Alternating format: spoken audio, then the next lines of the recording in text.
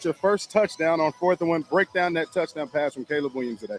Yeah, just out route right there. Something we worked on in practice. Got a great look for it out there on that down and distance, and was able to rip it. So as you guys ran off the field, I saw you had your hand on the ball. He had his hand on the ball. Who's keeping that first touchdown ball? I think he's graciously gonna let me keep it, and I appreciate that. He's gonna have a lot more touchdowns than me in his career because he's a baller like that. So I get to keep the first one. All right, thanks for your time. Back to you guys up in the booth. Okay, thank you very much, J-Mac. We'll continue our coverage here from Indianapolis, give you a quick wrap-up and a look ahead to the Rams. It's all coming up next on the Bears Radio Network. The Chicago Bears Radio Network is brought to you in part by Hard Rock Casino, Northern Indiana, by Miller Lite, and by Great Clips. This is Bears football on the new home of the Bears, ESPN Chicago. What would you do with $1 million? Hard Rock Casino Northern Indiana wants to give you the chance to find out in our $1 million giveaway. Earn July 1st through December 27th. Then join us each Friday for your chance to win a grand finale spot for a 1 in 500 chance to be the guaranteed winner of $1 million. The $1 million giveaway, exclusively at Hard Rock Casino Northern Indiana. Must be 21. See Players Club for complete details. Gambling problem? Call 1-800-9-WITH-IT. Getting the kids to practice on time. Remembering if it's your day to bring snacks. Making it to the game with a clean jersey. Why are simple things sometimes so complicated? Thankfully, with Auto Owners, insurance doesn't have to be one of them. Auto Owners works with independent agents who answer when you call, so you can worry about more important things, like whether your kid is going to run toward first or third base. That's simple human sense. Ask LaFonte Insurance Services in Lombard if Auto Owners make sense for you. Score a touchdown with your next vehicle at Bill Jacobs Auto Group. Whether you're in the market for a brand new BMW, Volkswagen, Mini, Jaguar, or Land Rover, we've got the perfect play for you. Every car comes with Bill Jacobs Total Mile Protection. Enjoy a 7-year, 100,000-mile powertrain warranty on new cars and a 3-month, 3,000-mile powertrain warranty on used cars. Visit us in Naperville and Hinsdale today. At Bill Jacobs, the cars bring you in and the experience brings you back. This is Jeff Joniak here to tell you about Ego Power Plus. Ego is the #1 rated brand in cordless outdoor power. Take it from me. I love the 22-inch Select Cut self-propelled lawnmower. It cuts my lawn in a single charge. Ego delivers the power and performance of gas, but without the noise, fuss, or fumes. Ego's patented 56-volt arc lithium battery technology is the heart and soul of the system and what powers game-changing torque needed for demanding jobs. Learn more at egopowerplus.com. Ego, power beyond belief. Bears Friday starts with Cap and J Hood at 7 a.m. ESPN Chicago. Jeff Joniak, Tom Thayer, wrapping things up here from Indianapolis. We're here at Lucas Oil Stadium. Jonathan Taylor had a 29-yard touchdown run after an interception of Caleb Williams. That came in the second quarter. Cairo Santos, first points on the board in the third quarter for the Bears, who were shut out in the first half. Hit a field goal of 53, missed one from 56 early in the game. Then in the third quarter, after a fourth down penalty, kept the drive alive on Daniel Hardy. Trey Sermon finished off a drive of 9 plays, 80 yards on a 1-yard run. To the fourth quarter, Caleb Williams hit a Dunze on a 13-play drive, but the missed 2-pointer kept it 14-9 Indy.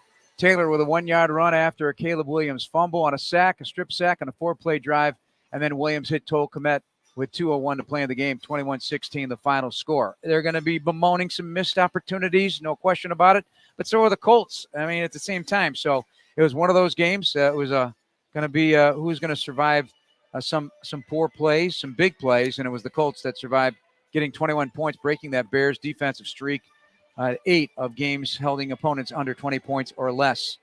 That's how strenuous it is right now to put points on the board. Yeah, that's the thing about it is, as some of the really good plays that we saw tonight, there's a little bit of a frustration because we kind of thought the Bears could do successfully coming in here was get the running game on track to be a really important part of their overall offensive success that Shane Waldron can count on to maybe take some of those throws away from Caleb and allow him just get the experience of playing in an offensive attack where the running game is the most profitable part of it. And I don't know. It's just frustrating that we're still searching for the running game to be what ultimately it needs to be. Right, and one of the backbreakers, obviously, was the goal line stand by the Colts. The Bears had it first and goal with the 4, and on a pitch out, DeAndre Swift lost 11 on the final snap of that drive, and the Bears could not get those points on the board either. So things that they'll look back and wish they had, and they did not finish the game with a win. 21-16, the Colts. Let's turn it over to Peggy Gazinski and Yurko for post-game coverage. Guys? JJ, thank you very much. Not a very welcome homecoming for Matt Eberflus, going back to Indianapolis to play his former team, the Colts, for the first time since taking over head coaching duties with the Chicago Bears. Bears lose 21-16. And Yurko, let's pick it up from where these guys just left it off. Going into this game, they were trying to find an identity for this offense, and the run game was what everyone thought needed to get going, and yet they are still struggling. Well, it's not like they didn't make a commitment to the running game. They tried to make a commitment to the running game. The problem is that, when Roschon got in there, I'm very frustrated with the running game. Go with a guy, stick with a guy. If you want to switch somebody out, then switch somebody out for a series. But if you're going to let's have one guy get 18 to 20 carries. Let's have somebody else get about 6 to 10 carries. I think that's the ideal split. It's almost like they're trying to get the ball. You know how a quarterback gets credit for passing the ball to 10 different receivers? Right. Look at the way he diversified it. He was looking for everybody today. For one reason or another, they want to try to get the football to every guy that can possibly run the ball, including your wide receivers for some crazy reason. The offensive line is not good enough to be able to run the ball right now. They're not playing well enough to be able to run the ball on a consistent basis. I was hoping they wouldn't be part of the problem today. They were part of the problem as far as the running game goes, and then they just broke down enough on the final fumble that was forced. They decided to keep both tight ends in. Both Everett and Cole Kmet were in. And they were the ones that were responsible for blocking Latu. 2 of them on one guy. And the guy in the slot, or the guy that was, not the wing, but the guy that was on the line of scrimmage, Everett, never got a chance to get a piece of him because he went around the outside, and there he was gone. Gone on the quarterback, forcing a fumble. You commit to the running game. If you're only getting 2 yards carry, you can't commit to the running game. And I hate how boring it is. It's almost, if they run the ball on first down, get 6 yards, you're going to throw the ball the next play. They're going to throw it. It's going to be automatic. They're going to throw the ball. If they throw the ball and they gain 7 yards, they're going to come back and run the ball. It's as predictable can be. There's no surprises whatsoever. And I think they sat on that a little bit. Everybody's going to look at the yardage totals and going to say, ooh, wow, wee, ooh, wow, wee, ooh, wow, wee. Right. All I know is I had zero confidence going to that game once they've got the 21st point that the Bears are going to be able to come back in this game. Now, the Colts did soften the defense. The quarterback was able to find open players. And they finally ran some stuff. Well, the Hail Mary was just padding on the yardage. He came back. He was in the end zone. And as the ball was tipped, he came back out of the end zone, caught the ball, and couldn't find a way to get back in because they had a defender just on him. But the 2 interceptions were just awful, not being aware of what was happening behind you. Just awful. It's bad. It's bad. Everybody's going to look at the yardage and they're going to say, "Ooh, look at the yardage." That's great. Look at the yardage. But I think I feel a little bit better about Caleb Williams after this game as far as like a guy that can be a quarterback in this league. But boy, the mistakes that you make are just so catastrophic. And it's such a killer to this team. And then what happened to the defense?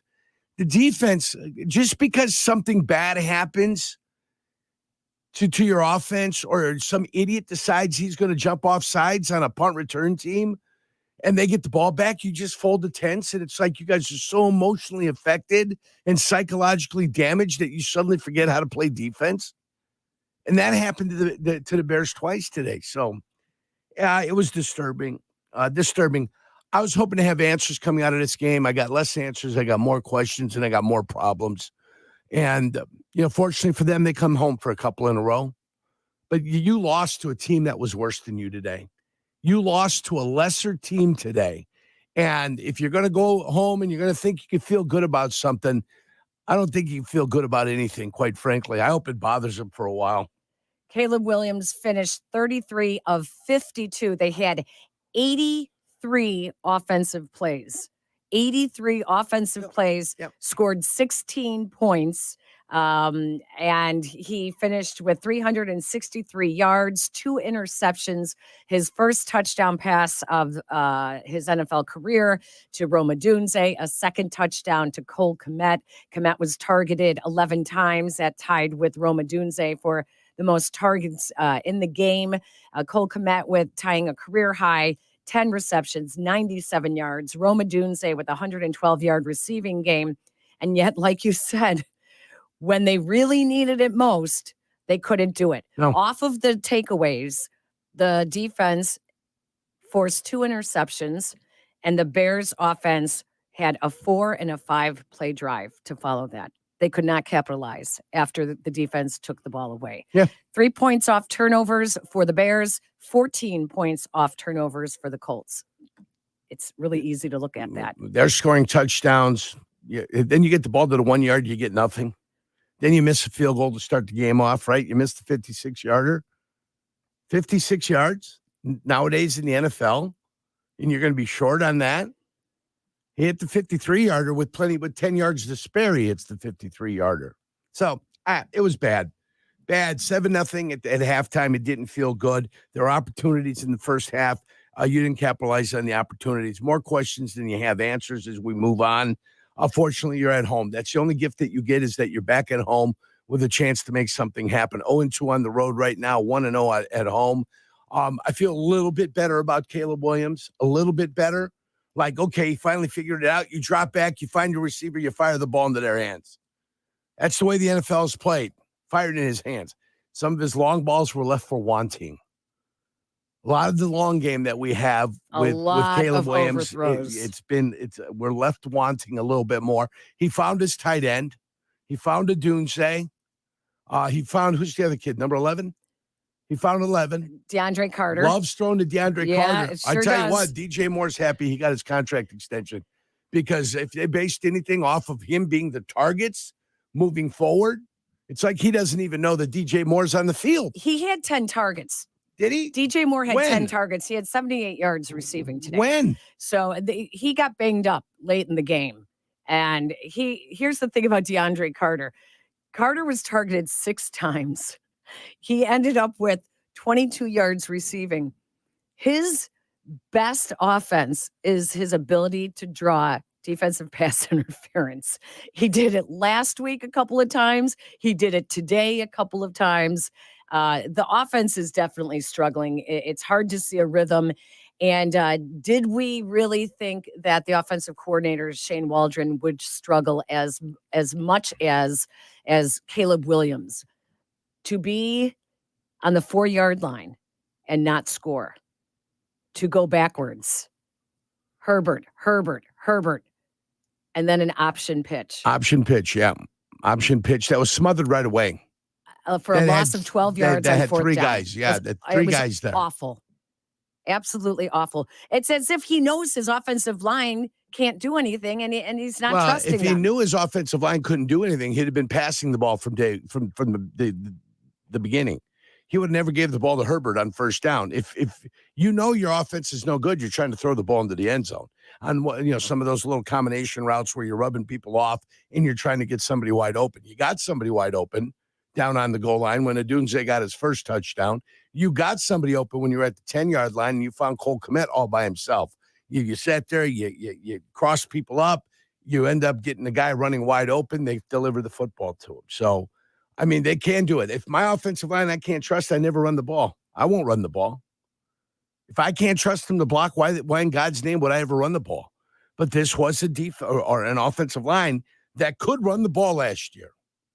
And suddenly they can't could, anymore. and suddenly they can't. Exactly. Let's take a break, and when we come back, we have head coach interview with Jeff and Tom. We'll open up the phone lines as well. 312-332-3776. Bears fall 21-16, 1-2 now on the season. We'll be right back on the Great Clips postgame show on the Chicago Bears Radio Network.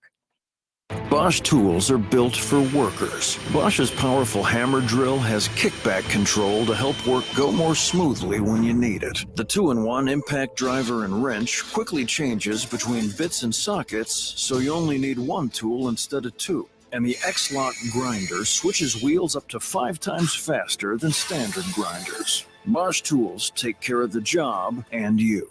Bosch tools, what hard workers deserve. Learn more at BoschTools.com. Dreaming of transforming your backyard into an outdoor oasis? Make it a reality with a stunning pergola from BHS Outdoor Spaces. Choose from fully automated to fixed louvered roof options. Add screens or shades for privacy and bug-free ventilation. All pergolas and motorized screens are custom built to fit your outdoor space. Make your comfort a priority with fans, misters, and heaters for those hot days and cool nights. Extend your patio season and transform your outdoor living space today. Visit bhsoutdoorspaces.com. That's bhsoutdoorspaces.com. Good whiskey is like a good song. It requires no explanation. No one has to tell you how to feel about it. One taste tells you everything you need to know. You simply settle in and enjoy. For a first-of-its-kind collaboration from Buffalo Trace, Traveler Whiskey brings together the collective artistry of Chris Stapleton and master distiller Harlan Wheatley. Traveler Whiskey is the carefully curated result of countless hours of testing and tasting. It's a unique combination of whiskeys from award-winning distilleries and exactly what you'd expect. A premium whiskey that speaks for itself. A tradition of excellence over 150 years in the making. At Busey Bank, we're committed to building relationships that span generations. Wherever your journey in life leads you, we are with you along the way, creating a legacy for you and your family. Busey Bank, building business, growing wealth since 1868, proud to be the official bank of the Fighting Illini. Member FDIC. Here comes the ball. Welcome to the Great Clips postgame show on the Bears Radio Network. Brought to you by Great Clips is gonna be great by Hard Rock Casino, Northern Indiana, and by Miller Lite. And now, the Great Clips postgame show on the Bears Radio Network. Here are your hosts, Peggy Kaczynski and John Yurkovich. The Bears headed to Lucas Oil Stadium in Indianapolis looking to establish an identity on offense and hoping to do so on the ground. Instead, 28 runs for 63 yards, a 2.3 yard per rush average is not exactly a run identifying offense. It's terrible. It's terrible. They did everything everybody else did against the Indianapolis Colts as far as they had more plays. They had more time of possession. The only thing they didn't do was score points. 35 minutes they held the ball.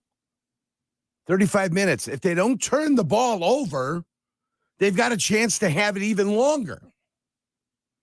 But because they're not protecting the football and they're making some silly throws, they end up only having it for 35 minutes. It should be enough. It wasn't enough. It wasn't enough because for one reason or another, when you got a chance to put the ball in the end zone, you don't. When you have a chance to be smart with the football, you're not. And ultimately, it takes away scoring opportunities from you. And at the end of the day, you lose 21-16. And I don't even know if the game was as close as the score is. But, one-score game, my ass.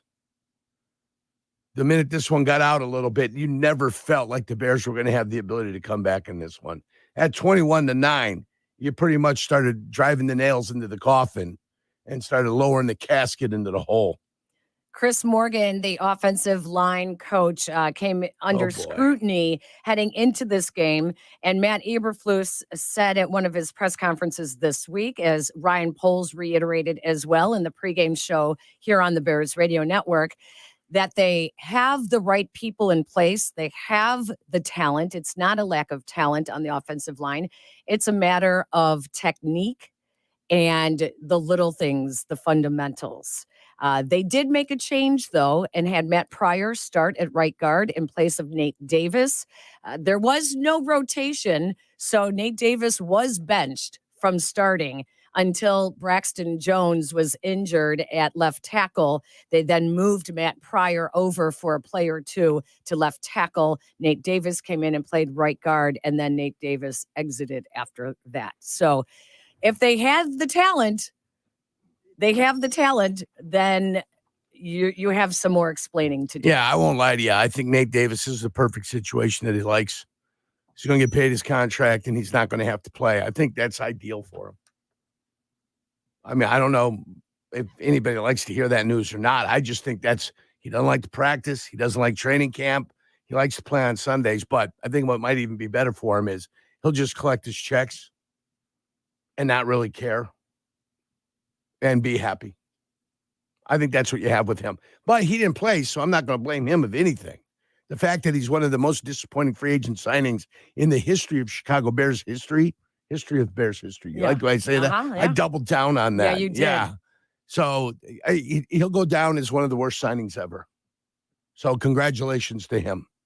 And then that goes as a check in the wrong department for Ryan Poles, too, who for one reason as an offensive lineman can't identify offensive linemen.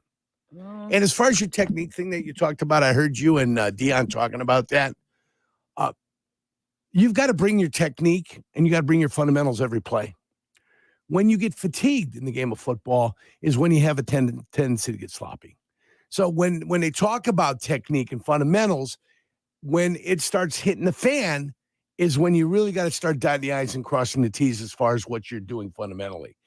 I went to practice and I played football for the better part of 25 years. The first thing I ever did on every practice was come out of a stance and practice the stance. The stance got to be perfect, got to be balanced, got to be able to go forward, you got to be able to slant right, slant left out of a stance that looks similar. So it's the fundamentals all the time. It's the way you get off the line of scrimmage as a wide receiver and how you're going to get away from that jam. Are you practicing getting away from the jam, turning the shoulders, trying to clear and get upfield and get away from the defender? It's everything. If you're a tight end and a lot is called upon you, and when you're called to block, are you utilizing your technique? I unfortunately saw the big fella on the right, Darnell Wright. Darnell Wright at the end of the game was sloppy and tired and fatigued. And because he was sloppy, tired, and fatigued, his technique went to crap. And because his technique went to crap, they could have called him for holding 3 times. They never called him for holding. He's out there lunging and grabbing and trying to hang on for his dear life. Okay? I don't know why, but if you're on the field for 83 offensive plays, you might be fatigued because you're only on the field for 60 plays before. But that's when you've got to call upon your inner strength and you got to call upon your intestinal fortitude and your mental toughness, and you've got to be able to bring the best out of yourself. So when they say, hey, it's got to be better technique, it does. And for 83 plays offensively, you need 11 guys, and sometimes there are 11 different guys, depending upon which play, to be able to call upon that intestinal fortitude to produce something that's going to be positive, not something that's going to be negative. And that's where you're at. And it sounds like malarkey, and it sounds like football gibberish, but it's not. It's 100% the truth. Over a course of a 60-minute football game and 83 plays, you've got to be able to be fundamentally sound. And when you're not, it becomes apparent. 63 yards rushing on the ground, a 2.3 yards per carry average. Roschon Johnson had 8 carries for 30 yards. They featured him early in the game and not DeAndre Swift. And then they did bring Swift in. But let's head back to Lucas Oil Stadium in Indianapolis, where Jeff and Tom are standing by with head coach Matt Eberflus. All right, thank you very much, Peggy. As we wrap up a loss to the Indianapolis Colts, 21-16 here at Indianapolis, downstairs to head coach Matt Eberflus. Matt, so many opportunities today that you didn't take care of all of them. You put yourself in a position, though, to get back in the game. Just give us a little recap of your perspective on the entire outing today. Yeah, I really think that's it. We had a lot of opportunities to seize this game, and we just got to be a little bit better, in some situations and seizing the opportunities, with the turnovers. When we get turnovers, we got to score. And, obviously we got to honor the ball and then not turn the ball over. So that's really about it. I think that there's some things in there where we had some situations, where we get that call, on the offsides on the punt and all those things. And but we missed some opportunities out there to really, seize this game. But I will say this is that if you look at it, there's some really good things that we did do. In terms of the passing game, you look at, Cole Kmet and DJ and Rome, and there's a lot of good things in there that we did do. We were committed to running the football. Did we run it as well as we wanted to? If it was a different situation, with the 2 minute, if we were actually on top, we would have ran the ball more. But again, my hat's off to them. They end up getting the victory. They got the turnovers when they needed to, and they capitalized on those. So I think that was the name of the game. Yeah, you're talking about Kemeta Dunze Moore, 32 targets, 24 for 287, 2 touchdowns. That was huge. That's got to feel good to, as you say, use your skill. And Caleb used his skill. Yeah, no doubt. He did. We got good distribution there. I thought it was really good. Those 2 minute drives were good. And, there's a lot of good things to build off of this, and look at and things to correct. I told the guys in the locker room, I said, number one, you got to honor the football. And that's the thing that we have to do. Again, we battled just like we did, but again, it's all about looking at each other and looking at yourself. What could I do better? And making sure that we stay tight and get better for next week. Can you take us through the 4 plays inside the 4 there and the goal line stand on the final play and the drive? Yeah, no doubt. So it's, we ended up, getting really close on the 3rd down play. But to me, it was more about, we were going to go for it on that 4th down and 1. It was less than 1 yard. And again, I liked the play. It was a perimeter play. We just got to do a better job executing there, getting to that linebacker in the 2nd level there, and then we got to play. But other than that, it's I wouldn't take that back. We should definitely go for it there. Matt, when you think about the offensive game plan, do you think it got away from you guys when Caleb throws the ball 52 times? When you talk about a team that is giving up a significant amount of rushing yards in the first 2 weeks, and then once you start getting into the passing game, there's almost no turning back because you're in a kind of in a catch-up mode? I would say that the passing numbers or the attempts are a little bit up because of where we were at the end of the game. So we needed to get those 2 scores, which I think we did a pretty good job of managing those. In terms of getting it back. Scoring in front of the 2 minute. The reason we were 4th and 1 there, we scored a touchdown there, is because we wanted to preserve the 2 minute, and we did. We ended up we were onside kick if it was going to be under 247, but it was actually above that. So we did a good job of scoring before the 2 minute. I think it was 2:01, I believe it was.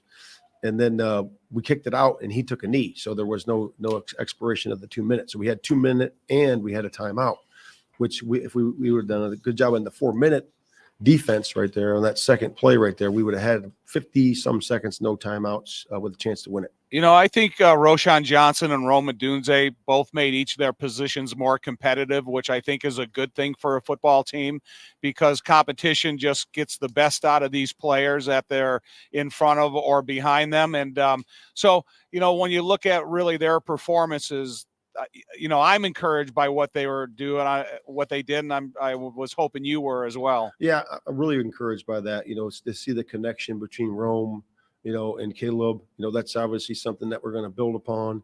And then, him distributing the ball to Cole and DJ. But Roshan did a really nice job of, running the ball, getting it downhill and denting it. He's a 3.8 average, and then really a good job in those 2 minute drives, really splitting 2 and getting vertical on some of those checkdowns. Did you learn anything more about your offensive line today? Yeah. I mean, I thought they, for the most part, we just got to keep doing a good job of getting better. Again, the numbers don't show it right there, but again, we were more committed to the run, and again, we just got to build upon that and build upon the chemistry we're starting to build here in the passing game. All right, Matt, we'll let you go. We'll talk to you next week. Rams come in town after this one here in Indianapolis. Thank you. Thank you. That's Bears head coach Matt Eberflus. Peggy Yurko, take it away. All right, JJ, thank you very much. Matt Eberflus' interview with Jeff and Tom is brought to you by Finishing Chicago. All great finishes start with hiring qualified contractors from finishingchicago.com. Matt Eberflus just told the guys that he would not take back that 4th and goal play, that you have to go for it. And I don't think anyone's arguing over whether or not you have to go for it there. It's the play call. Right. It was the option pitch that they sniffed out immediately, because you had a direct snap to Herbert and then 2 straight runs up the gut by Herbert. They knew it was going to Swift. He liked the call. but he felt like he needed better blocking on that, especially on the second level with the linebacker.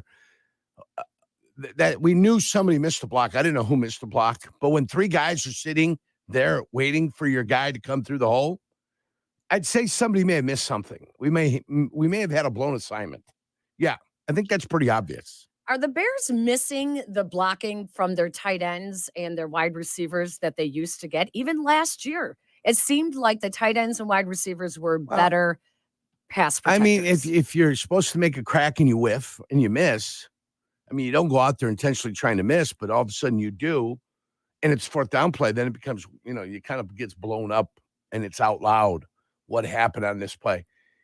And everybody takes their turns screwing something up. Cole Kmet screwed it up when Latu stripped Caleb Williams of the football. Looked like they did the play action pass. Looked like they had two guys ready to block Latu. For one reason or another, he ends up getting outside on the corner, and Cole Kmet is not an offensive lineman.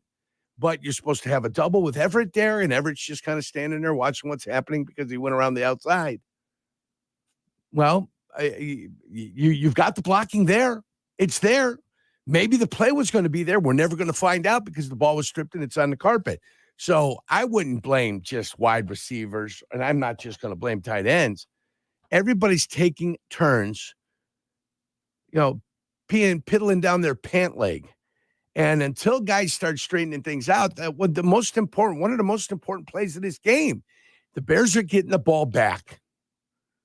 You're on punt return team, and Hardy decides he wants to, I don't know what he wanted to do, but he went offsides. You go offsides, you give them a first. They scored a touchdown. That's how they made it 14. They scored a touchdown. What are you doing? And then the defense comes out after they just got off the field. He goes offsides. Now they got to get back on the field. And guess what the biorhythmic presence is for the squad there? Low. Yeah. They're low. There's no joy in Mudville there. They got themselves off the field. And some guy, a defensive player, decides, hey, I'm going to get the advantage here for something. I have no idea. Right? But he decides to do that. What was it? 5 plays they were in the end zone? Celebrating. All of a sudden, Taylor looked like a superstar. Stopped them the whole game. All of a sudden, they won one thing, and 95 was blocked 10 yards downfield. Did you see that play where Taylor scored a 28-yarder? Yes. He's 10, 11 yards downfield getting blocked, and he's out there, woo, look at me, woo. What am I doing here? I'm getting blocked. Where's the ball? I don't know because I don't care. I'm getting my ass kicked. So you ask why? Well, there's one play where a guy decided that, hey, this feels good. This feels good to get blocked and get my ass kicked. Wow, I love this. Well, there you go. What happens? Right up his hole, right where he's supposed to be, and he goes all the way into the end zone because he compromised the integrity of the defense. 95, the guy that likes to bark and likes to talk crap during practice. That's the guy I'm talking about, 95. I don't know what his name is. I don't know what his name is. It doesn't even deserve to be mentioned. 95. Watch the play. Taylor, oh, don't worry. It'll be on every highlight reel from now until tomorrow. All over social Watch media. 95, what he's doing. I'm getting blocked. Here, 3 yards, 5 yards, 7 yards, 9 yards, 11 yards downfield. I'm being blocked. I'd cut him tomorrow. I'd show him the play, and then I'd give him his plane ticket home. I'd cut him tomorrow. Here's your plane ticket going home, 95. This is what you deserve. Ryan Poles and Matt Ridiculous. Eberflus like to tell the Bears to not listen to the noise, drown out the outside noise. It is only getting louder as the Bears will return home to host the Rams next week. Let's take a break. When we come back, we'll talk about special teams that weren't so special today. 312-332-3776. This is the Great Clips postgame show on the Chicago Bears Radio Network. What would you do with $1 million? Hard Rock Casino Northern Indiana wants to give you the chance to find out in our $1 million giveaway. Earn July 1st through December 27th. Then join us each Friday for your chance to win a grand finale spot for a 1 in 500 chance to be the guaranteed winner of $1 million. The $1 million giveaway, exclusively at Hard Rock Casino Northern Indiana. Must be 21. See Players Club for complete details. Gambling problem? Call 1-800-9-WITH-IT. In football, success is about team effort, and the same is true for your hair. at Great Clips. They save your haircut details in clip notes, so every member of the highly skilled team knows exactly how to create your signature look. And with our easy-to-use app, you can check in from anywhere and get a ready next text when you're up next for a cut. It's the confidence of a great haircut, delivered by a team you trust. Download our app today. Great Clips. It's gonna be great. Did you lose your health insurance coverage? Loss of health coverage may qualify you for a special enrollment period through the ACA Health Insurance Marketplace to find the right health insurance that fits you and your family's needs and budget. At getcoveredillinois.gov, certified local navigators can help you enroll in a quality, affordable health plan. Financial help may also be available. Reach out to a certified local navigator at getcoveredillinois.gov. Your health coverage starts here.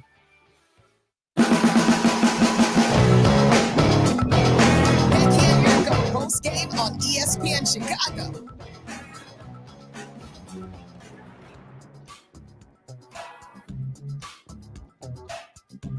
Let's head back to Lucas Oil Stadium where Jason Mckie is standing by with Caleb Williams.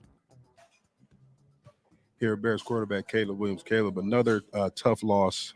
You guys faced a team that gave up the most rushing yards in the NFL over 2 weeks. Was the game plan to come out here and run the ball? Yeah, the game plan, obviously, you know, when team are having tendencies of like that early on, they've had a bunch of guys go down up front and things like that. So, you know, trying to get the run game going, trying to, you know, spark that and, you know, and like I said, get that going. So, you know, I think we took steps in the right direction today. You know, we obviously lost, not the outcome that you want, but the steps. Understand it's a long season, understanding our defense plan lights out. You know, they give us a shot again at the end of the game to go win. And we were right there. We're super close. You know, passing wise and things like that. You know, obviously can't turn the ball over 2 times to them. And then, you know, but pass game wise, I think myself at least, I feel like I took, you know, big steps. You know, we gotta key in on a few more details. You know, make sure that we're on the same page all throughout. You know, because small details that you practice on throughout training camp and throughout the season and these weeks and things like that. You know, when you go out there and, you know, things are flying, bullets are flying, and you know, details aren't, you know, as polished as they should be. You know, the small details end up being, you know, 2 interceptions. So, you know, myself, I got to be better for this team. I know that, you know, we'll have a shot at the end of the game, you know, each week to go and win. And so, and if we're not up, you know, by a good amount already. And so, you know, we're excited. I'm excited. And, you know, interior, I'm excited and, you know, still, you know, furious also because it's lost. So, you know, we're excited. I'm excited and ready to go. Let's talk about the goal line stand that they had. You know, first down, direct snap to Khalil Herbert. You guys come back 2 inside runs, and then on 4th and goal, you guys go option. Was there something you guys saw schematically from the defense? I know you guys were in 13 personnel. Something you saw that made you say, you know, we can get the edge, we could run this and have success on that play? Yeah. So, you know, watching film throughout the week, you know, you get in those big personnels, they jam everybody in, they fire off the ball, they lose, you know, they kind of lose vision of, you know, whatever the case maybe is, because most of the time when you're on that half-yard line, everybody's trying to, you know, get a QB sneak, dives, you know, things direct downhill. And so, you know, we thought that we could get the edge, and, you know, we thought we had it, and you know, it didn't work out like that. Let's break down your first career touchdown pass to Rome. Break down that play for us. Yeah, so we saw something on film throughout the week, and I saw Rome. I saw them in man. They jammed the box. You know, had the backer inside the box, had an overhang for, you know, a zone read, and Rome was manned up over there, and I believe DJ was too. I think it was DJ out there, and you know, it was just a great route by Rome, great catch by Rome. He was wide open, gave the space and all of that for me, be able to, you know, deliver our first touchdown pass of our career. As you guys ran off the field, I saw you guys both had your hand on the football. I talked to Rome after the game. He said that you were gifting him that football. So who's keeping that ball? Yeah, so Rome's keeping that one. I got lucky enough to get a second touchdown, so I got that ball. Yeah, so that was our thing the whole week. Is when we throw our first touchdown that, you know, he can keep the ball. And we were going to do a cool kind of fun little back and forth thing of like who gets the ball as a celebration. So, you know, it was fun. It was great. And excited to finally, you know, get that going finally in the third week in the second half of the game. So we're excited. Last question. Break down the second touchdown pass to Cole. He was wide open, like he ran a wheel route, if I'm not mistaken. You know, what'd you see defensively, and what made you think that they, you know, left him wide open on that play? So when they when I motioned in Gerald, I guess the defense was trying to communicate. Somebody had a miscommunication on their side with that motion, and then from there, when I was reading, you know, my first read, I saw about 2 or 3 extra people in that area. Then I moved on and then saw Cole out of the corner of my eye that he was wide open. Gave him an easy pass to you know, go ahead and, you know, get the second touchdown of the day. All right, thanks for your time. Back to you guys up in the booth. All right, J-Mac, thank you very much. Caleb Williams with his first NFL touchdown thrown to Roma Dunze today, a second one thrown to Cole Kmet. Williams finishes 33 of 52 for 363 yards passing, an average of 7 yards per pass play. A couple of big plays that were missing the first 2 weeks of the season. We saw them today, but we also saw 2 more interceptions, a fumble on a strip sack. He was sacked 4 times and finished with a passer rating of 80.8. This Caleb Williams interview with Jason Mckie is brought to you by Hard Rock Casino, Northern Indiana. See Jason Bonham's Led Zeppelin evening at Hard Rock Live, Friday, October 4th. Tickets on sale now at Ticketmaster.com. Let's pause 10 seconds now for a station identification. You are listening to the Chicago Bears Radio Network. This is the new home of the Bears, ESPN Chicago, WMVP, WTBC HD2, Chicago. So you call your virtual insurance company to ask a simple question about your policy, but now you're on hold listening to this music while you wait and wait. Auto Owners works with local independent agents who tailor coverage to meet your needs and pick up the phone when you call, because you shouldn't be on hold so long that you memorize the music. That's simple human sense. Ask LaFonte Insurance Services in Lombard if auto owners make sense for you. Ready for a luxurious and reliable driving experience? Visit Bill Jacobs Auto Group for premium brands like BMW, Volkswagen, Mini, Jaguar, and Land Rover. Enjoy our Bill Jacobs Total Mile Protection Warranty, a 7-year, 100,000-mile powertrain warranty on every new car. Trust us to provide the peace of mind you deserve. Start your journey at BillJacobs.com. At Bill Jacobs, the cars bring you in, and the experience brings you back. Good whiskey is like a good song. It requires no explanation. No one has to tell you how to feel about it. One taste tells you everything you need to know. You simply settle in and enjoy. For a first-of-its-kind collaboration from Buffalo Trace, Traveler Whiskey brings together the collective artistry of Chris Stapleton and master distiller Harlan Wheatley. Traveler Whiskey is the carefully curated result of countless hours of testing and tasting. It's a unique combination of whiskeys from award-winning distilleries and exactly what you'd expect. A premium whiskey that speaks for itself. This is Jeff Joniak here to tell you about Ego Power Plus. Ego is the #1 rated brand in cordless outdoor power. Take it from me. I love the 22-inch Select Cut self-propelled lawnmower. It cuts my lawn in a single charge. Ego delivers the power and performance of gas, but without the noise, fuss, or fumes. Ego's patented 56-volt arc lithium battery technology is the heart and soul of the system and what powers game-changing torque needed for demanding jobs. Learn more at egopowerplus.com. Ego, power beyond belief. Miller Lite is brewed with great taste and only great taste. The Miller Brewing Company would like to issue a correction. Miller Lite is brewed to be less filling. What are you doing here? Miller Lite tastes great. Look, I'm just reading the script. It says less filling. That's not what my script says. Well, mine says. We'd like to apologize for the previous announcers. Miller Lite is in fact less filling and tastes great. Time to shine, legal guy. Celebrate responsibly. Milwaukee, Wisconsin. Beer. 96 calories and 3.2 grams carbs per 12 ounces. Fewer calories and carbs than premium regular beer. Ings Insurance. Insurance that's moving business forward. Ings Insurance.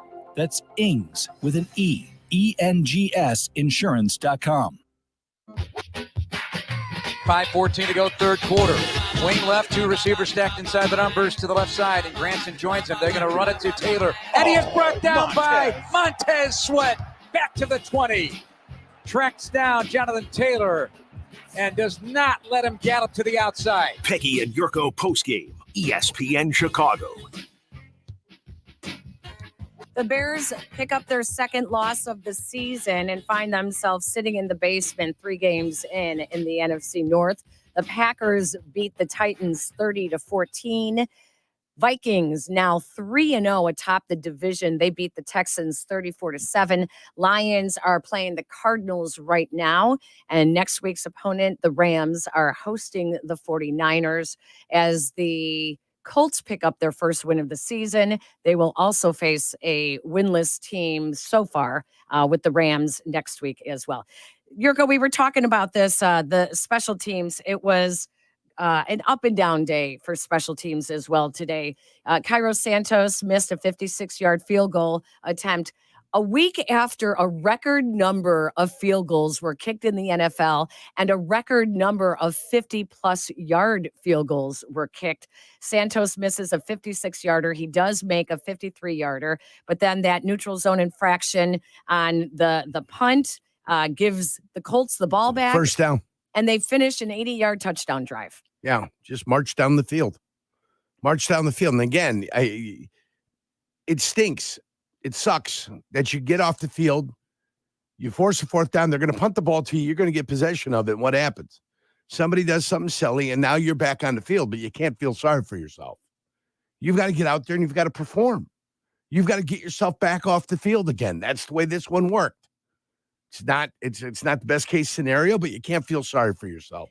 The Bears felt sorry for themselves and they gave up a touchdown. There was a lot of confusion at times today.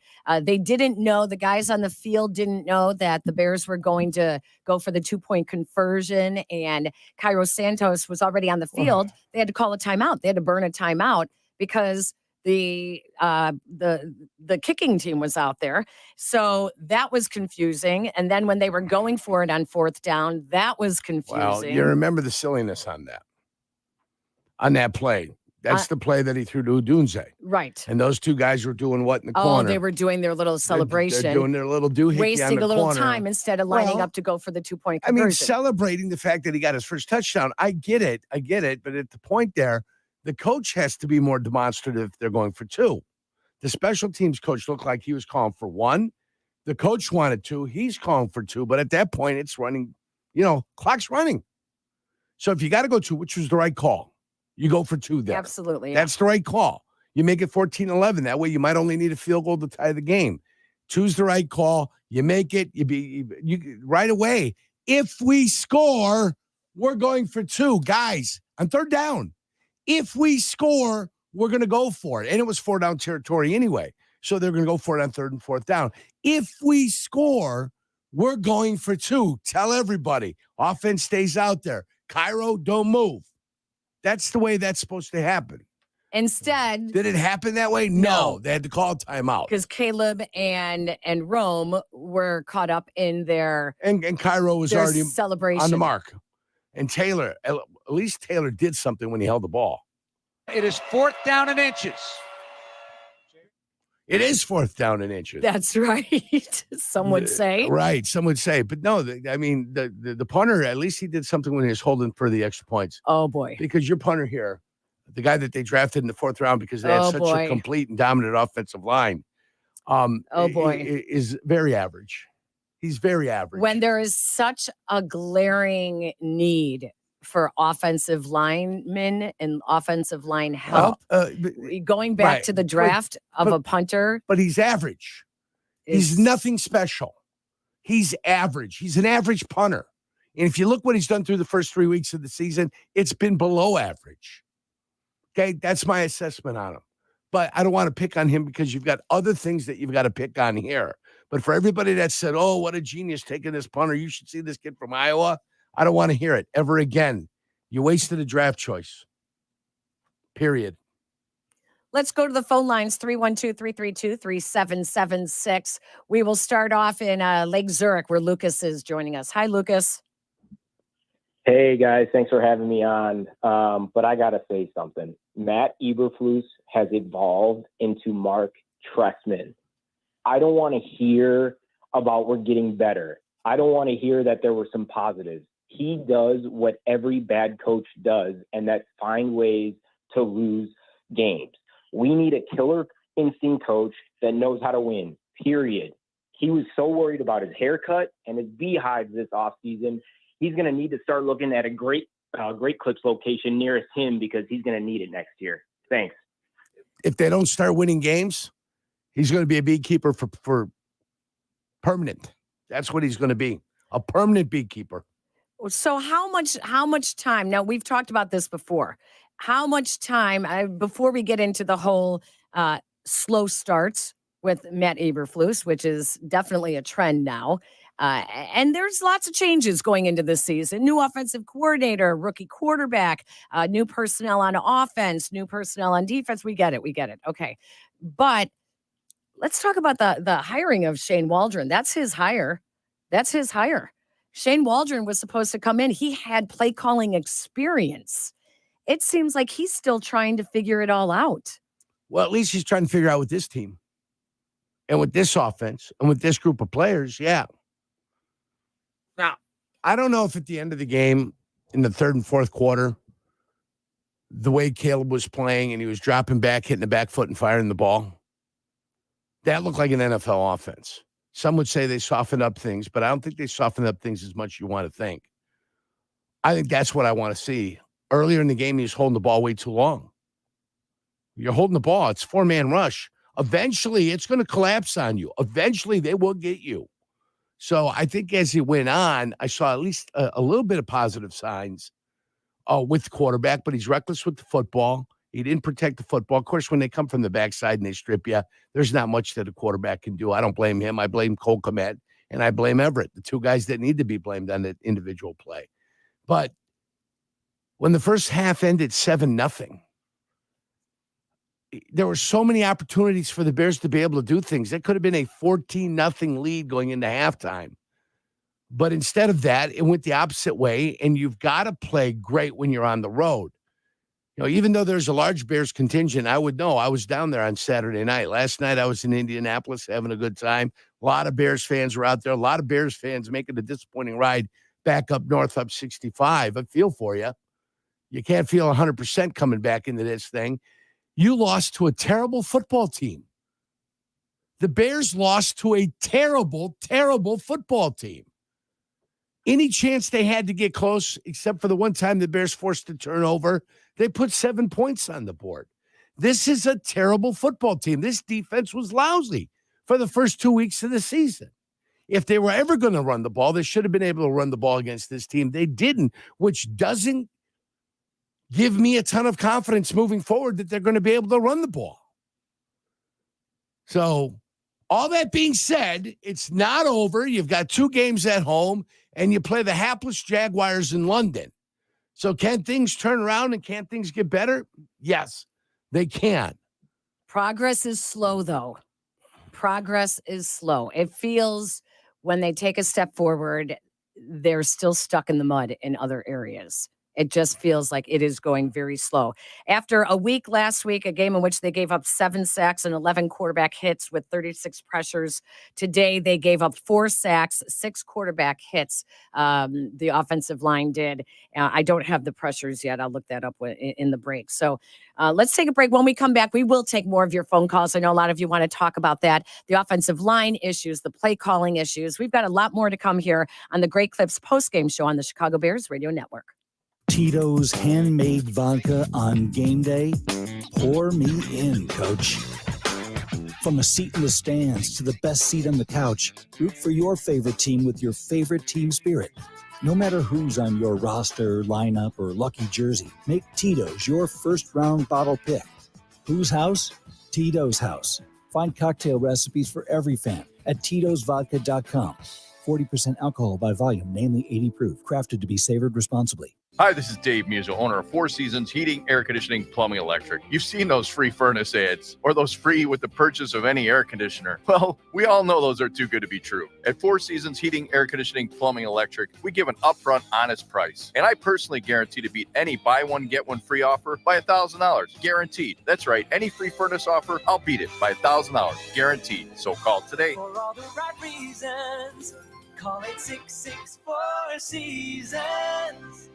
$2 million. The Verdoliak Law Group wins again for their clients. That's right. The Verdoliak Law Group recovered $2 million for a client who was injured in a truck accident. If you're injured, make sure to call the Verdoliak Law Group. Playing professional football, being on the radio for many years, I've had the opportunity to endorse many products and companies. But this is special. The Verdoliak Law Group, owned by close friends, has been helping people for 60 years. They've even taken care of my neighbors and friends. I truly believe in them. When you need a doctor, you look for experience and skill. The same goes for choosing a lawyer. The Verdoliak Law Group has recovered over $9 billion for clients and served more than 40,000 people. Whether it's personal injury, auto or truck accidents, wrongful death, or medical malpractice, call my friends at the Verdoliak Law Group. The Verdoliak Law Group has done great for my friends and neighbors. They will do great for you, too. Call them today at 844-4VLG-LAW. UI Health believes everyone deserves exceptional care. Their care teams are leaders in managing and treating complex diseases and conditions, utilizing the latest innovations and minimally invasive surgery. UI Health prioritizes personalized care from diagnosis through precision treatment. UI Health develops the care plan that's right for you. UI Health, exceptional care for you. Learn more at uihealth.care. Dreaming of transforming your backyard into an outdoor oasis? Make it a reality with a stunning pergola from BHS Outdoor Spaces. Choose from fully automated to fixed louvered roof options. Add screens or shades for privacy and bug-free ventilation. All pergolas and motorized screens are custom built to fit your outdoor space. Make your comfort a priority with fans, misters, and heaters for those hot days and cool nights. Extend your patio season and transform your outdoor living space today. Visit bhsoutdoorspaces.com. That's bhsoutdoorspaces.com. Since Busey Bank first opened our doors in 1868, we have built upon a tradition of close relationships and broad financial capabilities. Our experienced team provides the highest level of personalized service to ensure we accomplish your goals, simplifying your wealth management and business lending needs and ensuring a legacy for generations. Building business, growing wealth since 1868. Proud to be the official bank of the Fighting Illini. Member FDIC. Some people like A and others like B. At BMW, we prefer X. Like the dynamic X3, meant for ultimate exploration. The X5, built to conquer even the most difficult paths. Or the pinnacle of comfort and luxury, the X7. And since every X-Range vehicle is packed with performance and versatility, you'll always get the best of X. The BMW X-Range. Your next X venture starts here. Take advantage of exceptional lease and finance offers today. Uno's Pizza, handcrafted the Chicago way with the finest ingredients and buttery pie-like crust. Your taste buds will thank you. Find Uno's at your favorite local Chicagoland grocery store. It's called Uno's for a reason. Takes the snap, play fake, play action to the pocket, going deep down the left side for a over the shoulder catch. What a beautiful throw and catch on the other end at the 25-yard line of Indianapolis. Oh my goodness. Crossed the safety, defending the play, and the Bears in business after the swipe. 3-by-2, and Williams takes a look at the defense of the Colts. They bring a linebacker up. Is he coming? That'll be the question. They're not. They rush 4. Williams strikes over the middle, caught. Adunze for a first down. Inside the Colts 30, down near the 28-yard line, outside the hash or between the numbers. That's a 14-yard catch. And now 88 yards in receptions for Rome Adunze. First and goal at the 1. Caleb Williams with Herbert to his right. Double tight ends right side of the line. Cole Kmet, Mercedes Lewis. Adunze slot left. Snap. Play fake. Throwing into the end zone. Caught. Adunze. Touchdown. Touchdown Bears. Caleb Williams. His first NFL passing touchdown goes to fellow rookie Rome Adunze, who catches his first NFL touchdown And now the Bears claw back. It's 14-9. Peggy and Yurko postgame, ESPN Chicago. Caleb Williams found the great in Rome Odunze. 6 catches, 112 yards for his fellow first rounder. 18.7 yards per catch for Odunze and his first NFL touchdown as well. Odunze tied with Cole Kmet with 11 targets, the most on the team. That is finding the great in sports. Success is about team effort, and the same is true for your hair. At Great Clips, they save your haircut details in clip notes, so every member of the highly skilled team knows exactly how to create your signature look. Download their app today, Great Clips. It's gonna be great. And you think that combination is gonna be great as well, because they finally seem to get in a rhythm, although it does seem like Caleb still is overthrowing a lot on some of those deep balls.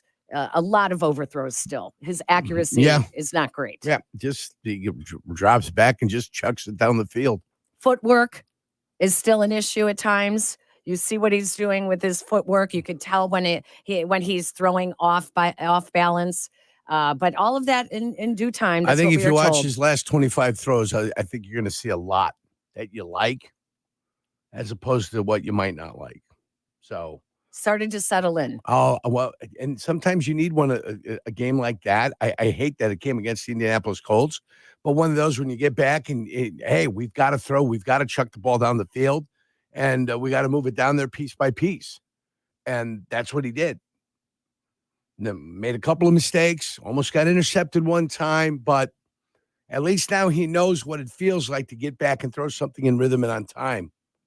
And it came out of necessity, an absolute necessity, but at least you got a chance to see a little bit of it. Still a lot of questions out there. Still some problems. Still some maturing to go on. Still some development to go on. But you knew that when you drafted the kid with the first pick overall, you knew that you were starting over at the quarterback position. He wasn't going to come in and all of a sudden absolutely be better than Justin Fields. And even though he might be as a thrower, he's not nearly as dynamic nor as athletic as Justin Fields was. Justin Fields, by the way, picked up another win for the Pittsburgh Steelers today. Did actually look better settling in as well, throwing the ball. Speaking of wide receivers, Keenan Allen did not make the trip to Indianapolis. He was inactive for heel injury, which is what we have heard from some of the network announcers over the last 2 games, is plantar fasciitis. And also they added personal reasons as well why he would not travel to Indy for the game. Velus Jones was inactive for the second straight game. Dominic Robinson was inactive today. And then earlier this week, Travis Homer was placed on IR after surgery. Zach Pickens was out after a groin injury last week.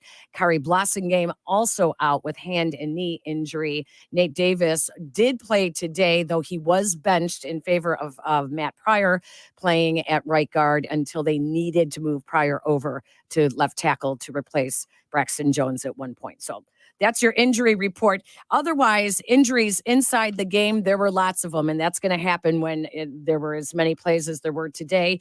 Braxton Jones, I said he was injured. He did return. Tyreek Stevenson left at one point. He returned. Your guy, Billingsley, he returned after being banged up. Taylor returned. He was down on the field for a little bit as well.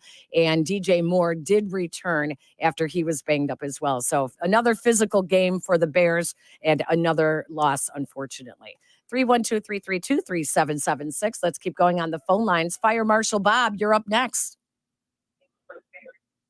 I'm one of those fans right now on our way heading up 65 angry. There's so many things I want to say about that game, and most of them are George Carlin's, dirty words you can't say on television or radio. But 4 things I have questions for. One, the calling doesn't seem to help mask some of our deficiencies. And I know, we have a lot of them, but still, it just seems, again, that 4-yard thing did not work out well, and that was frustrating to watch being there live. The other thing, I know our O-line is bad. When do they start putting in guys, from off the street who may want to try? Because right now, this group of bums can't play. So I'd rather have guys out there that are trying and want to try to get in there. It's just ridiculous. And as far as our run game last year to this year and Caleb's play, do you think that has something? Well, for one, like run game last year has to do with Justin Fields and his ability to evade last year, and then this year with Caleb not being able to throw and being off and his timing being off. Could that be because the offensive line is so bad? They're just throwing him off. He doesn't know what's going on. What do you guys think? That sure could be a problem, but when he went back there, no matter what the offensive line was doing, planting his back foot and throwing the ball, he was fine. He was fine. Okay. Well, but do you think towards the end of the game there, it was because they started lightening up because they just started playing prevent defense? I agree with you. Not as much as there was a prevent defense, but they certainly did soften their coverage. I would agree with you. Okay. But for the quarterback, at least, now you get the experience of what that feels like. Now you see it, hey, this is how it's supposed to be run. Even if the guy's tight on him, if I could throw the guy open, I got a chance for that offense to run on all cylinders. Trust me, I'm not 1,000% happy with anybody out there. We lost we lost against a crappy football team, guys.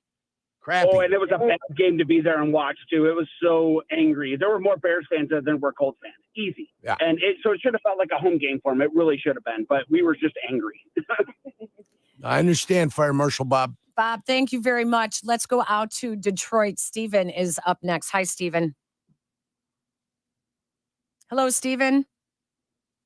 Hey, guys. How you doing? Good. What's up, Steven? Look, I think a lot of people are probably going to be talking about Matt Eberflus's job security. Yep. And unfortunately, I think we need to start having that, uncomfortable, honest conversation. I think last week and today, I think Matt Eberflus can change his looks, have a plastic surgery, and look like a younger dude. But you can't mask his deficiency as a coach, something that I called in this show, as well as everybody called in on this station pretty much the entire season of last year. And if Matt Eberflus is the CEO of the coach, he needs to have a serious, honest conversation with both Chris Morgan and Shane, the shaky hand Waldron. And I'm not mocking Waldron for having some sort of maybe a problem with, health or neurological stuff. When I saw him shaking his hands last Sunday against Houston, but I just can't understand what Waldron is even studying or seeing on the field when he's forcing Caleb Williams to throw 52 times, pretty much straight backwards, almost every game. And then basically you're asking Caleb to bail your deficiency, as a coaching staff. And if you're Ryan Poles, the heat is starting to put on him as well for the bad offensive line and probably, bad signings like Nate Davis and DeAndre Swift, who still doesn't impress me all that much now. So, by week after the London game, if the Bears are 2-4, if God forbid 1-5, you really need to start talking about maybe replacing Eberflus because the season will go down quickly after today because the defense can only do so much because the offense ain't doing nothing for you. Well, and the dissension and the simmering will start to kind of boil over, I think. Stephen, thank you. Stephen, thank you. It'll be interesting coming from 1920 Football Drive when we hear Kevin Warren and Ryan Poles preach about patience and not being so quick to pull the trigger on coaches. They've talked about that in the past. They said it's an issue. Yep. But you cannot deny that Matt Eberflus is on his second defensive coordinator and his second offensive coordinator. You're not going to get many more chances after that before the fingers all start pointing back at you. It's just the truth. Yeah, whether you like it or not, it's easier to fire the coach than it is to fire the players. Yeah. That's the way it works. You're not going to get another shot at new coordinators. Welcome to the NFL. By the way, Ryan Poles believes, believe it or not, that this team didn't have many holes. This team, after the draft, was pretty much set to be able to come out there and make things happen. I believed him. I'm with him. I believed him. I thought this team was ready. I mean, from 7 to 10 to 11. That's what I'm thinking. 7 to 10 to 11. This Indianapolis Colts game, I had as victory after the first 2 weeks. It was a victory. And the Bears went down there and they blew it. They blew it. They absolutely blew it. Somebody was going to have to play great. The Bears defense did not play great. The Bears offense did not play great, and the special teams was a disappointment. So they went on the road where it's tough to win anyway against a bad football team, and they let a bad football team beat them. They let a bad football team beat them. Anthony Richardson's numbers are pretty pedestrian, if not bad. There was nothing impressive at all. He was 10 of 20 for 167 yards, finished with a 39.0 passer rating. Yeah. I mean, that's a quarterback that beat you. That's the quarterback that beat you. Matt Eberflus's Bears, 2-9 in their last 10 road games. 2-9 in their last 10 road games. If you're going to be a better team, you've got to be able to split your road games. 4-4 on the road is what you have to be. And you still have your division games coming up. So let's take a break. When we come back, more of your phone calls. This is the Chicago Bears Radio Network.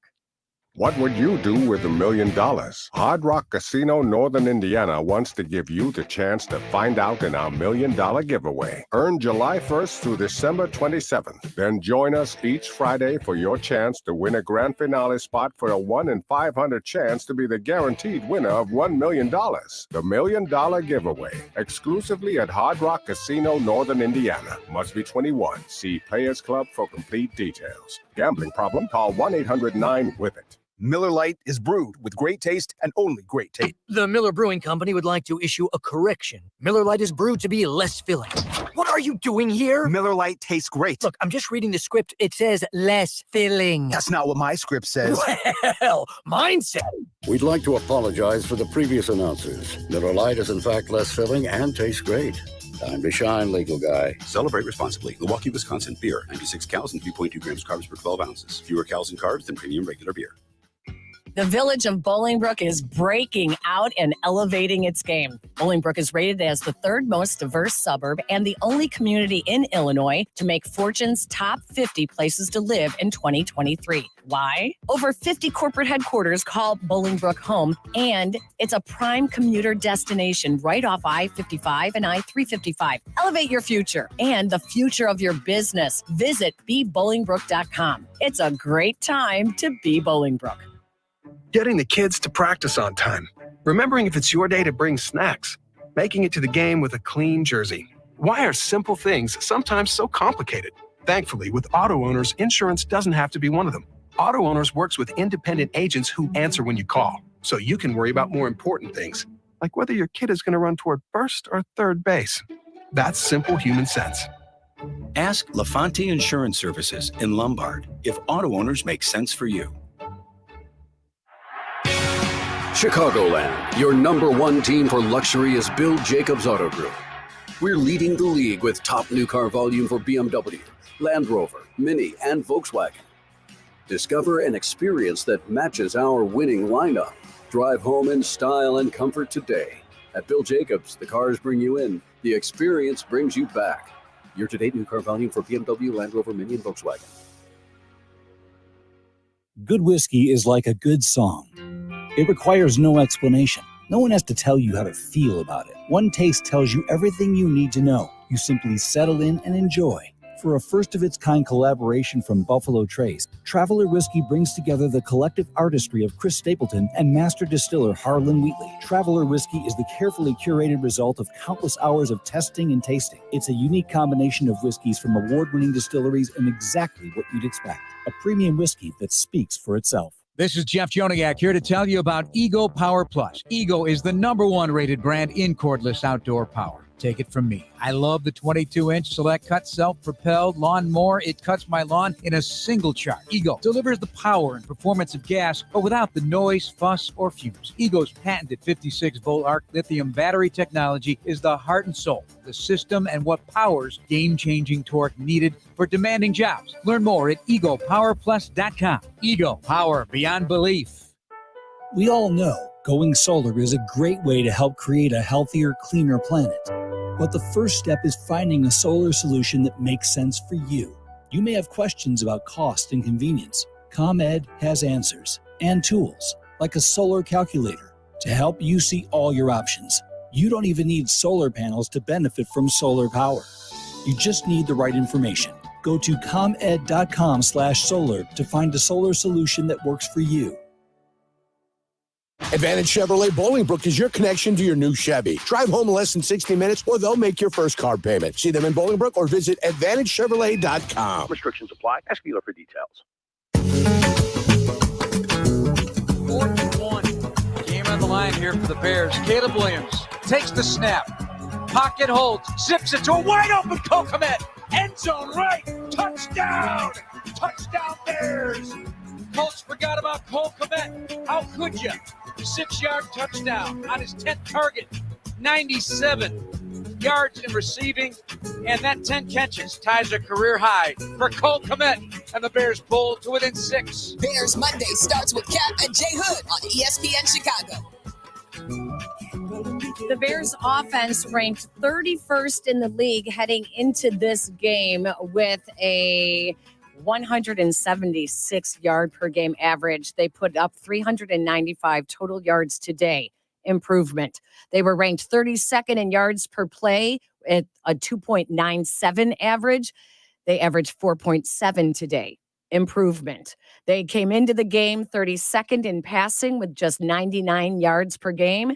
332 today is improvement for a 5.9 yards per play average, and that was also an improvement. 4.7 yards per play. They improved offensively because they had to, because they were stuck throwing the ball as much coming from behind. You're going to see inflated numbers. I'm glad to see the improvement.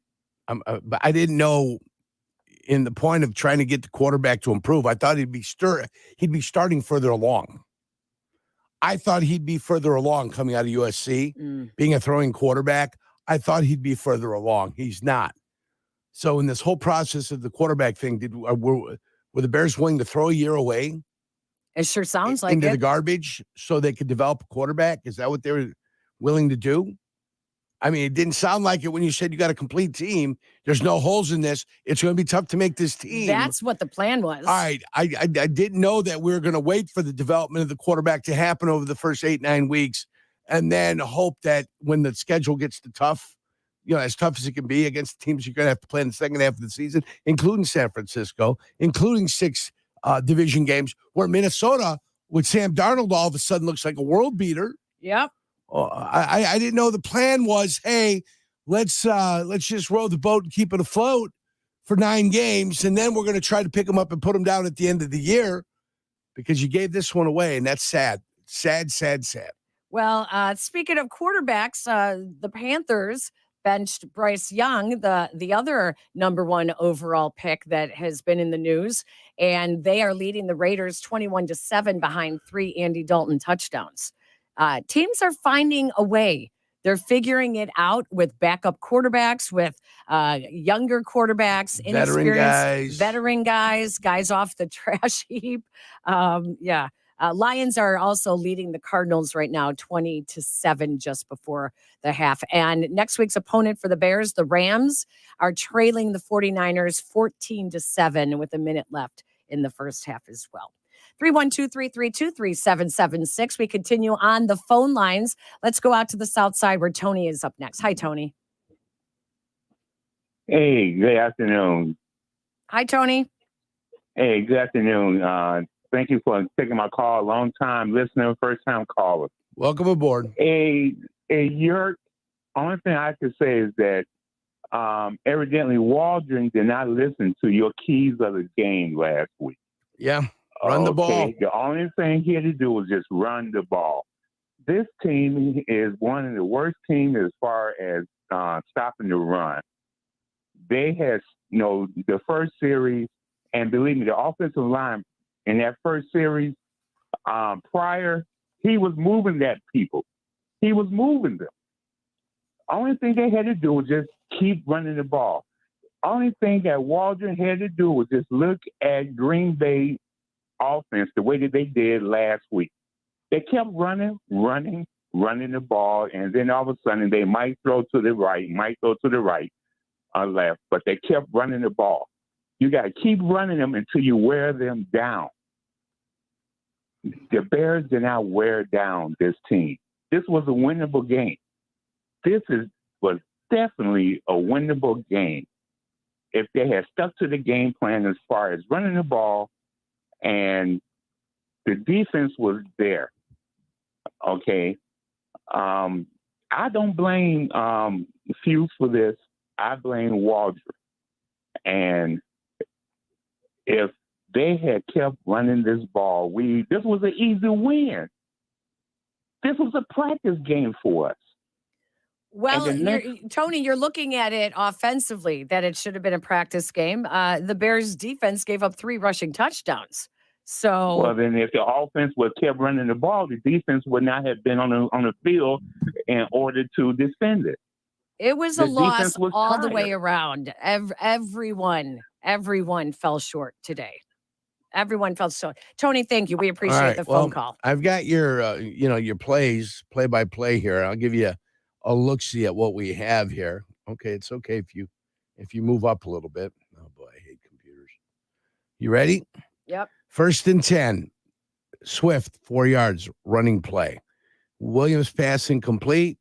Williams pass short left to Cole Kmet. That's the first down. First down of the day. First third down conversion of the day. Congratulations. Rashkan up the middle for 8 yards. Roshan for -1 yards. Roshan for 2 yards. And the 4th and 1 at the 50, they went for it. Pass to D. Moore to Indianapolis 42 for 8 yards. 1st and 10. Swift for 3 yards. Pass short to Moore for 1 yard. Incomplete for Adunze. 4th and 6. They tried the 56-yard field goal. So they're running the ball. Success early. And then the more they ran it, the less success they started to have. So at least they made a commitment a little bit to try to run it early on. Second series, Peg, right? Yeah. Second series. They get the ball. Pass incomplete. False start. So it's 1st and 15. 4 yards for Swift, 2nd and 11. Pass incomplete to D. Carter. Penalty on Indiana. Bloom, first down. Swift to the right tackle for what? 2 yards. Williams pass incomplete. Deep right to Cole Kmet. Williams pass incomplete. So on 2nd and 8, they went with the pass instead of going with the run. So that's when it starts going a little bit sideways on you until you get to your next thing and your next thing and your next thing. But that's what you're going to end up. Oh, and then the Taylor punt of 36 yards. Yeah. Yeah, Taylor, 36 yards to the Indy 17. See, I don't give credit for inside the 20. That doesn't mean anything anymore. No, because everybody told me this guy could plant it inside the 10 and the 5. This guy's something special. 17-yard line. The 2 youngest quarterbacks in the NFL squared off today at Lucas Oil Stadium. They both had some very ugly moments, back-to-back interceptions for each. They both finished with very low passer ratings, below 81. It wasn't pretty. And we're seeing this a lot with the young quarterbacks across the NFL. This is what happens when you're thrown into play and you don't get to sit and watch and learn from a veteran. These are... Yeah, you're learning on the fly. They're learning on the fly. You're learning on the fly, and that's the way it is. And sometimes it's going to look ugly. And guess what? It did look ugly at times today. Yeah, it really did. Let's get in another phone call here out to Fort Campbell. Brandon, you're up next. Hi, Brandon.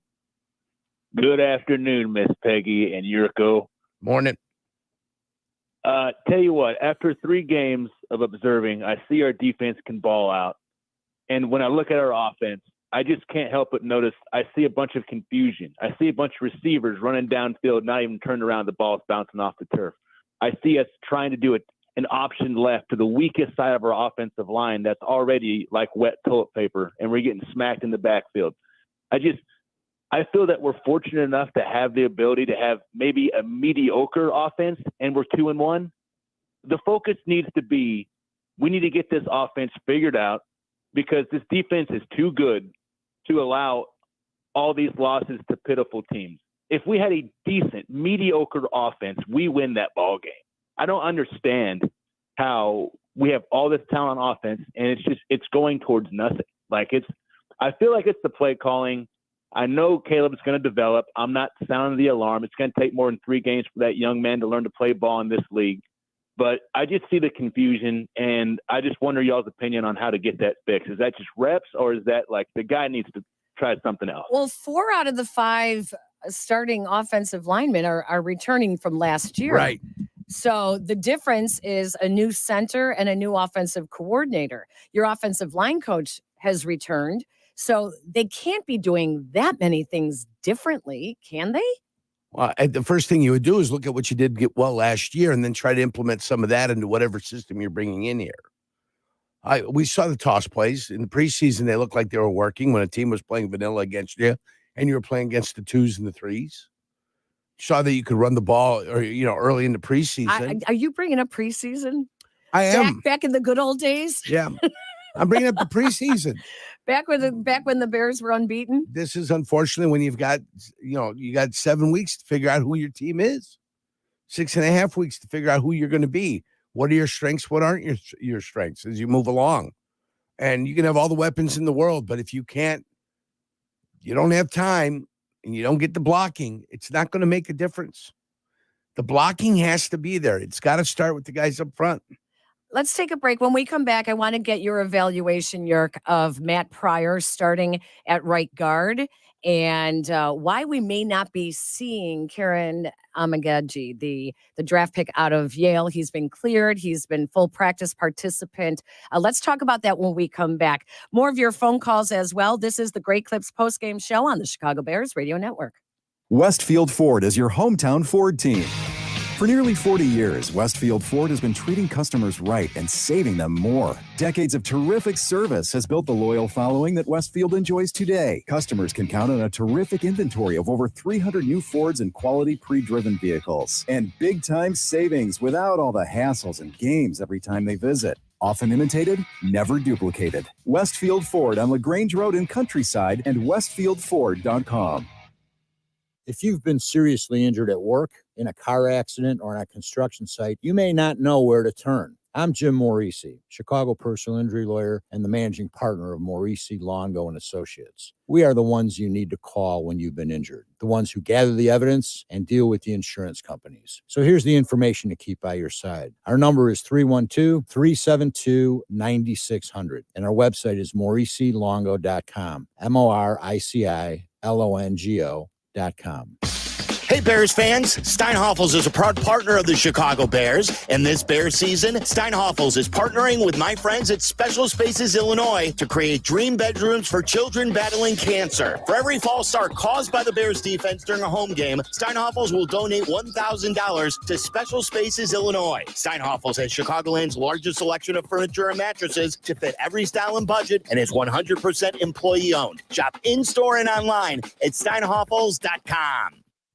At Busey Wealth Management, we're proud to partner with individuals, families, and foundations, ensuring possibilities become achievements. From preserving and enhancing your assets to securing your legacy for future generations, we're focused on your success. Busey Bank, building business, growing wealth since 1868. Proud to be the official bank of the Fighting Illini. Member FDIC. Tito's handmade vodka on game day? Pour me in, coach. From a seat in the stands to the best seat on the couch, root for your favorite team with your favorite team spirit. No matter who's on your roster, lineup, or lucky jersey, make Tito's your first-round bottle pick. Whose house? Tito's house. Find cocktail recipes for every fan at Tito'sVodka.com. 40% alcohol by volume, namely 80 proof. Crafted to be savored responsibly. Property managers and GCs use FinishingChicago.com's contractors for finishes and protective coatings in the most iconic venues, interior spaces, and essential infrastructure. Our painters apply industry-leading commercial and industrial finishes inside and out, so your biggest assets always put their best square footage forward. FinishingChicago.com has your free list of painting, wall covering, glass systems, drywall finishing, and signage contractors. For a great finish, start with FinishingChicago.com. Hi, this is Dave Musil, owner of Four Seasons Heating, Air Conditioning, Plumbing, Electric. You've seen those free furnace ads or those free with the purchase of any air conditioner. Well, we all know those are too good to be true. At Four Seasons Heating, Air Conditioning, Plumbing, Electric, we give an upfront, honest price. And I personally guarantee to beat any buy one, get one free offer by $1,000. Guaranteed. That's right. Any free furnace offer, I'll beat it by $1,000. Guaranteed. So call today. For all the right reasons. Call 8664 Seasons. Do you hear that? That is the sound of BMW performance without a single piston or cylinder. A generation of all-electric vehicles designed and built like no other. The BMW iX, i7, and i4 revolutionize every drive into a thrilling opportunity to feel the pure rush of BMW 100% electric. But isn't that what you'd expect from the ultimate electric driving machine? Take advantage of exceptional lease and finance offers today. Chicagoland's favorite locally made chocolate chip cookie and one of America's top-selling soft-baked cookies makes Matt's #1 on everybody's shopping list. Anytime you have a new center, a new quarterback, there's a lot of different things that happen pre-snap that move your offensive line one way or the other, and then there's the execution as well. So you can, when you really watch the tape, there's bits and pieces in different spaces that need to get cleaned up. And our group has been challenged to figure that out. Shane and Chris Morgan have done a good job adapting and changing some things going into this next week to clarify a lot of that communication. And then what I saw too was just there was some technique and fundamentals that need to be cleaned up, and that was addressed too. So the guys worked hard this week to clean that up. At the end of the day, I believe it was a rough performance rather than bad talent, which I think in today's world gets thrown out there after one game, the second week of the season. So the group's worked hard, and I'm excited to see them go to work. Peggy and Yurko, post game on ESPN Chicago. Not just the second game of the season, Mr. Poles, but the Bears' offensive line have now allowed 13 sacks of their young quarterback, Caleb Williams, and that is second most for a Bear in their first 3 games since Jim McMahon back in 1982. And not just one game, Mr. Poles. The Bears have struggled to run the ball as well in all 3 games so far of this young season. So what do you think about Ryan Poles saying that it's not a lack of talent, it's just fundamentals, technique, and cleaning things up? I think there's a lack of talent. I mean, I'm all for technique, and I talked about it a little bit earlier. I'm all for better technique and better fundamentals, especially when you get tired. You've got to really kind of call upon your inner strength to be able to kind of pull that off in the 10th, 11th, 12th play of the drive. But you don't have any Pro Bowlers on this offensive line. You go up and down this line, there's nothing special on this offensive line. You've got a bunch of guys that got to grind. You got a bunch of hard workers. That's what you have right now. I like Darnell Wright, but he's not there yet. He's not a Pro Bowler by any stretch. The kid they got on the left side, number 70, Braxton Jones, the Bears like him, and I guess he grades out halfway decent with PFF. But when you're the 16th, 17th, 18th offensive lineman, it means you're a very average offensive lineman. Tevin Jenkins has struggled a little bit this year. I like the way he plays against the run. He leaves a little bit to be desired against the pass, but he has become a very average overall lineman. You know what I'm saying? Yeah. Against the run, he's a lot better. Against the pass, he struggles a little bit. Overall lineman. The center's southpaw, left-handed snapper that is serviceable. Serviceable would be the best word that I could use. You could plug him in, play him 17 games, and he's serviceable. The right guard's been an absolute failure. Nate Davis has been an absolute failure of epic proportions. He has gotten pushed backwards so often. He actually got pushed forward this time, running downfield and tripped on his own feet. Who's that? Nate Davis? Nate Davis. Today? Yes. His 3 plays that he had? Yes. In those 3 plays that he had, he managed to still continue to look. So listen, if you're not on the field, you don't have the stamina. You're not in shape. I mean, there's a lot that this adds up to, and that, like you said, then you get sloppy. Right, and then Pryor was in there. I know he got beat on one pass rush where they got around him on the corner and they put a lot of pressure on Caleb Williams. Again, he came in there. He looked serviceable. The final grades will come out. Then you'll be able to analyze exactly what he did. But I think the protection for most of the day was there. Eventually, that pocket's going to collapse. And the two glaring ones that I'm talking about are the play that Pryor missed on, and he got beat coming up that the B gap there, and then the play that Cole Kmet blew and caused the fumble and gave the ball to the other team at the 16-yard line. The Colts had the ball at the 16-yard line. What was it, 3 plays that were in the end zone? Yeah. 3 plays. The other drive after they had something happen, the interception, it was 4 plays, 70 yards. It's just like when the defense had to go back on the field when they didn't like it, they gave up a touchdown. We're supposed to be resting. What do you mean we threw an interception? We're supposed to score. Here we go. Then they came out, they hit one big pass, and they had a 28-yard touchdown. And that's it. That was the difficulty. This Bears defense has been tough all year, but boy, if they've got to go in under a sudden change situation or something bad happens to them, they get out there and they just end up getting beat. And they've got to become – the Bears defense is one of the top defenses in the league. I'd say top 10. They've got to become a whole lot tougher. They do. Yeah. Because bad things are going to happen to you, and you got to find a way to get out. And early in the game, they did. They forced a turnover. They had pressure on Richardson. He threw the ball right into Edmonds. Yeah, Tremaine Edmonds' hands. Yep. So they did that. They did it. They answered the bell. And he also threw it right into Billings should have had an interception as well, but they called him. They said that his forward progress had stopped. Here's the thing. The defense came into this game ranked 8th overall. The offensive line, so when Ryan Poles says everyone is up in arms after one game, the offensive line has given up 13 sacks in the first 3 games. That's tied for the most sacks in the NFL. So it's not just one game. They've given up 121 sacks since the start of the 22 seasons under Ryan Poles. They have given up 121 sacks. 2 different coordinators, right? Exactly. 2 different coordinators. So the common theme is they give up a lot of pressure on the quarterback. Yes. And they've also had quarterbacks that like to hold the football. They've had quarterbacks that like to hold the football. And Caleb was doing that again today. There were times, those holding penalties, he's got to get rid of the ball. He's got to get rid of the ball. What ends up happening on offensive holding penalties, when you scramble a little bit, you move out of the pocket, you change the angle on your offensive line. Your offensive line's not going to let go. A guy wants to get away from you, and all of a sudden now it looks like you're holding. This holding happens on every NFL play, and it just depends when they want to throw the penalty. All right, let's pause 10 seconds for station identification. You're listening to the Chicago Bears Radio Network.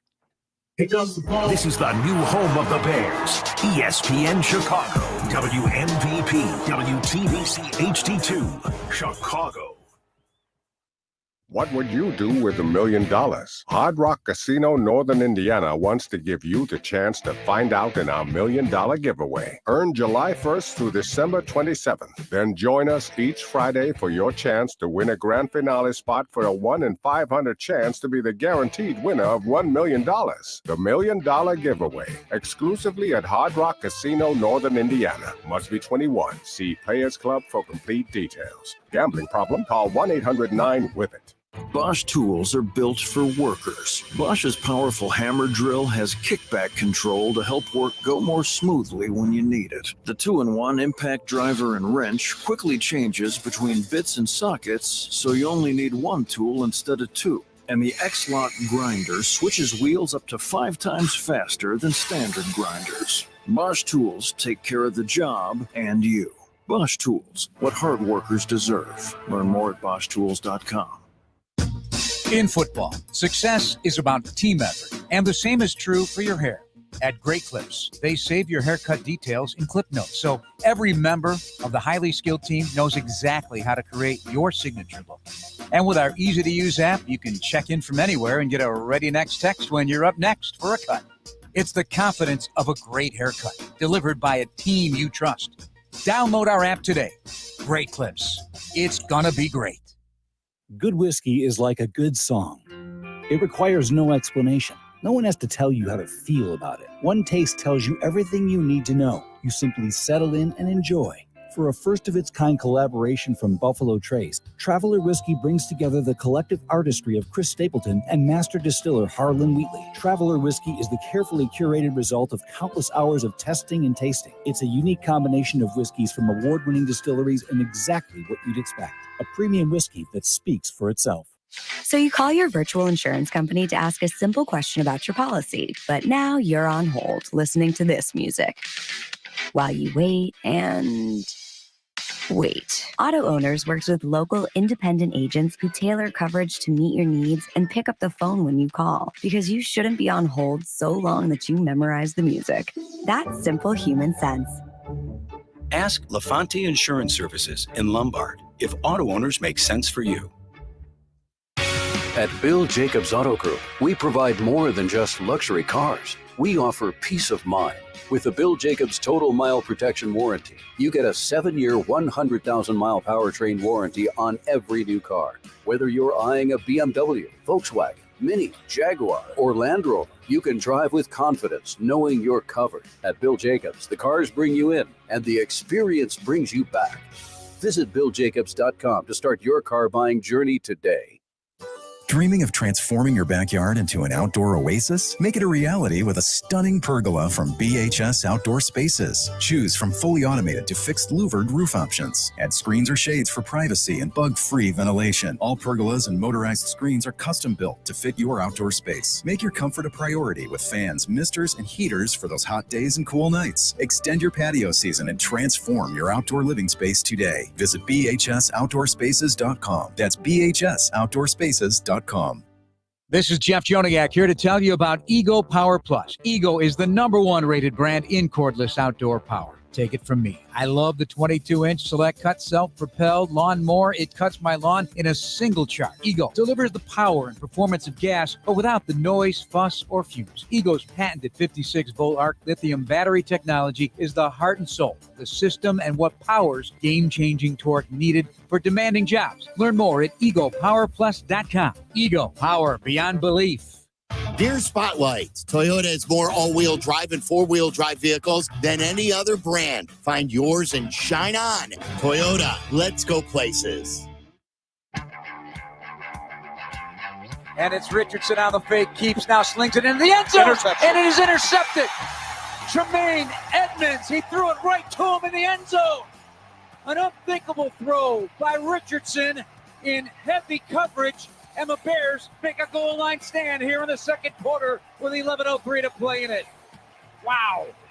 Tremaine Edmonds sinking in coverage with the swipe. They go pistol formation, a back behind Richardson, who takes and fakes and steps up and going to launch the ball. And it's intercepted. First throw, and it's picked. Jalen Johnson overthrows his man, and the Bears have a takeaway at the 48-yard line of Chicago. Second interception of the day, taking advantage of a quarterback that's a little off in terms of his accuracy. Peckie and Yurko postgame, ESPN Chicago. And the Bears defense with those interceptions is our Bears advantage. Don't forget, our Bears advantage will give you an opportunity to call in later in the show. If you remember what we just claimed as the Bears advantage in this game, you will get an opportunity to win a grand prize on a 2-year lease of a 2025 Chevy Equinox. You need to be 18 or older, from Illinois only. Official contest rules at ESPNChicagoContest.com. We will tell you when to call in with the answer to what the Bears advantage was. Brought to you by Advantage Dealer Group. It's Advantage Chevy dealerships, home of the 60-minute guarantee. They'll have you driving off in your next Chevy in 60 minutes or less, or they'll make your first car payment. That is our advantage of the game. All right, so the Bears defense is there. They had some holes today. They had some issues. Jonathan Taylor's good. I mean, he made. Well, I mean, their offensive line is good, and their offensive line. Their offensive line is good, and their offensive line was kind of getting into the Bears. And they weren't, they were tied up, and the Bears were trying to fight off the blocks and get to where they needed to be. A couple of plays, if you relax on a couple of plays, those plays are going to end up killing you. And that's exactly what ended up happening. It's unfortunate. The Bears got a great defense. They have a great defense. And it's just unfortunate that on a couple of sudden changes, quick changes where they needed to be called upon again. They couldn't answer the bell. I always say hold teams to field goals. You hold teams to field goals, you give yourself a chance. If you allow them to get in the red zone and score touchdowns, that's going to be problematic. It proved problematic today. And the Bears defense is what I can rely upon. I can't rely on the Bears offense yet. Just can't. They haven't proven anything. They haven't done anything. They've proven to you that they'll disappoint you time in and time out. But the Bears defense is what I could always count upon. And they did not have their best effort today. And that's unfortunate. And it seemed that the Colts were intent on running the ball on the Bears. A little surprising because the Bears' run defense had been so good. But Jonathan Taylor ended up with 23 carries for 110 yards on the ground. And the Bears gave up 150 rushing yards today. That was the right formula for success. Yeah. They didn't want the ball in Anthony Richardson's hand. He's dangerous, but he also throws the ball away, as we saw with the 2 interceptions. Yeah, and then he had a play where he had a guy wide open. He put a ton of air under it, and then Vidart ended up coming back and making a play on it. Right, exactly. Yeah. Let's go out to Minnesota. Curtis, you're up next. Hello, Good Curtis. Curtis. Good afternoon. Hey, what's up, Yurko? What's up, everybody? How you guys doing? Great. So I am very angry. The Deontay Swift experience is now over. He averaged, if you look at the stats, he averages 1.5 yards a carry. It's been that way for 3 games. Roschon Johnson should be the now starting running back moving forward. It is tired. I'm really tired. What will really help, as you guys said before, and Cap and J Hood and the rest of them said, a running game is the quarterback's best friend. So the Bears should win this game if they had the running game going. It would eliminate the silly play calls from Eberflus because the running game would be on point, whereas that there would be better pass plays and better all that together. So I am picking the other team for next week until because I know they're not going to take Swift out of there yet. But right now, he just, in the words of David Kaplan in one of his promos, like he says, Nick Foles sucks, he sucks. Deontay Swift sucks, he sucks. Sorry. Put Roschon Johnson in there. Keep the ball going to Cole Kmet for next week, and then we should start winning games. But Deontay, it's been 3 games. He's been 1.5 yards a carry for the past 3 straight games. It's not the offensive line. It's him.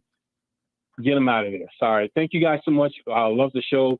I'm listening to you guys all day. Captain J Hood, Waddle City, all you guys. Fantastic job. Curtis, thank you. We appreciate you listening on the ESPN Chicago app, or whether or not you are watching on twitch.tv, ESPN Chicago. You all can do that as well for the Chicago Bears Radio Network postgame show. So they did spend a lot of money, $24 million on DeAndre Swift. And yes, he had that 11-yard loss on the 4th and goal play. So that's going to affect his numbers. Right. But there is some kind of miscommunication going. There is something happening that he is not able to get going. Yeah, I don't know whether he doesn't kind of match up what the Bears are trying to do. You know, when Roschon got in there, he rushed for like 8 yards and 4 yards, and you had good things going on. But they always seem to be a little dysfunctional with the play calling. And you know, if you run the ball for 8 yards, get out there and run something similar, other side somewhere, and smack it for another 8 yards. But they were bringing the 8th guy in the box pretty aggressive, and that 8th guy in the box was coming up and smacking the running backs pretty hard. And you can see it because once the defense sees that's run, that 8th guy in the box comes up. He comes from 15, 12 yards back. The minute he sees run, he's going to where he knows they believe the hole is going to be. And it's not like DeAndre Swift is Derrick Henry. He's not Derrick Henry. He's not going to run anybody over. He's going to have to juke the guy. He's going to have to make a move on the guy to get by the guy. Again, running backs dime a dozen. I complain about offensive lines. I don't complain about running backs. Why they paid a running back, I have no idea. Why you paid Keenan Allen, I have no idea either. Why you paid Nate Davis? Well, Nate Davis, you thought you're going to bring a guard in because you needed offensive linemen. Why did Nate Davis disappoint so greatly? Why has Nate Davis not made himself available during the preseason? Seems like there's always some sort of an excuse, especially this year. He didn't have any off-field issues.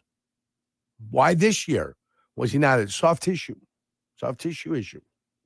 Groin injury. So Soft tissue. The Bears say goodbye to the AFC South. It was the first time since realignment that the Bears started the season with 3 consecutive matchups outside of their division, all 3 against the AFC South. They are now 1-2 before taking on the Rams next week. Let's take a break. When we come back, more of your phone calls on the Chicago Bears Radio Network.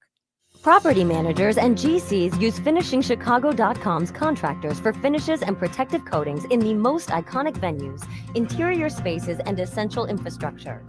Our painters apply industry-leading commercial and industrial finishes inside and out, so your biggest assets always put their best square footage forward. FinishingChicago.com has your free list of painting, wall covering, glass systems, drywall finishing, and signage contractors. For a great finish, start with FinishingChicago.com. UI Health believes everyone deserves exceptional care. Their care teams are leaders in managing and treating complex diseases and conditions, utilizing the latest innovations and minimally invasive surgery. UI Health prioritizes personalized care from diagnosis through precision treatment. UI Health develops the care plan that's right for you. UI Health, exceptional care for you. Learn more at uihealth.care. $2 million. The Verdoliak Law Group wins again for their clients. That's right. The Verdoliak Law Group recovered $2 million for a client who was injured in a truck accident. If you're injured, make sure to call the Verdoliak Law Group. Playing professional football, being on the radio for many years, I've had the opportunity to endorse many products and companies. But this is special. The Verdoliak Law Group, owned by close friends, has been helping people for 60 years. They've even taken care of my neighbors and friends. I truly believe in them. When you need a doctor, you look for experience and skill. The same goes for choosing a lawyer. The Verdoliak Law Group has recovered over $9 billion for clients and served more than 40,000 people. Whether it's personal injury, auto or truck accidents, wrongful death, or medical malpractice, call my friends at the Verdoliak Law Group. The Verdoliak Law Group has done great for my friends and neighbors. They will do great for you, too. Call them today at 844-4VLG-LAW. Seeking a place where it's all at your fingertips? Stop looking. Rosemont. It's all here. For shopping, dining, or entertainment, Rosemont offers a vibrant community with something for everyone. Celebrate the return of fall with Rosemont's free Family Fall Festival. Sunday, September 29th from 1 to 5 p.m. at Parkway Bank Park. Pumpkin painting, petting zoo, children's entertainment, bounce houses, and more. Discover the convenience, excitement, and attractions that make Rosemont truly special. Because when it comes to finding everything you're looking for, it's all here in Rosemont. Dear football fans, Toyota's leading the drive to victory. The Corolla and all-hybrid Camry make big plays with style and efficiency. RAV4 is a versatile game changer. Highlander's got room for your whole squad. And the rugged Tacoma and Tundra control the line of scrimmage. They've all got available all-wheel drive or four-wheel drive too. Visit Toyota.com or head to your local Toyota dealership. Toyota, let's go places. A tradition of excellence over 150 years in the making. At Busey Bank, we're committed to building relationships that span generations. Wherever your journey in life leads you, we are with you along the way, creating a legacy for you and your family. Busey Bank, building business, growing wealth since 1868, proud to be the official bank of the Fighting Illini. Member FDIC.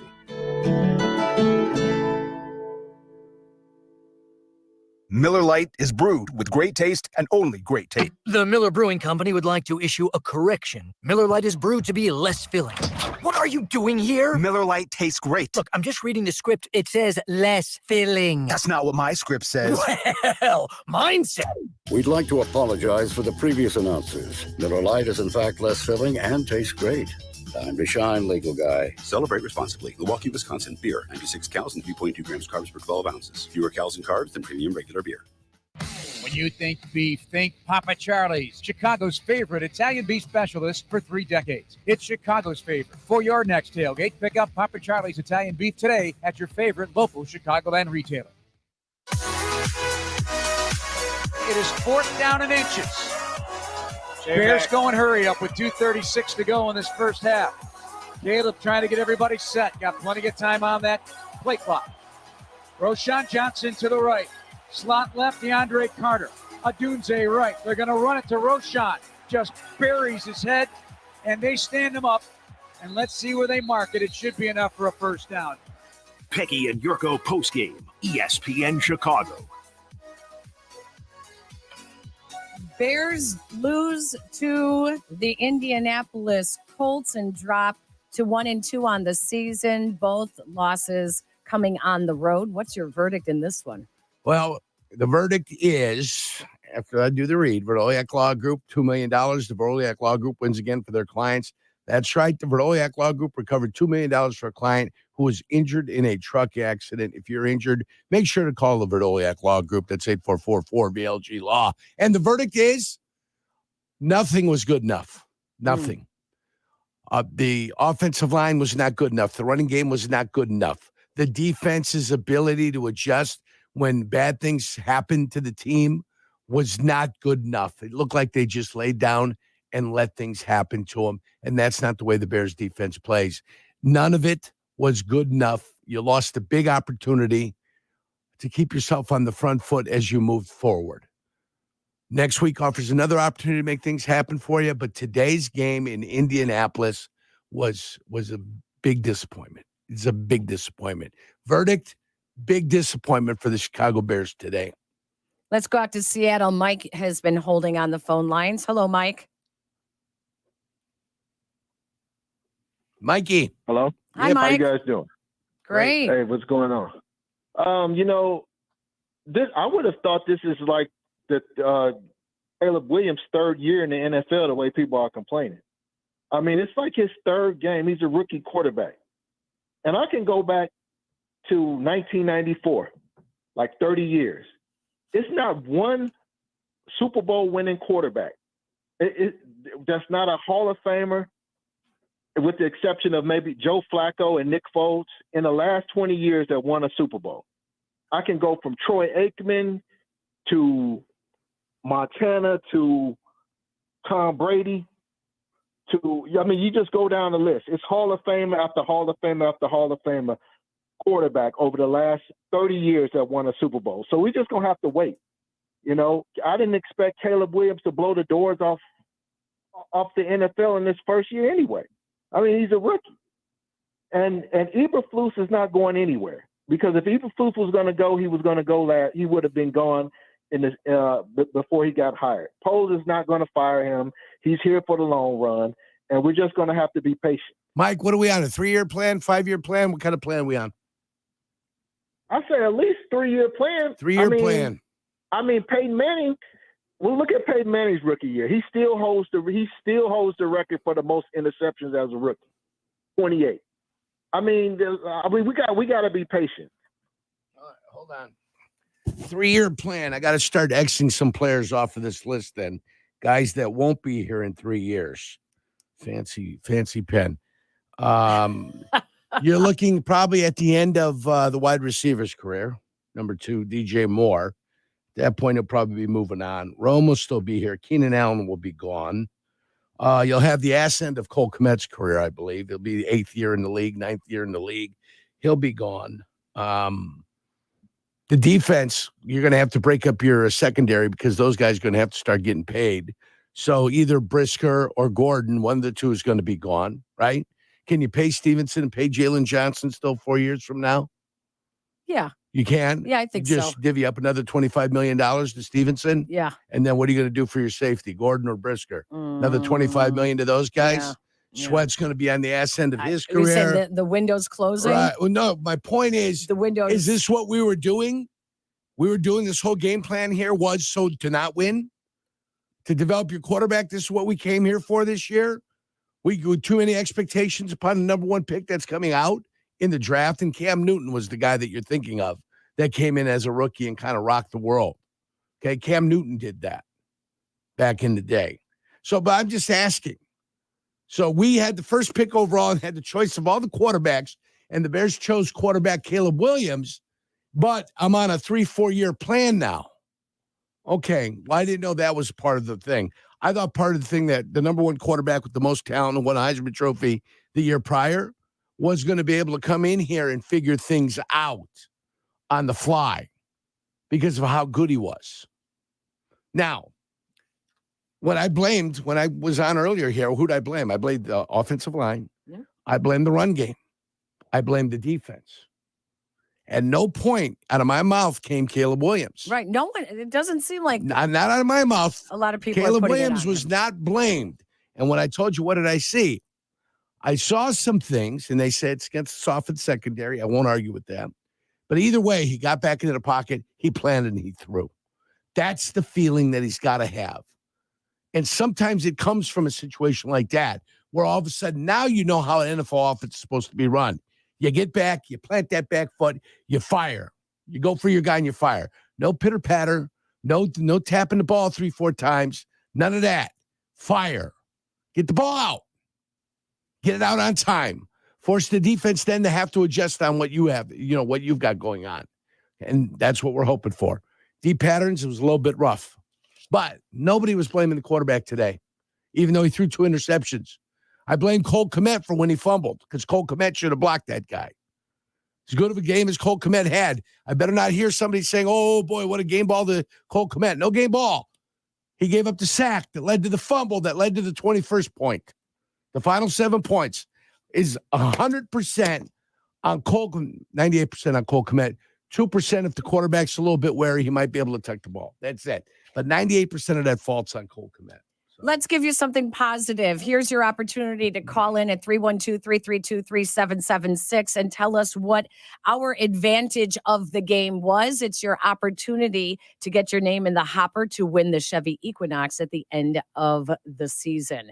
312-332-3776. We will wrap things up when we come back on the postgame show on the Chicago Bears Radio Network. What would you do with $1 million? Hard Rock Casino Northern Indiana wants to give you the chance to find out in our $1 million giveaway. Earn July 1st through December 27th. Then join us each Friday for your chance to win a grand finale spot for a 1 in 500 chance to be the guaranteed winner of $1 million. The $1 million giveaway, exclusively at Hard Rock Casino Northern Indiana. Must be 21. See Players Club for complete details. Gambling problem? Call 1-800-9-WITH-IT.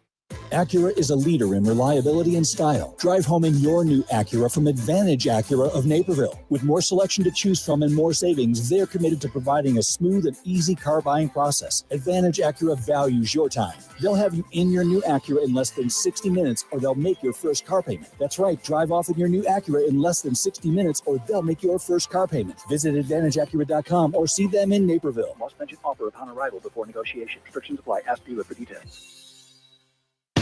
Did you lose your health insurance coverage? Loss of health coverage may qualify you for a special enrollment period through the ACA Health Insurance Marketplace to find the right health insurance that fits you and your family's needs and budget. At getcoveredillinois.gov, certified local navigators can help you enroll in a quality, affordable health plan. Financial help may also be available. Reach out to a certified local navigator at getcoveredillinois.gov. Your health coverage starts here. Good whiskey is like a good song. It requires no explanation. No one has to tell you how to feel about it. One taste tells you everything you need to know. You simply settle in and enjoy.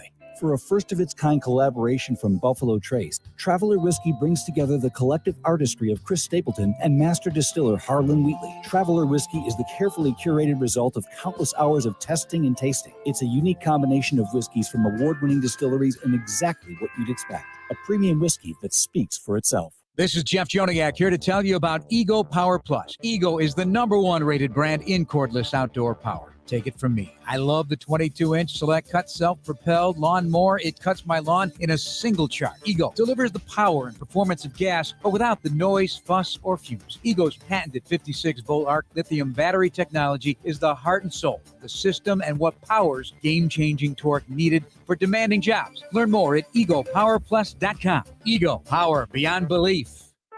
We all know going solar is a great way to help create a healthier, cleaner planet. But the first step is finding a solar solution that makes sense for you. You may have questions about cost and convenience. ComEd has answers and tools like a solar calculator to help you see all your options. You don't even need solar panels to benefit from solar power. You just need the right information. Go to comed.com/solar to find a solar solution that works for you. Hi, this is Dave Musil, owner of Four Seasons Heating, Air Conditioning, Plumbing, Electric. You've seen those free furnace ads or those free with the purchase of any air conditioner. Well, we all know those are too good to be true. At Four Seasons Heating, Air Conditioning, Plumbing, Electric, we give an upfront, honest price. And I personally guarantee to beat any buy one, get one free offer by $1,000. Guaranteed. That's right. Any free furnace offer, I'll beat it by $1,000. Guaranteed. So call today. For all the right reasons, call 866 Seasons. Some people like A and others like B. At BMW, we prefer X. Like the dynamic X3, meant for ultimate exploration. The X5, built to conquer even the most difficult paths. Or the pinnacle of comfort and luxury, the X7. And since every X-Range vehicle is packed with performance and versatility, you'll always get the best of X. The BMW X-Range. Your next X-Venture starts here. Take advantage of exceptional lease and finance offers today. The new home of the Chicago Bears. Hungry Chicago, finally champions on this January day in New Orleans. ESPN Chicago. 4th down and inches for the Bears. Left to right, 11:52 opening quarter, and Caleb Williams under center. 3 tight ends to the right, snap off, throw to the left. DJ Moore makes a man miss in space and gobbles up a first down and more. Inside the 45 of the Colts on the numbers to the 42-yard line and a Bears first down. Everything was set up for a run right with the 3 tight ends. They go to the single coverage to the left in an 8-yard collection. Post-game wrap-up is next with Jason McKee, PatThe designer, and Jeff Meller. Yurko, we looked for ways the Bears could improve heading into this game. We saw a lot of improvement in the passing game, but still issues that are plaguing the offensive line and the run game, as well as the defense. What do you look for them to work on this week heading into their game against the Rams? Oh, unfortunately, we're in a position where we've got to play perfect football, especially defensively. The run game is going to have to come along. I don't know whether you can focus on it or not focus on it. Do you become a pass-first team? 60% pass, 40% run. Are you a toss team? Are you a perimeter team? Do you pull people anymore? Are you just a zone blitz team? Do you run traps? Do you do anything like that? You notice that they ran zone on the other team. They ran a little toss on the other team. They played some the quarterback games where they're running the RPOs with the quarterback, and the quarterback's going to keep the ball every once in a while. The Indianapolis Colts also pulled on some G plays and some O plays. Onside guard pulling, offside guard pulling. So they had a number of different runs and a number of different things they were going to throw at you. So when they get you moving one way or another in a zone right, zone left, then all of a sudden they start it one way and trap you back the other way, get you flowing, working sideways, and then they come and they bring it back to the other side on a little trap play. Can the Bears do that? Can they find some rhythm doing that? Just little things that can be run. And again, they're playing without a fullback. Passing game's not in the game. Cole Kmet's not a fullback. Everett is not a fullback. They're not. Dare I say they're barely competent, as blockers at times. So I think the run game's just going to have to develop off the passing game, and that's the way it's going to be. Matt Eberflus was hopeful that Keenan Allen will be back at practice this week. So we will find out as well. Don't forget to stay tuned to ESPN 1000, the flagship home here for the Chicago Bears radio network, for everything Bears all day, every day. And don't forget, you can also watch us on our YouTube pages under ESPN Chicago and the individual shows, as well as Twitch.tv Chicago, ESPN Chicago. All right, our thanks go out to executive producer Eric Ostrowski, Kendra Smith, and Jack McGrath. Our broadcast crew, Jeff Joniak, Tom Thayer, and Jason McKee. Thank you to Matt Eberflus and Caleb Williams for their post-game interviews. Next game is Sunday, with the Bears return home to host a banged-up Rams team that right now is trailing the 49ers by a touchdown. That is a 12 noon kickoff. Our pregame gets started at 10 a.m. here on the Chicago Bears radio network. And of course, Yurko and I will be back with you for the postgame as well. As we say goodbye to our affiliates, we invite you to stick around for the postgame show, which is next. This is the Chicago Bears radio network. Score a touchdown with your next vehicle at Bill Jacobs Auto Group. Whether you're in the market for a brand new BMW, Volkswagen, Mini, Jaguar, or We've got the perfect play for you. Every car comes with Bill Jacobs Total Mile Protection. Enjoy a 7-year, 100,000-mile powertrain warranty on new cars and a 3-month, 3,000-mile powertrain warranty on used cars. Visit us in Naperville and Hinsdale today. At Bill Jacobs, the cars bring you in and the experience brings you back. Getting the kids to practice on time. Remembering if it's your day to bring snacks. Making it to the game with a clean jersey. Why are simple things sometimes so complicated? Thankfully, with Auto Owners, insurance doesn't have to be one of them. Auto Owners works with independent agents who answer when you call, so you can worry about more important things, like whether your kid is going to run toward first or third base. That's simple human sense. Ask LaFonte Insurance Services in Lombard if Auto Owners make sense for you. UI Health believes everyone deserves exceptional care. Their care teams are leaders in managing and treating complex diseases and conditions, utilizing the latest innovations and minimally invasive surgery. UI Health prioritizes personalized care from diagnosis through precision treatment. UI Health develops the care plan that's right for you. UI Health, exceptional care for you. Learn more at uihealth.care. Right now at Old National, we have a $450 checking bonus. Sign me up. But why is that hockey player standing there? I'm here for the checking. Well, for a bonus that big, bring on the checking. Sir, no need to brace yourself against the wall. It's bank checking. I knew that. Earn up to a $450 bonus when you open a checking account and complete qualifying activities within 90 days of account opening. Another reason to get old. Old National, where relationships and results matter. Member FDIC. Additional restrictions apply. Offer valid through October 31st, 2024. Visit oldnational.com/checking. Hey Bears fans, Steinhoffel's is a proud partner of the Chicago Bears. Steinhoffel's newest furniture and mattress superstore is now open in Schaumburg on Gulf Road, with stores in Vernon Hills, Crystal Lake, Downers Grove, Harwood Heights, Schaumburg, and coming soon to Orland Park. Steinhoffel's is Chicagoland's furniture and mattress leader with the largest selection to fit every style and budget, and is 100% employee owned. Shop in-store and online at steinhoffels.com. $2 million. The Verdoliak Law Group wins again for their clients. That's right. The Verdoliak Law Group recovered $2 million for a client who was injured in a truck accident. If you're injured, make sure to call the Verdoliak Law Group.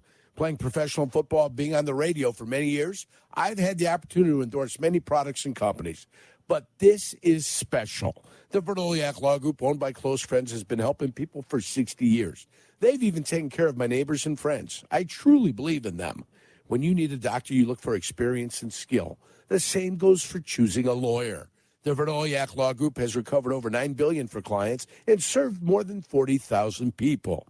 Whether it's personal injury, auto or truck accidents, wrongful death, or medical malpractice, call my friends at the Verdoliak Law Group. The Verdoliak Law Group has done great for my friends and neighbors.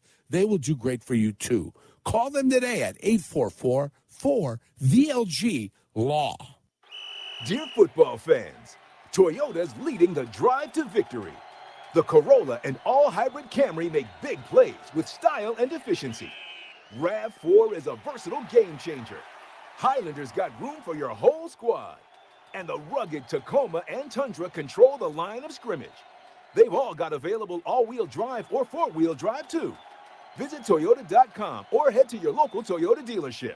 Toyota, let's go places. When you think beef, think Papa Charlie's, Chicago's favorite Italian beef specialist for 3 decades. It's Chicago's favorite. For your next tailgate, pick up Papa Charlie's Italian beef today at your favorite local Chicagoland retailer.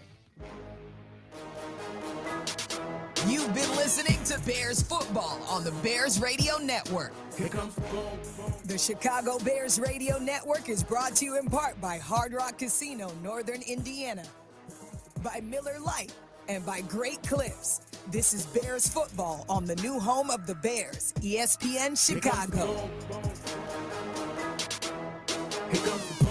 Thanks for listening to the Chicago Bears Radio Network.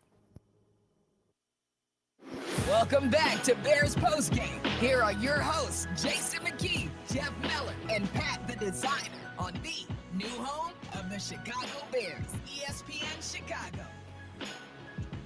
All right, where do we begin today? The Bears lose 21-16 to a winless Colts team, that was allowing 237 rushing yards, far and away coming into this game, the worst mark in the NFL by nearly 40 yards.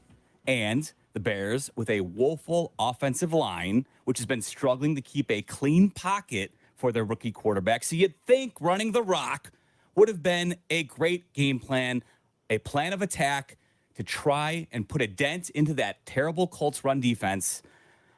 That running game got 63 yards on 28 total carries, 2.3 yards per carry, and a long run of 9 yards on the day. So this vaunted offensive line that Ryan Poles believes is talented, we'll let you hear from him later in the post-game show, because he said that with Jeff Joniak before the game even started. That's sound we're going to play for you. So this vaunted O-line that can't keep a clean pocket, they also cannot help you in the run game. This vaunted offensive line has now allowed 13 sacks during the first 3 games of the season. 13, that's tied for the second most sacks allowed, after only the 14 sacks allowed the Bears allowed of Jim McMahon back in 1982. So they can't run block and they can't pass block. How about simple math? The Bears pulled the game to 14-9, so they were still in it. I know you all saw that, with Caleb Williams' first career touchdown pass to Rome Odunze. It was great. First NFL touchdown for Rome, first touchdown pass for Caleb. How cute. The Caleb-Rome connection's going well. Everybody's happy. We're all smiling. We're laughing. We're joking. We're celebrating. Rome's running away from Caleb. Caleb's trying to chase him down. Who's going to keep the touchdown? Oh, it's so cute. You're still losing the football game. It's the fourth quarter in an obvious go-for-2 situation. The coaches are watching. They're laughing. They're smiling. Oh, great. Our rookie quarterback threw a touchdown pass to the rookie wide receiver. Great. We're still losing 14-9. Should we kick the extra point? No. Go for 2. Oh, guess what? We need to burn a timeout because we don't know we need to go for 2 in an obvious go-for-2 situation with 8 minutes remaining in the game. So rather than try and pull it to within 3, they're debating whether they should kick the extra point. They burned that timeout. Wonder if that timeout might become useful later in the game. Little narrator's note here. It will be, right? Sure, you all saw that. So, sure enough, they burn a timeout, get Caleb and Rome back on the same page, out on the field, trailing 14-9, and drop, I don't know what the hell that 2-point conversion was. It rivaled the speed option they called on 4th and goal at the 1-yard line when they failed to score earlier in the game. So when the Bears find themselves with late game opportunities to try and claw their way back and inexplicably do not attempt an onside kick later in the game as well, in an obvious situation where you need to onside kick, because guess what? You don't have that extra timeout in your pocket. No, they kick it away, and they ultimately watch the Colts run the clock out. And oh yeah, by the way, Justin Fields, Andy Dalton, leading their teams to great offensive performances. And I didn't even mention the Vikings absolutely drubbed the Texans today, 34-7. The Packers beat the Titans on the road, 30-14. And as I look up now, the Lions are beating the Arizona Cardinals. Great day all around for the Chicago Bears. I'm Jeff Meller, along with Pat the Designer. Jason McKee is heading back from Indy. And it is too damn early in the season to be where we're at with this Bears team. J-Mac. Yeah, I think you summed it up in a nutshell, Jeff. I think you hit every point that, Bears fans are replaying in their head right now. For me, I got to replay it heading back from Indy, unfortunately. So it's a lot of things to clean up. We can say clean up the details and fundamentals, but it is what it is. You have who you have. And, I'll start with the offensive line. You have who you have, and that's what you wanted going into the season. We knew that was an area of concern. Everybody did. And, you continue to try to put a Band-Aid on that position group, and you get the same result. So it's like, you just keep picking at a scab. It's never going to heal unless you actually, put the right ointment on it. You know what I'm saying? By going out there, making the right moves. And, at the end of the day, yes, there is some pieces on that offensive line, guys that have talent, guys that need to develop. But, we're looking, you're trying to go out there and put your guys in a position to win. And you got a rookie quarterback. He has a lot of talent too, but at the rate things are going, I just worry about his health moving forward. He's taking some shots. Mm-hmm. Eventually guys are going to get frustrated. I don't care how strong your chemistry is. You could have the greatest coach in the world. Everything could be rainbows and horseshoes and lucky charms in the locker room. At the end of the day, after a while, that defense, as you saw towards the end of the game, they're going to break down. They're going to get tired. And everybody's like, oh, now they're letting Jonathan Taylor run on them. Well, yeah, they've been on the field most of the game. They can't even get a cup of Gatorade.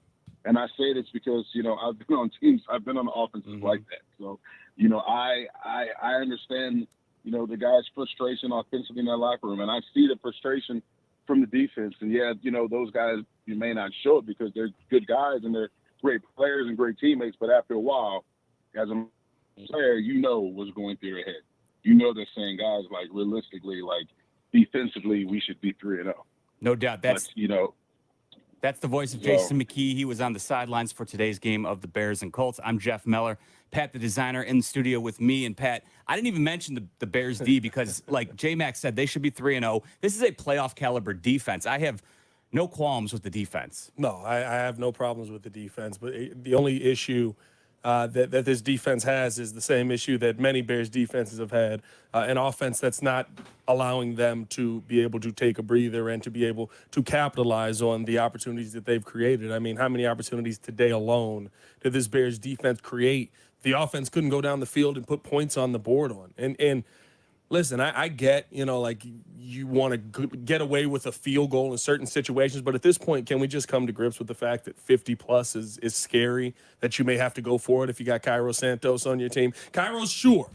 49 and in, give me Cairo all day. But he doesn't have the leg for the 50-plus consistently, and it came back to bite you a little bit today. That's not even the story of today. I mean, listen. Everyone is to blame, and everybody's going to look to pinpoint one person. If I look at the first half, I spent the entire first half going, Caleb, you got to make that throw. Caleb, you got to make that throw.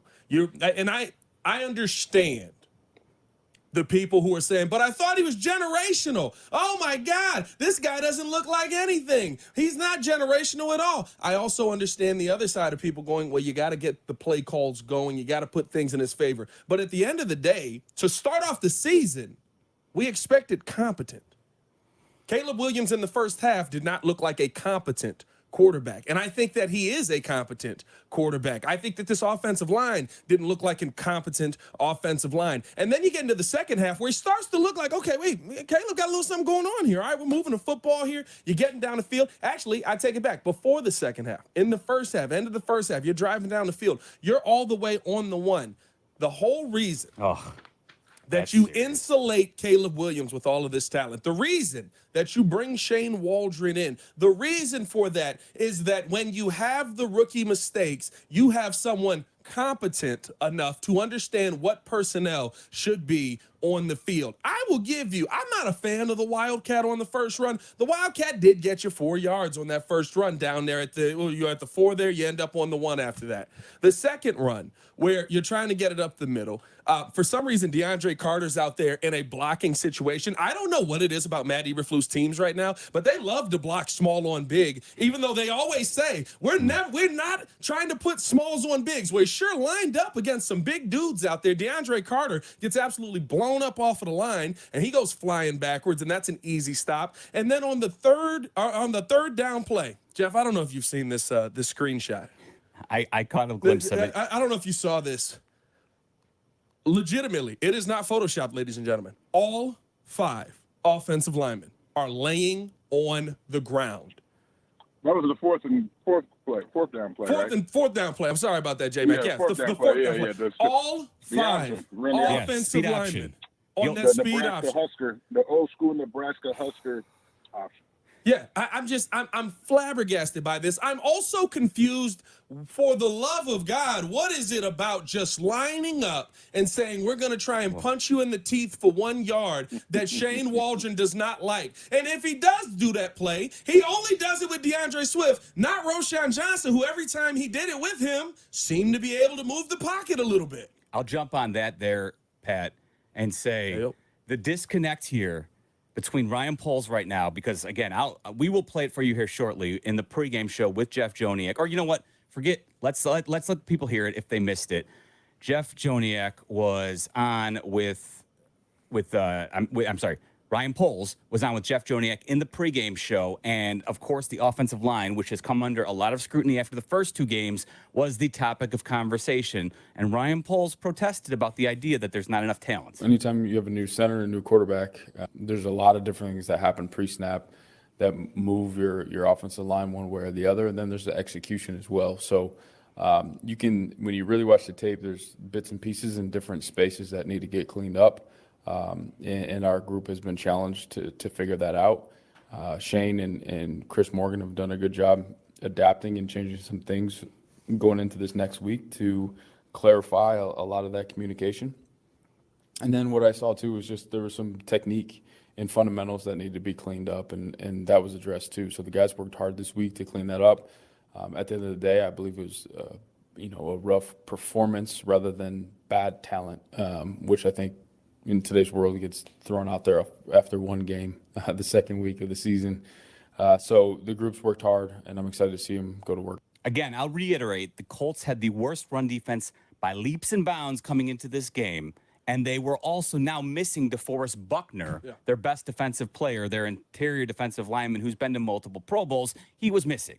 The Bears could only garner 63 rushing yards, and if that's a good job, I'd hate to see what a bad job is, because it's brutal. And J-Mac, Pat mentioned the ridiculous screenshot where all 5 linemen are on the ground. I'll point out the fact that on 4th and they ran, I believe, 10 plays inside the red zone on that drive and came away with 0 points because they get stuffed with a 12-yard loss on the final play of the drive. The old 4th and goal at the 1, and you lose 12 yards on the speed option, which was absurd. Why are they also not just DeAndre Swift being in the backfield in that situation, but why are they lining up in shotgun and pistol on 4th and 1? Granted, they got Roschon Johnson barely got it, but he did convert the one where they were lined up in shotgun, but then they choose to go to pistol on that final play, and DeAndre Swift is not strong enough as a runner to help you out there. It's mind-boggling. Everything's a mess. Everything's going under the microscope today because this is a game you cannot lose. If you're going to win or find ways to win road games, this was a very winnable one for the Bears today.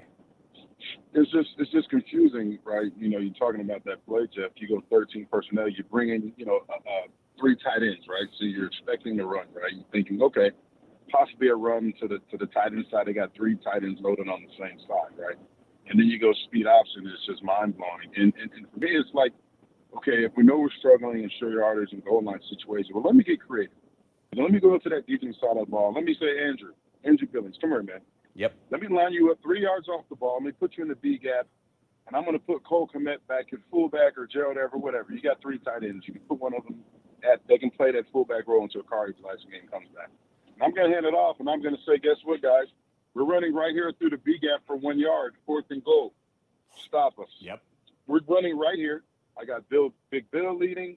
I got Gerald Everett following behind him. I'm going to hand the ball off to Roschon Johnson, a back that's going to go north and south and give you everything he has. So, it's just you have to find ways. And I just think that, looking at it from schematically, when you say, okay, I'm going to go to my best run play on 4th and goal, or let me try to outsmart them, right? And I'm going to go option and a quarterback that didn't even run the option in college. You know what I'm saying? Let me run sideways to get 1 yard, to score. Let me run sideways. It's just, it is puzzling and it is frustrating. And basically what you're saying is, I don't have the faith in my line, which we already know that story. But I don't believe in you guys to score, going forward, going downhill. Yeah, it's a bad spot to be in. 312-332-3776. The post-game show talking about a tough Bears loss in Indy today, 21-16. I'm Jeff Meller. Jason McKee heading back from Indy. He was on the sidelines of today's call. And Pat, the designer, we're here for you, taking your calls on ESPN 1000.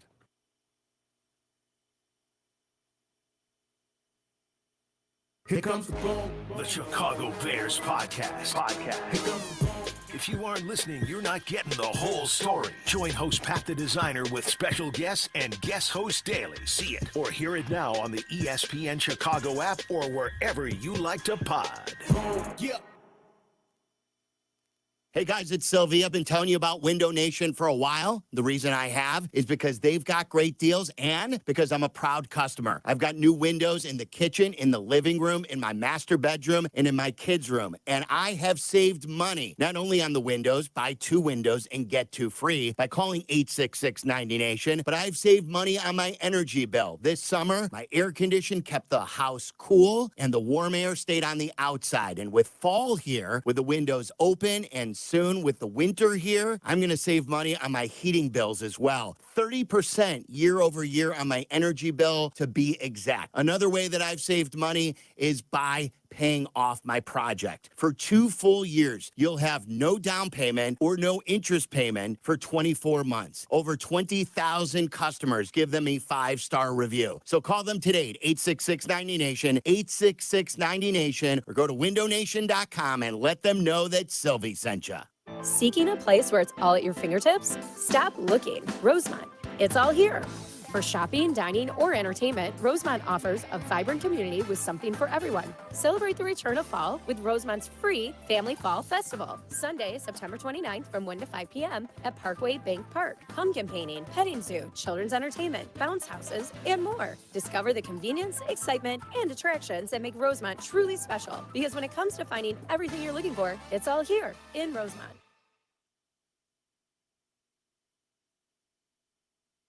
Welcome back to Bears Postgame. Here are your hosts, Jason Mckie, Jeff Meller, and PatThe Designer on the new home of the Chicago Bears, ESPN Chicago.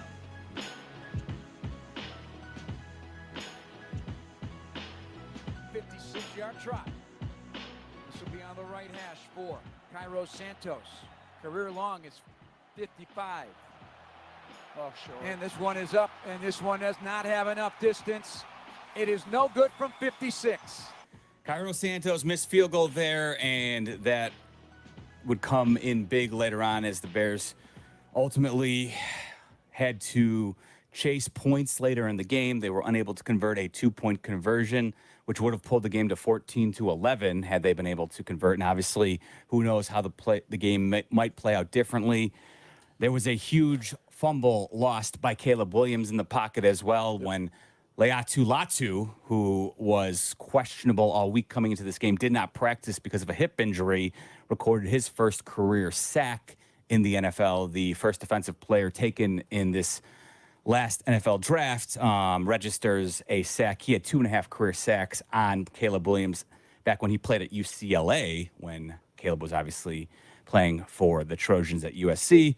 And, of course, that moment ended up being, in my opinion, the big miss for the Bears, because at that moment they pretty much lost the chance to really try and make a considered effort to come and tie the game because the clock was working against them. I'm Jeff Meller, along with PatThe Designer. Jason Mckie is heading back from Indy as he was on the sidelines for the broadcast of today's Bears loss to the Colts right here on your home of the Chicago Bears, ESPN Chicago. Let's go on out to Tim, who is in Wheaton.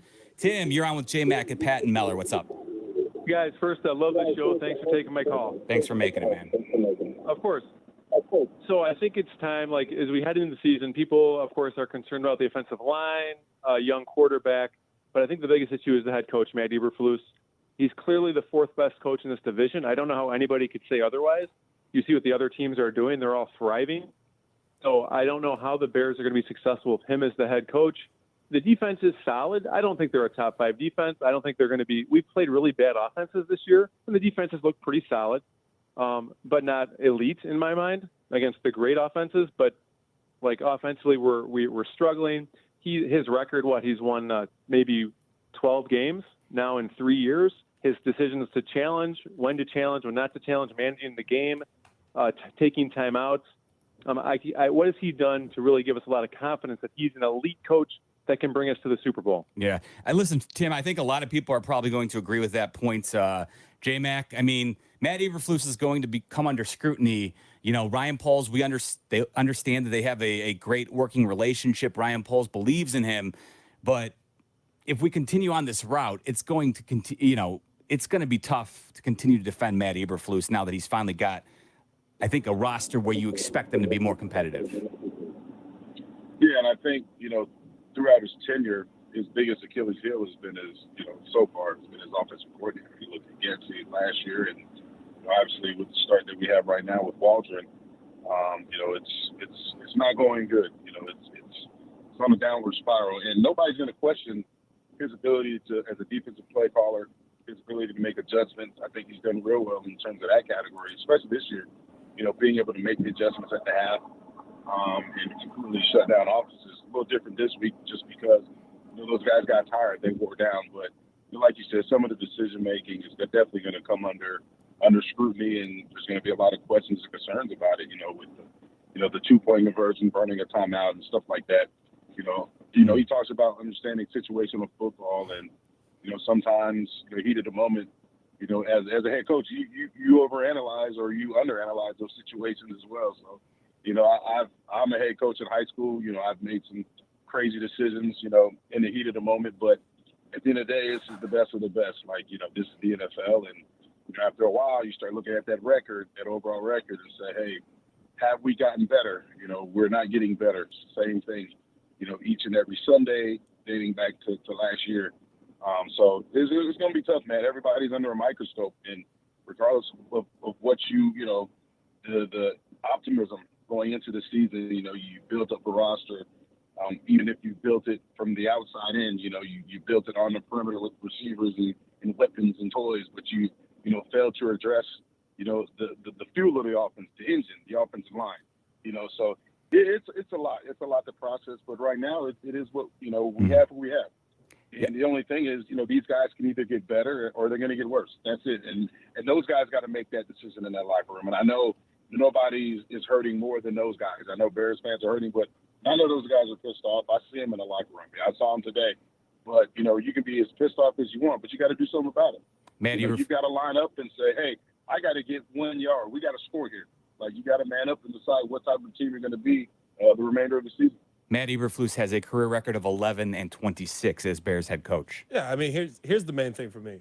We can stop it with Matt Eberflus right now, right? We could say that you're the main problem here because a lot of what we're seeing is the same. But I don't know if I go that far. I think that Matt Eberflus, dare I say, and this coming from me should be surprising because I was the main one all right, let's get him up out of here. But I think that he's done a solid job, especially defensively, putting his team in a position to win. Now, the areas that he needs to improve today, how are you not paying attention to the fact that the field goal unit's running on the field because you're laughing and giggling at Caleb and Rome chasing each other around with the football. Meanwhile, you have to go for two. Or worse yet, if you don't know and you actually needed to call that timeout in that moment to ascertain that was a clear go for two situation based on time and clock. Well, I think what Flu said after was that it was on the coaches. We knew initially we needed to send two out. But you can see even in Flus's face, right? When he sees the field goal unit out there, he's like, what are we doing? Wait a minute, two. So, but here's what it comes down to for me. Flus is what he is, right? Ryan Poles has faith in Matt Eberflus. So far, we've seen Ryan Poles have faith in Velus Jones. We've seen Ryan Poles have faith in Nate Davis, both of which who had to be sat down because of their poor play. We've seen Ryan Poles have faith in the fact that just because Caleb Williams could throw the football faster, that you didn't need to invest in your offensive line. We've seen 3 seasons now of Braxton Jones going the wrong direction every single day. He's got faith in him. Got a lot of faith in Braxton Jones out there on the left side. So much faith that we can't put the rookie out there that we just drafted this year. That's a left tackle. We got faith in Coleman Shelton. We think we got good talent there with Coleman Shelton up front. I'll say this about Coleman Shelton. Coleman Shelton knows where he's supposed to be. He knows how he's supposed to play it. He's still getting moved. It doesn't matter. So there's a lot of guys that Ryan Poles has faith in right now that I have a ton of questions with, which is why I'm looking at Ryan Poles going, all right, so what's with the faith? What have they shown you for this faith? 11-26? 11-26 for Matt Eberflus, which is also Ryan Poles' record. Which is also Ryan Poles' record as a GM. And here's the thing. I think that Ryan Poles has done some good things. I'm not sitting here telling you that everything has been this horrible 3 years. It's why we were excited coming into this season. But you cannot excuse going into your second quarterback. And Jeff, we're having the same dang conversation we've been having since Jay Cutler was on the team. You can't protect him, and you have no play calling that is competent. 13 sacks in 3 games, again, tied for the second worst mark in Bears history, behind only 1982 when they gave up 14 sacks when Jim McMahon was their quarterback. It's a disaster. They can't run the football with that line. They cannot pass protect. And I don't know how you fix an offensive line in the middle of the season. And the worst thing is, you look at the assets, and it would be one thing if you just said, okay, you put all the allocation into the weapons around them, but there was still cap room for the Bears. They made the decision that Coleman Shelton and Ryan Bates, who you didn't even mention, who it sounds like may have been damaged goods when they traded for him from Buffalo with an arthritic shoulder. So there's a couple of key pieces that Ryan Poles is evaluating and saying are going to be the solutions to the problem, and clearly right now don't look like a solution at all. We've got plenty more time to take your calls, 312-332-3776. We'll take a quick timeout. We'll be right back here on the Post-Game show on ESPN 1000. When your cat's mean, when your dog is too. And it's hard to know what's fake or true. Just raise a glass with a friend or two. You tell them more, tell them more, tell them more, do. When the online trends keep getting worse. And you lost your keys in the metaverse. Now your right swipe just went left on you. You tell them more, tell them more, tell them more, do. It's a crazy world, so what do? You tell them more, tell them more, tell them more.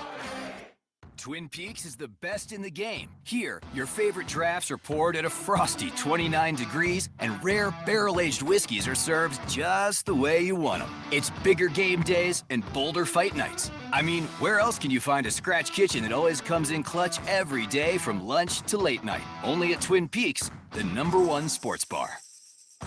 Stick around after the sun sets. Twin Peaks is open really late. Wind down with bourbon and late-night bites. When it comes to looking sharp, I don't mess around. That's why I head to White Buffalo Barbershop. These guys aren't just barbers, they're artists. Whether it's a classic cut, a fresh fade, or a hot shave, they do it all with precision. And the vibe is top-notch, blending tradition with a modern twist. At White Buffalo, every cut is as unique as you are. Born original, just like you. White Buffalo Barbershop, born original. Now in LaGrange and Hinsdale. Visit whitebuffalobarbershop.com to book your appointment today. This is ESPN Chicago, WNVP, WTBC, HD2 Chicago, a Good Karma Brands radio station. Postgame continues now on the new home of the Bears, ESPN Chicago. Here are your hosts, Jason McKee, Jeff Meller, and PatThe Designer. Bears fall to the Indianapolis Colts in Indy today, 21-16. Caleb Williams throws for 363 yards, which I believe is the most a Bears quarterback has thrown for since 2016.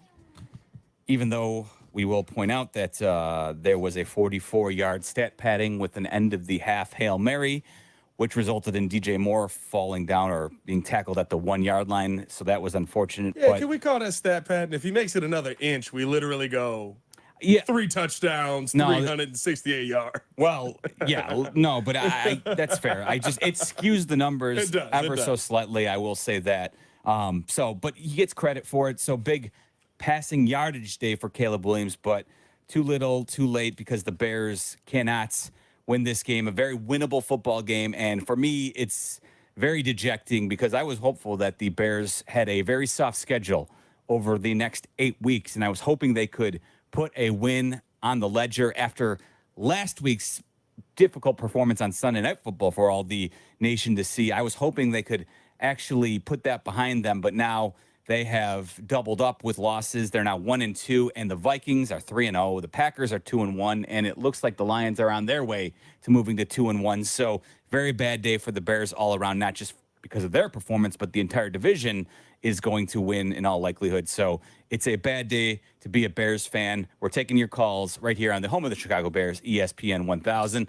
I'm Jeff Meller, along with PatThe Designer. Jason McKee is heading back from Indy. He was on the sidelines of the call, as he is each and every Bears game right here on ESPN Chicago. Let's go on out to Patrick, who is in Bloomingdale.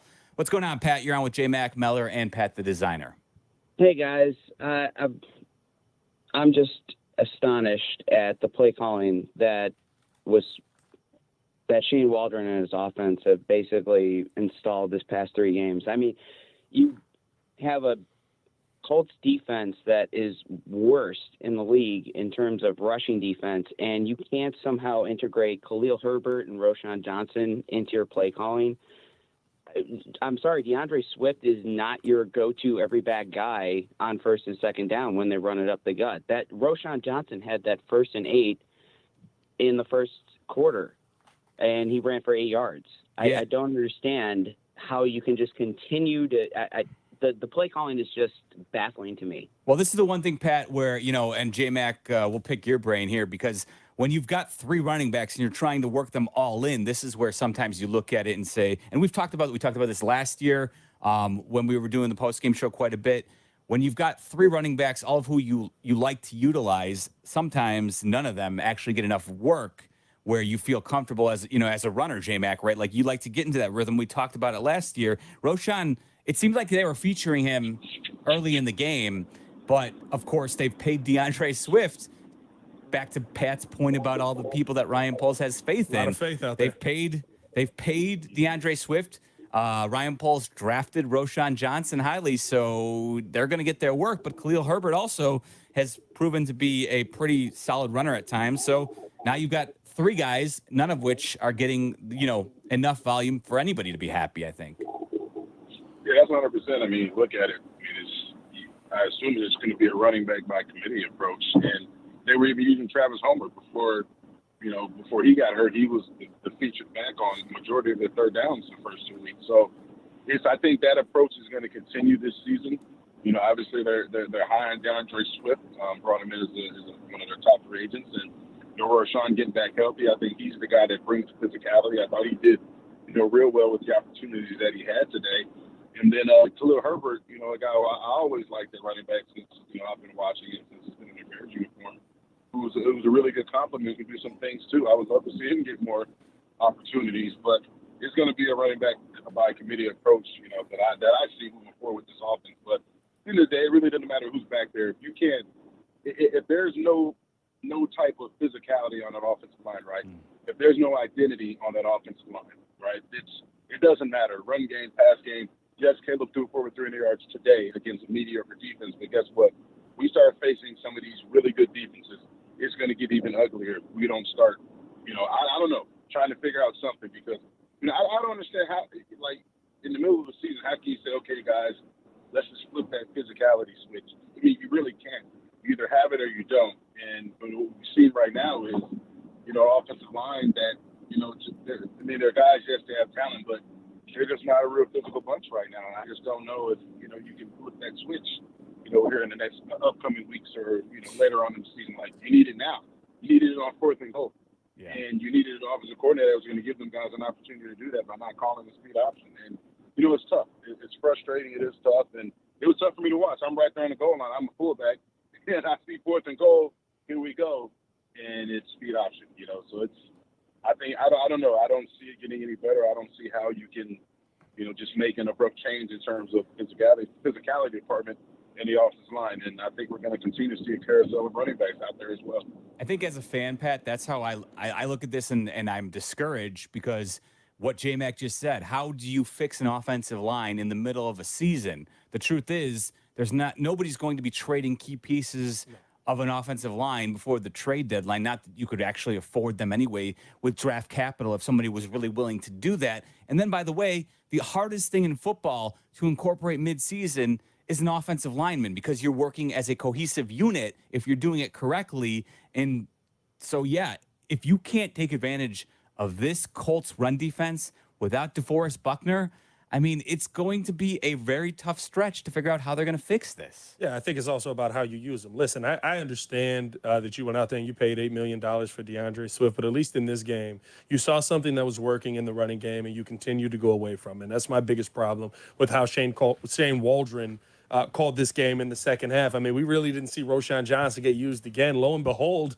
until the touchdown drive in the 4th quarter when you go down there and score, because all of a sudden you were able to run the ball, you were able to run some play action off of it, you were able to hit him short over the middle for a pass. And I get it, like last season everybody wanted to have this, all the running backs got together and said, we need to stop the running back hate. The running backs deserve their money. I'm sorry. DeAndre Swift isn't playing worth the paper that his contract is signed on right now. And it's the exact reason why you don't go out and pay $8 million for a running back. It's the exact reason why you let that guy sit out there until he's going to sign for about $1 or $2 million. Then you bring him in and you say, okay, maybe we'll utilize you in this way, because now you have a commitment to try and make this thing work with him. Meanwhile, your $900,000 running back is the one that's giving you most of the looks. I also have to look at Shane Waldron's side-eye, though, because if you're going to get this guy in here, at least utilize him in a way that fits his game. You know it doesn't fit his game? Yeah. Power runs up the middle. Well, you know who that does fit? Roshan Johnson. on the Hey, you roster. flipped them all around. I got Roshan Johnson running outside zone, and I got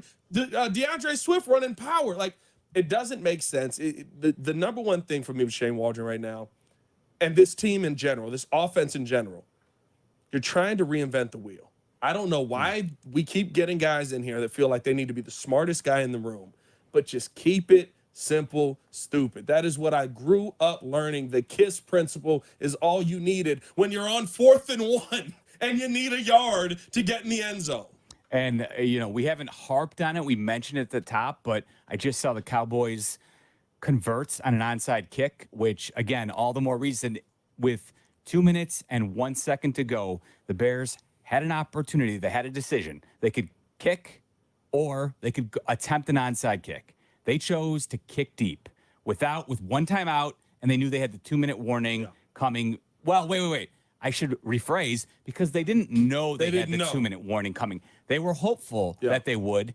If Cairo Santos could blast the ball out of the end zone, they knew they would have the 2-minute warning coming. He did not. He was unable to kick the ball out of the end zone because he does not have a strong enough leg. I love the fact that he's an accurate kicker. I still question, you want to talk about interesting signings, questionable signings, the decision to keep Cairo Santos, or at least invest in him, because he's an accurate kicker, but not necessarily a kicker with a big leg. When you look around the league, every time as you and I are upstairs, J-Max making his way back, it seems like every week we're watching Brandon Aubrey line up for a 62, 63, 64, today 65-yarder, and crush it with an additional 5 yards to spare. Yeah. Cairo Santos is coming up short on a 56-yarder. Listen, he's accurate, but he does not have a big enough leg. And so the Bears were fortunate that the Colts kick returner, Shane Steichen, had a brain fart. I don't know what that Shane was. Steichen, bad coaching on your part too, because your guy's taking it out of kneeling and not taking it out of the end zone, and thus not burning that 2-minute warning. The Bears were fortunate to even have a shot to get the ball back, but it didn't matter because the Colts ultimately convert a first down, and the Bears are left watching. Again, I know the percentages of converting an onside kick are lower these days because of the new kickoff rules, but it's still a better shot than just giving the Colts the ball and letting them run the football out and the clock out. Another situation where, Matt Eberflus, what are you doing? Yeah. Why? It's the chances of you winning the game are very slim, but at least if you onside kick, you have maybe a 3 or 4% chance of recovering that, whereas now you've just kicked it away and watched the game expire. Bad all the way around. Let's go on out to Robert, who's in enemy territory in Green Bay. He's on the post-game show. I'm Jeff Meller, along with J-Mac and Pat the Designer. What's up, Rob? Robert. Hi, how you guys doing? Good. Been better. Yeah, I agree. I'm getting sick and tired watching this Bears team and have to watch this line be garbage. Go out and you got to expend that line. To me, you pick Caleb Williams. Okay, I would have picked Roma Duzé, but I would have went with an offensive line.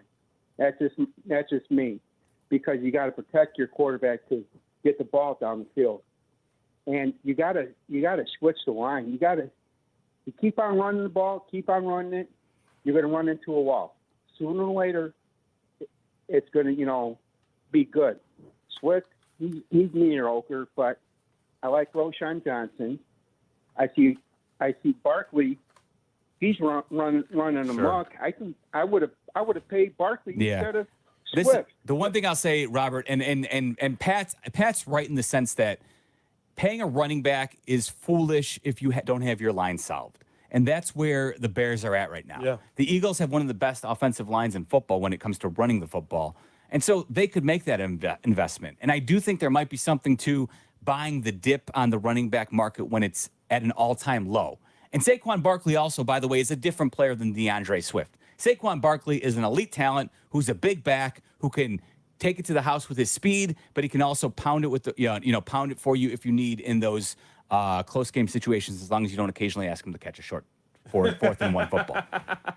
Listen, here's my thing with the whole running back situation, paying them or not. Yes, you spent $8 million that you should have invested in your line. You still had opportunities, though, to invest in your line. You didn't. Connor Williams was still out there. Yes. And I'm not saying that Connor Williams has started off the 2024 season perfectly, but he was still out there. Yes. And you basically said, nah, we're good at center. Coleman Shelton, Ryan Bates. That's the answer. By the way, when Ryan Bates comes back, we all know he's a backup right guard, right? I got to watch him every single day at practice. You know what he looks like? He looks like a backup right guard. But that wasn't what you wanted him to be. He was supposed to be your starting center. And again, these are the issues that I have right now with the confidence that Ryan Poles had. This Bears team came in naive. They came in so naive that, cover your ears, Jeff, they drafted a punter in the 4th round because they believed that they were going to be in such great offensive situations every single play that just drafting a punter that you had expendable options here to draft a punter in the 4th round. If we're working on anything, the problem I have right now, you don't have a fix at all. At least maybe you could have Cedric Van Pran in the pipeline and maybe be trying to develop him on the offensive line. It's a bad situation all around offensively, and you didn't invest in it. All right, Pat, I will admit, listen, Torrey Taylor, he's been disappointing as well. Yeah. You draft a punter, you expect him to be better than the rest. And while he hasn't been terrible, he certainly hasn't been what was promised. The inside the 20 kicks he's been solid at, but inside the 10, inside the 5, those haven't been there the way he did back in Iowa with all the Hawkeye propaganda that was apparently around during the right when the draft was hitting. He hasn't been as good. Now, listen, in practice, he looks good. He looks really good at times. We saw at training camp. Yeah. He was putting on a master class. But you know what? In the game situations, he hasn't been able to do that. But he's been, but here's the thing. Even if you invested that pick in an offensive lineman, the truth be told, I don't know why I should trust Ryan Poles' judgment on offensive linemen at this point. I'm sorry. Yeah. There's nobody on this line who's a standout starter. When you pick Darnell Wright with was he 9th or 10th? 10th when they traded down. When you draft him with the 10th overall pick, J-Mac, I want an anchor tackle. And Darnell Wright, second season now, was expecting a bit more from him as well. Now, he's been probably the best guy, but that's really a low bar that you're asking when you're talking about the best offensive lineman on the Bears right now. Yeah, I mean, look, at the end of the day, let's be realistic. We all were overly optimistic, right? Let's get Caleb. He's going to change the tide of this franchise, right? But realistically, we really expect a rookie quarterback to come in and just be C.J. Stroud 2.0. No, there's one. You know what I mean? If you look at, and we talked about it. We talked about it on our show last year. We talked about the Caleb Williams and the lack of success, top overall draft picks of quarterbacks have had in this league, right? We talked about it. But what happened? We just kept believing, just kept saying Caleb can come in here and he can change the tide of this offense or this franchise right away. It's not realistic, regardless of all the weapons that you have around you, right? It all starts up front. And we can talk about DeAndre Swift as well. He's not having the type of season that you want him to have, but it still starts up front.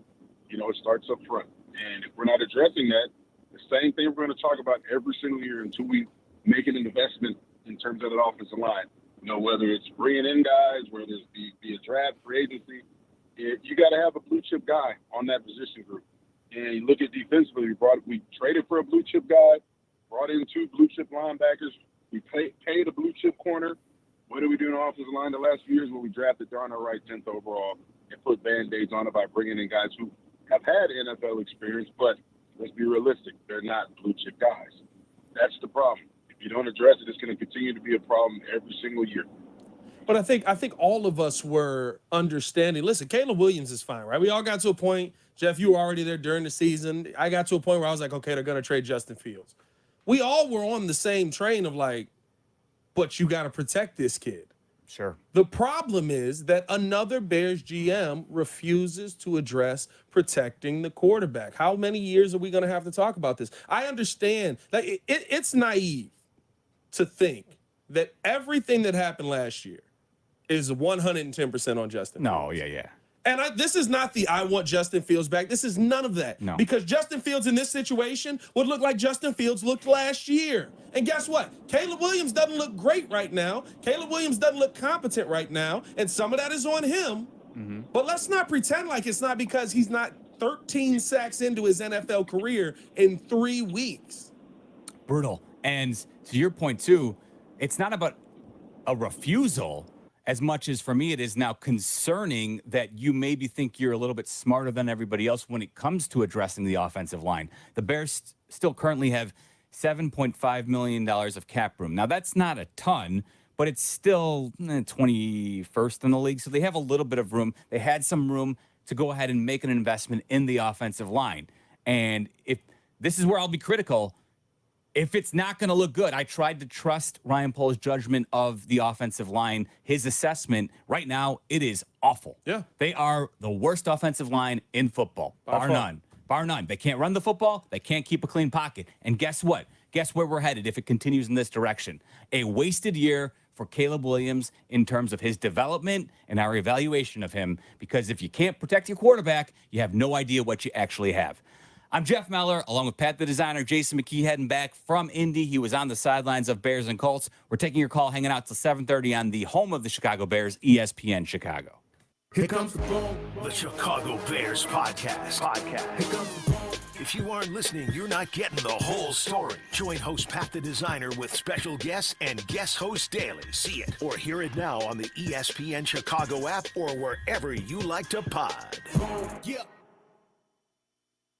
For every touchdown, home run, and fight song of the fall season, there's a...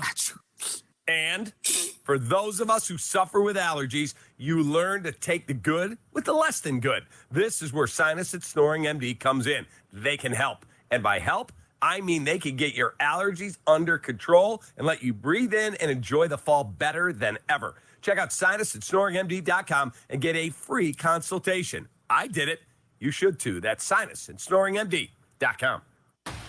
Want to buy a vehicle in 60 minutes or less? Purchase your next vehicle in 60 minutes or less at Advantage Chevrolet Bridgeview, or your first car payment is on them. And every new Chevy comes with the Advantage Plus program. Together, let's drive. Restrictions apply. See dealer for details. Hey guys, it's Sylvie. I've been telling you about Window Nation for a while. The reason I have is because they've got great deals and because I'm a proud customer. I've got new windows in the kitchen, in the living room, in my master bedroom, and in my kids' room. And I have saved money, not only on the windows, buy 2 windows and get 2 free by calling 866-90Nation, but I've saved money on my energy bill. This summer, my air condition kept the house cool and the warm air stayed on the outside. And with fall here, with the windows open and soon with the winter here, I'm going to save money on my heating bills as well. 30% year over year on my energy bill, to be exact. Another way that I've saved money is by paying off my project. For 2 full years, you'll have no down payment or no interest payment for 24 months. Over 20,000 customers give them a 5-star review. So call them today at 866-90Nation, 866-90Nation, or go to windownation.com and let them know that Sylvie sent you.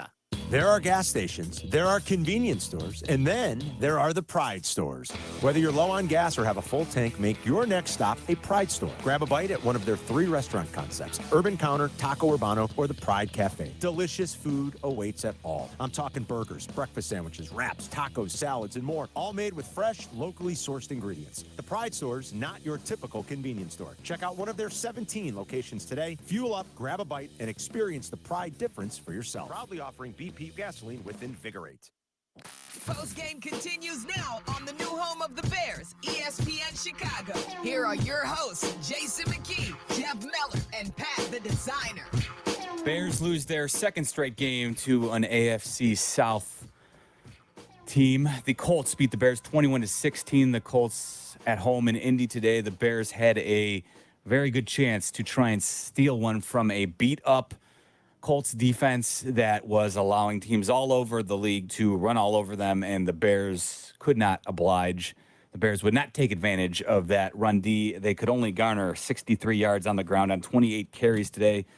52 pass attempts for Caleb Williams. He completed 33 of them, threw 2 touchdown passes, also threw 2 interceptions, and had a critical fumble lost as well when Latu, the Colts' first-round defensive end, had a huge strip sack of Caleb Williams in the fourth quarter, and that pretty much sealed the game. It didn't officially seal it, but for all intents and purposes, that was the biggest moment when the Bears really needed to drive. And unfortunately, Cole Kmet, of all people, got smoked by the edge rusher. Not sure why. Cole Kmet was asked to be the man who had the responsibility. What'd you think of that, J-Mac, from your vantage on the sidelines? Yeah, from that play, if I'm not mistaken, it was a double. Wasn't Mercedes Lewis? Mercedes Lewis was a part of that as well. Yeah. Yeah, so it was a double team. So it's 2-on-1, if I'm not mistaken. I mean, if I'm not mistaken, Mercedes and Cole were on the defensive end right there. Like 2-on-1, you got to win that matchup. You know what I'm saying? Like that's sure. From the quarterback's blind side, that can never happen. Strip sack can never happen if I have 2-on-1, and it just comes down to. I mean, that's another part of this offense, right? You see when this offense aligned or when we have an opportunity to be solid in protection, right, in terms of IDing our responsibility, picking up a stunt, right, or a twist or any type of game that the defensive line can present. We're just not once we recognize it, we're just not physically able to execute it. You see Coleman Shelton, right? Okay, I see the looper looping back in. I'm in position. I might get ran over because I'm just not physically able to win my one-on-one matchup. That's another part of the problem that we're having offensively. And let me just clean up, Pat, before I throw it to you. For those who missed it, if you didn't see the game, the strip sack came as Caleb was winding up and getting ready to release the ball. So, I don't think that was at all on Caleb, as J-Mac pointed out, comes from his blind side. Yeah. He was letting the ball go in around 2.5, 3 seconds. So he was getting rid of the ball fairly quickly on that play. But Latu just got there, and as he's winding up, he comes up and gets the ball, knocks it loose, and obviously that was a huge part in the game for the Bears. My only problem with that play is, again, I agree with J-Mac. 2-on-1, you got to win that matchup. But why the consistently throwing Cole Kmet out there to block like Cole Kmet is this elite blocker? I think that he's gotten better as a blocker over his time in the NFL, but they're kind of asking him to be this elite level blocker that Mercedes Lewis has been in his career, and he's just not that guy. And you're putting him out there in very crucial situations that have two times, the play last week, right? Cole Kmet's supposed to I don't know what he was. I thought he was supposed to saw Will Anderson in half. Yeah. But maybe he was supposed to be running a route there. I don't know what the call was. Completely whiffs on it. Caleb Williams gets a sack. Huge sack in that game. And then in this game here, you get a forced a strip sack on that one fumble. And yet again, 2 times you're calling on Cole Kmet to be the main blocker on that. I got a problem with that. Like, this Bears team seems to think just because you got guys that are supposed to do the job, that when they don't do the job, it's just keep throwing them back out there. To me, it's you got to find ways to make other things work that are consistent early on. Doesn't mean the whole season has to be that way. But there were things that were working in this game that were consistent that you could have kept going to. And for some reason, again, Shane Waldron, Shane Getsy, Shane Nagy, you want to reinvent the wheel with how you're calling these plays. And I'm tired of having these same conversations about the offensive play callers. Let's check in with Jim, who's in the south suburbs. Jimmy, you're on with Meller, J-Mac, and Pat. What's up? Oh, okay, that's me then. Okay, that's you, buddy. What's up, Jim? No, I was just talking about the offensive line. It's every year. Yep. Every year, and it drives me nuts. Yeah. It drives me crazy. But like you guys were saying earlier, you can't win. Looking at everything is like if you're going to build a team, you got to start at the offensive line. You can't go ahead and get a Cole Kmet number 1 pick and not protect that poor kid. That kid's getting killed out there. Yeah, go ahead. No, thanks for the call, Jim. We got plenty of people on the line, so don't hate me, but we're going to keep moving here. Let's try Jordan, who's in Maryville. Jordan, what's going on? Hey, how's it going? What's going you on? Tell us. All right. On my way back from the game, it was disappointing, fellas, as you know.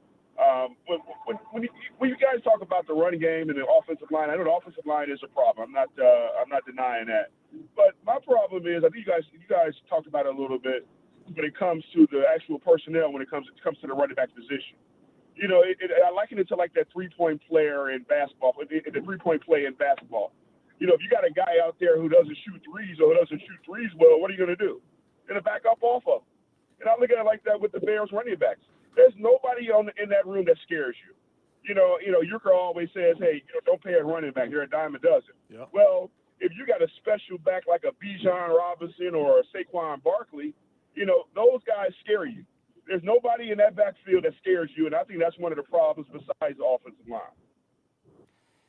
I don't disagree with you. I mean, listen, I don't know if there's – I don't think there's anyone that scares you right now. I do agree with that because through 3 games – I mean, listen, DeAndre Swift's been here 3 games. He hasn't run for over a total collective of 100 yards yet.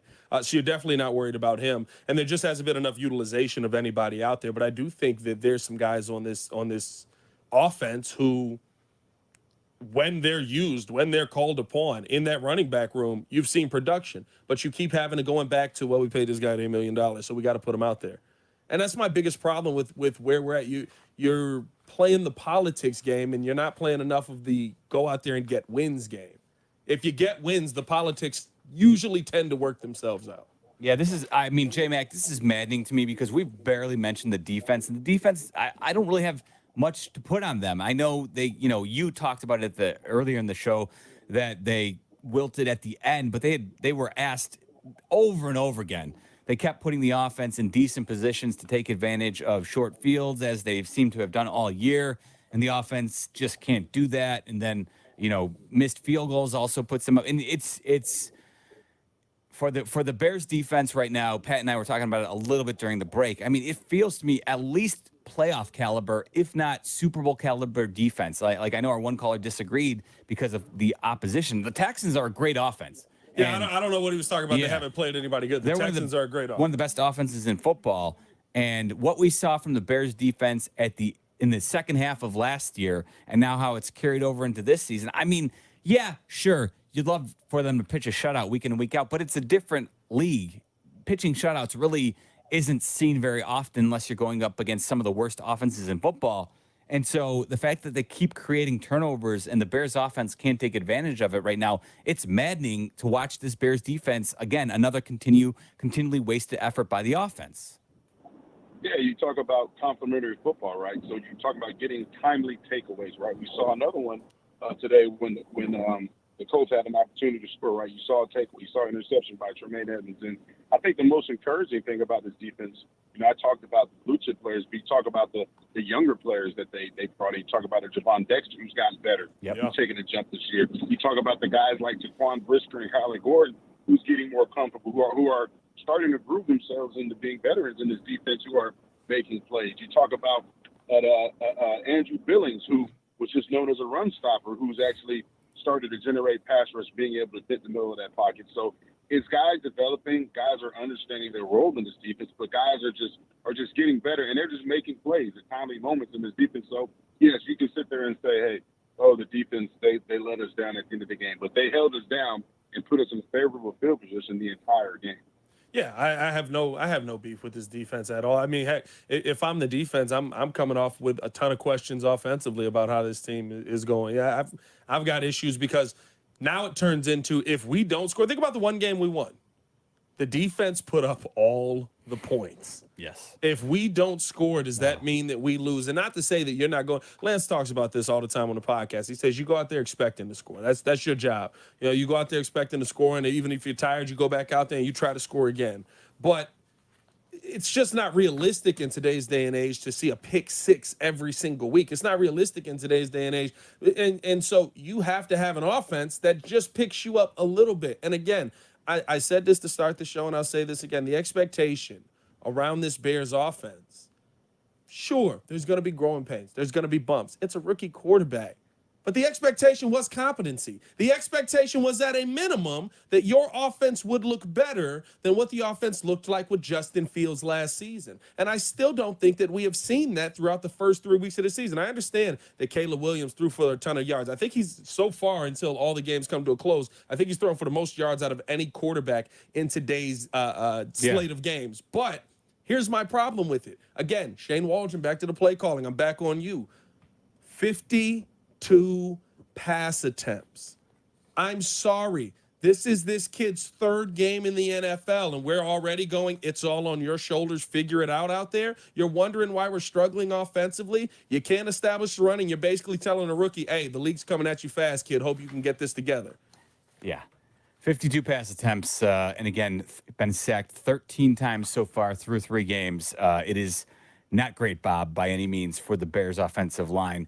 That was the voice of PatThe Designer. I'm Jeff Meller, along with Jason McKee, who's headed back from Indy. He was on the sidelines of today's Bears-Colts game. We're taking your calls at 312-332-3776. Late games wrapping up as we speak, too. Right now, there's one game still going on. The Ravens are leading the Cowboys 28-25 right now. Ravens have the ball as they look to run out the clock if they can here. The Panthers upset the Raiders in Vegas 36-22 behind Andy Dalton, 319 and 3 touchdowns. Deontay Johnson getting right finally with a competent passer for him. He had 122 receiving yards in that game. The Seahawks hold off the Dolphins in Seattle. They actually thumped them pretty good, 24-3. Skylar Thompson, certainly not as good as Tua running their offense these days. And the Rams upset the 49ers. Now the Rams were at home, but the 49ers were the favorite in that game. The 49ers were up early, but the Rams got the better of them, 27-24. And the Lions, they beat the Cardinals 20-13. So all NFC North games, aside from the Bears, win today. So the Bears lose a full game on all their divisional foes. Taking your calls, 312-332-3776. Up next, another critical play, which we have not even mentioned so far today. We'll do that next right here on ESPN 1000.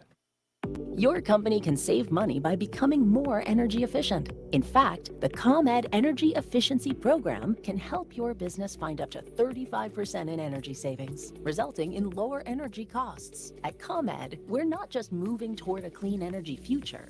We're powering the future of your business. Sign up for your free facility assessment at ComEd.com/poweringbiz. Terms and conditions apply. Offers are subject to change. Actual savings will vary by customer's usage and rate. The ComEd Energy Efficiency Program is funded in compliance with state law. What's up, everybody? It's Adam Abdallah. Just because it's week 3 in the NFL doesn't mean that you can't get in on all of the action and get started with a big return on FanDuel, America's #1 sportsbook and my #1 sportsbook. Sign up today and you can get started with $200 in bonus bets guaranteed when you place your first $5 bet. You can bet on anything from money lines, spreads, totals, player props, or combine all of those into a same-game parlay for bigger returns. All you have to do is visit FanDuel.com/Abdallah, ABDALLA, to make every moment more this season. That's FanDuel.com/Abdallah, ABDALLA. FanDuel, an official sportsbook partner of the NFL. You must be 21 or over and present in Illinois. First online real money wager only.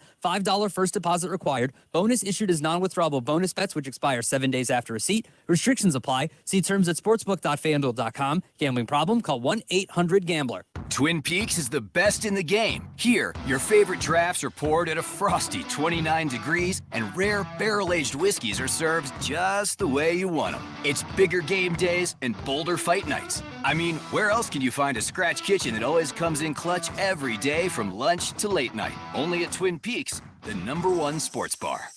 Twin Peaks Scratch Kitchen scores every time. Dig into hand-smashed burgers, chef-inspired flatbreads, and more at your local lodge.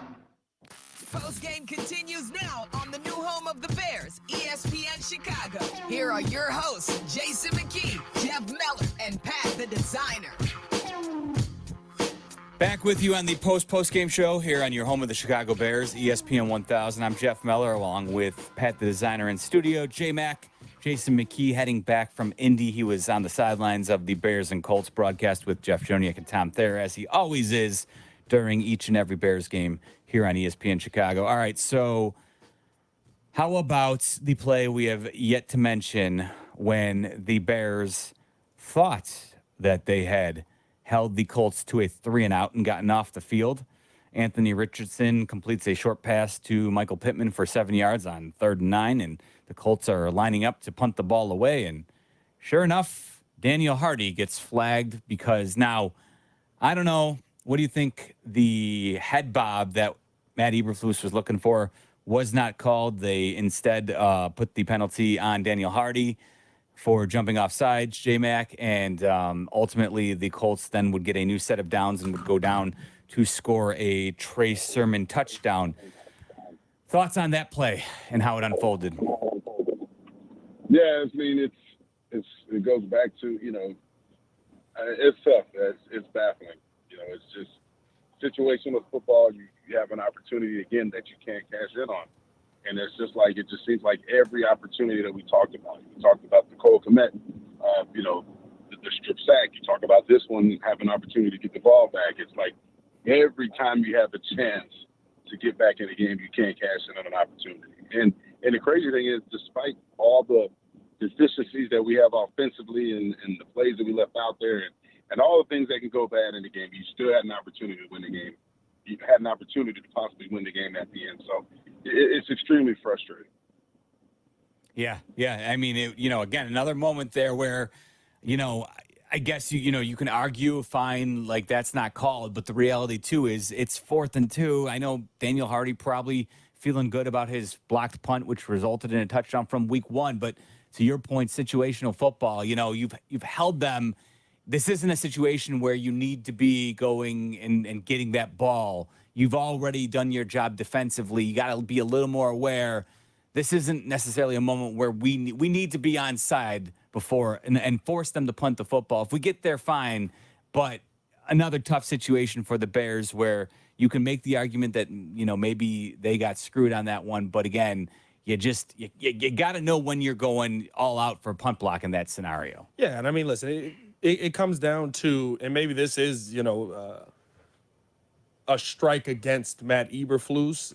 It comes down to the discipline of your team and understanding the moment. And that's been something that the Bears have been struggling to do now throughout his entire tenure here. I mean, that was a moment where you're off of the field. Your defense has been going nonstop. Even if you feel like you can get the punt block, what are you risking it for, therefore? Exactly. Because this defense then comes back out, and guess what? They look like a defense that is gassed because they were gassed at that point. And I understand, right? You're trying to make a play. He's just trying to go out there and make a play, but you can't put yourself in that position consistently because this was a game where the Colts literally were begging you to win the game. The penalty numbers for the Indianapolis Colts alone should tell you how much they were basically saying, we just want you to take this game from us. But every single time the Colts tried to give the game away to you, they tried to put the game in your hands, the Bears would do something to shoot themselves in the foot. And now you're putting it back in the Colts' hands. And guess what? If you give them enough opportunities, they're still an NFL team. They're going to be able to capitalize on some of those.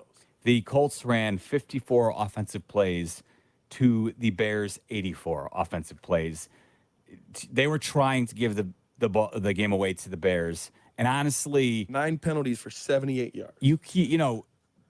They had 54 plays, and the Bears were giving them opportunities too. Yeah. Honestly, Jonathan Taylor, a couple of big plays by him, aside from that, and again, he's a really good player. He's one of the better running backs in football.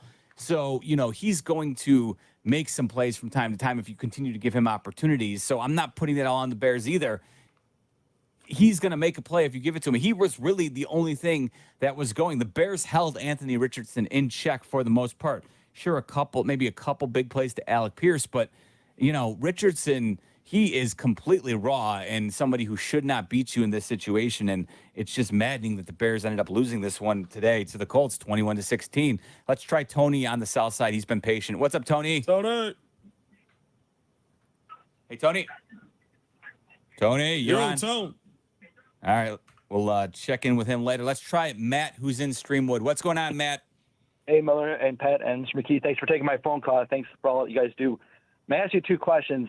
Regarding, I know, Miller, you said before, Yurko used to say that drafting the punter, Torrey Taylor, was arrogant. What I said he did in the 3rd round with drafting the tackle that was injured with a quad surgery was more arrogant. This offensive line needs help, and it does us no good to draft an offensive lineman that's probably not going to be able to play. That it's a lost year for him. It's a lost year for him. He has no training camp. He's 10 weeks behind everybody. He's not practiced both days in a row. So it's just, and he's one more lineman down, and he's going to be in game action playing 82 plays. And I don't think he's going to be ready. He's going to be shell shocked. So I just think it was more arrogant. And just saying with this regime with Ryan Poles, when he drafts people, he's the one also that got Alex Leatherwood from the Raiders 2 years ago and never played him and paid him $10 million. Is that he cannot do this to the offensive line. He's got to find solutions and keep them there. If they're not healthy, then get them the hell out of there. And secondly, may I say a thing about Matt Eberflus? He was hired to be the head coach. He was not hired to be the DC. I understand what he's doing. This team needs a head coach. The special teams are falling apart now. But Torrey Taylor, he's one punt inside the 10-yard line. One. Out of all the punts he's done. Yeah. Same thing with Carlos Santos. He's starting to fall apart now. He had a 53-yard or 56-yard attempt. He was 10 yards short. Then the other one, he came 53 yards. He was 10 yards past. I'm like, there was no wind. It was inside the stadium. The special teams, this discipline on this team is no good for this team. This team needs a head coach. So if he wants to be DC, that's fine. Then find someone that needs to be a head coach. Thanks, Matt. Great. Appreciate the passion. Matt, too, is generally he doesn't get very emotional. Matt is usually somebody who's very even keeled. So to hear Matt from Streamwood bring the heat like that, J-Mac, that's like I said, he's a very even keeled guy. He calls the station all the time. So to hear Matt bring that passion, I think that's how a lot of Bears fans are. You can't believe 3 weeks into the season we're at this point where it really feels like, where's the solution going to come from? Because Shane Waldron hasn't shown you anything as a play designer where you can feel comfortable that he's going to fix this. And there's not enough talent on this offensive line to believe that they can just line up and maul the opponent in any way. So I don't know where it's coming from, because you certainly can't expect a rookie quarterback to put it all on his shoulders. Yeah, I mean, listen, I think now when you look at, the Shane Waldron effect right now, it has not been an effect that is calming to Caleb Williams. And that's my problem early. Even Caleb Williams said in his postgame show, when they asked him about 52 passes, I threw the football 52 times. Jeez. Yeah, I mean, that's not – you put all of these people in place to try and bring a calm situation around this young quarterback for him to be able to develop, for him to be able to figure things out, and yet you're telling them go out there and figure it out on your own. You're telling them go out there. We know we didn't protect you, but, go out there and throw the pass through that. I'm sitting here, the sack on Latu Letu coming up. We're sitting here saying, yeah, we got Cole Kmet on the outside for you with Mercedes Lewis. That's the fix that we needed here. This goes – to me, of course, it goes to Shane Waldron on the play call and goes to Matt Eberflus, and that's what the caller was talking about.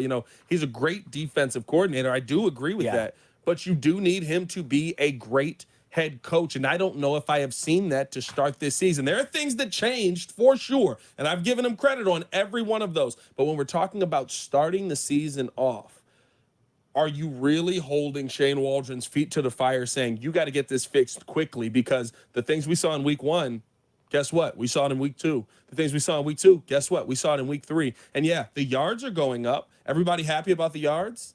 He threw 363 passing yards. Yay, we lost again. Yeah. And the offense still looked incompetent for most of the day.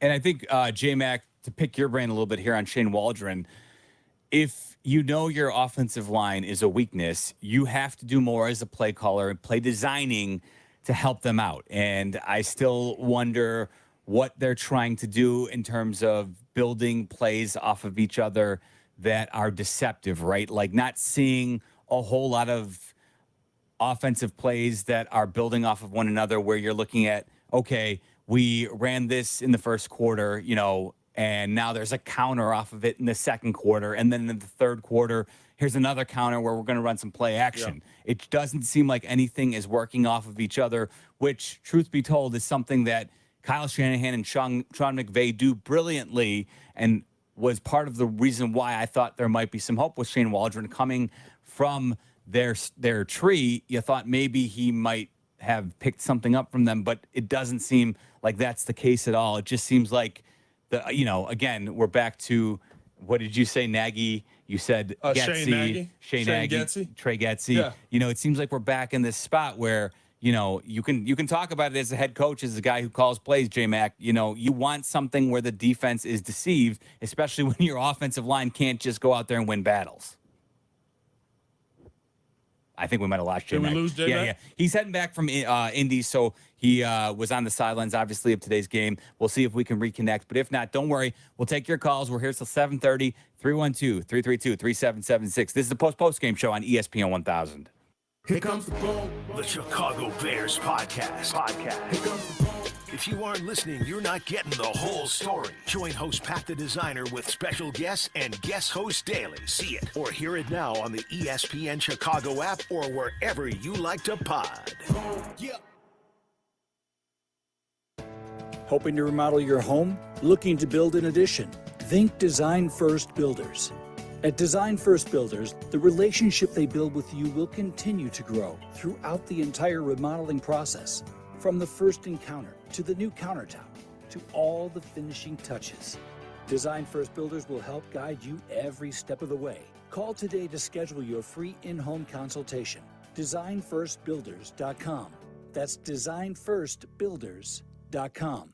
LoadSmart offers you a fresh canvas, empowering you to take control of your supply chain. Instantly price, book, and ship with guaranteed capacity tailored to your unique needs. LoadSmart's automated solutions eliminate the chaos of manual processes, giving you the freedom to design a more efficient, cost-effective operation. Whether it's FTL, LTL, PTL, expedited, or drayage, LoadSmart helps you shape your logistics your way. Join the likes of Amazon Freight, Cabot Creamery, and Scott's Miracle Grow to move more with less at LoadSmart.com/ESPN. This weekend, fire up the grill and bring out the best with Martin's famous potato rolls. Whether it's a burger or brats, nothing beats the soft, buttery taste of Martin's potato rolls. Perfectly sweet and just the right size to hold your favorite fixings. Make your barbecue a hit with Martin's. Apt, your number one destination for the home, is ready to help build your fall backyard. Keep your gatherings warm with a heater or fire pit. Upgrade your space with our wide range of outdoor TVs. For low-key evenings, turn on the fire table for an easy spot to lounge and make s'mores with the kids. Or take full advantage of fall nights by inviting friends over to watch the game on comfortable outdoor seating. For free and home delivery, professional installation, and complete satisfaction, shop at Apt. Pleasing people since 1936. Postgame continues now on the new home of the Bears, ESPN Chicago. Here are your hosts, Jason Mckie, Jeff Meller, and PatThe Designer. Bears fall to 1-2 after losing to the Indianapolis Colts today, 21-16 in Indy. Jason Mckie joined us earlier. He's making his way back from Indy right now, so we'll see if we can reconnect before the show wraps up. If not, no worries. We've got plenty of time for you. We're hanging out till 7:30. Again, I'm Jeff Meller, along with PatThe Designer in the studio, recapping a Bears loss. They're now 1-2 on the year, and it really, it's so disheartening for me and a lot of the Bears fans I've seen reacting on social media, because this was a very winnable game on the road against the team that was winless and had given up the most rushing yards by leaps and bounds, the most rushing yards in all of football coming into this game. They had given up 40 more rushing yards per game than any other team in the league. And then when you looked at the schedule and the way it was laying out for the Bears, after the Colts, they've got the Rams next week at home. They have the Jacksonville Jaguars in London, but it's the first game for Jacksonville as well in London. Jacksonville is going to play two, so if you had to pick, you obviously want to get Jacksonville their first week out, so the Bears get that benefit. Then they come back after the bye week. They go to Washington to take on the Commanders, another team that is suspect at best. Then you head to the Arizona Cardinals to play at Arizona. Now, Arizona lost to the Lions today. They also lost to the Bills. They got a win last week. But I don't believe by any means the Cardinals are, not a beatable team. And then you have the Patriots coming to play you at Soldier Field before your division schedule ramps up. So as I just talked about, all those games over the next 7 games after the Colts are every single one of those games is a winnable game. Not saying the Bears are going to run the table by any means, but you could have very easily seen the Bears finding themselves 7-2, 6-3 by week 9. And it would have been no surprise at all. But now, after dropping this game to the Colts and what looks like no solutions for the offensive line, every game now is going to be one where you have to scratch and claw just to hang in it. And any team that puts up an offensive fight feels like it could be a team that the Bears are going to have to, it could get away from them very easily because offensively they don't have a whole lot going on right now. So it's just troubling for Bears fans. We're letting you vent right here on the home of the Chicago Bears, ESPN 1000. Let's try Joe, who's on the north side. Joey, you're on with Meller and Pat. What's going on? Hey, what's going on, guys? I'm going to try to get through this as fast as I can. All right, first off, congratulations to Briggs. As far as I'm concerned, his bust should be right next to Urlacher's because last time I checked, he didn't get his ankles broken by Tom Brady. I know, I'm not. But so, other thing, shame on Poles for trying to put that blame on the running back room for the lack of the performance, because everybody knows where the fingers should be pointed. It's not on those guys. Those guys bust their buns every day, and you just expect them to part the sea. Like, it's not going to happen that easy. We need our offensive line. We need our big boys to start doing their job. We need the big boys to start moving bodies. And then the last thing is, I am super confused because every time we get an offensive coordinator, it is the same thing. It's a flip-flop from guy to guy to guy. He just has a different name. And none of them know how to utilize tight ends till it's like the third to last game of the season. We have a young quarterback. We should be attacking the middle of the field. We just paid Cole Kmet all this money. Why in the world are we throwing a screen pass to, obviously, it's his guy, his tight end, a screen pass to him when a screen pass should be thrown to a guy that has breakaway speed? You're throwing it to a tight end. You might as well just put a lineman out there and throw him the ball and tell him to try to bust your way and get through. I know he's more of a wide receiver, tight end, but still, that's a play for like a Tyler Scott type guy or a DJ Moore. DJ Moore, he's been breaking tackles all season long. The guy's a monster. Hey, But Joe, that's just your a $8 stupid million play. guy, Joe, DeAndre Swift. Yeah. How about run him on that play a little bit? You know what I mean? No, it's Serious. The guy can catch the ball. Even in the preseason the best play of the preseason was when he hurdled that guy. Yeah. Hands down. It was. There was some good throws by Caleb. Yes, but the best play from any other position player was that. And it was amazing, but it just blows my mind that we can't figure out. And even so, if you're an offensive coordinator, your job should be to be able to grow with your job. If you can't grow with your position to figure out what to do, don't stick to your program.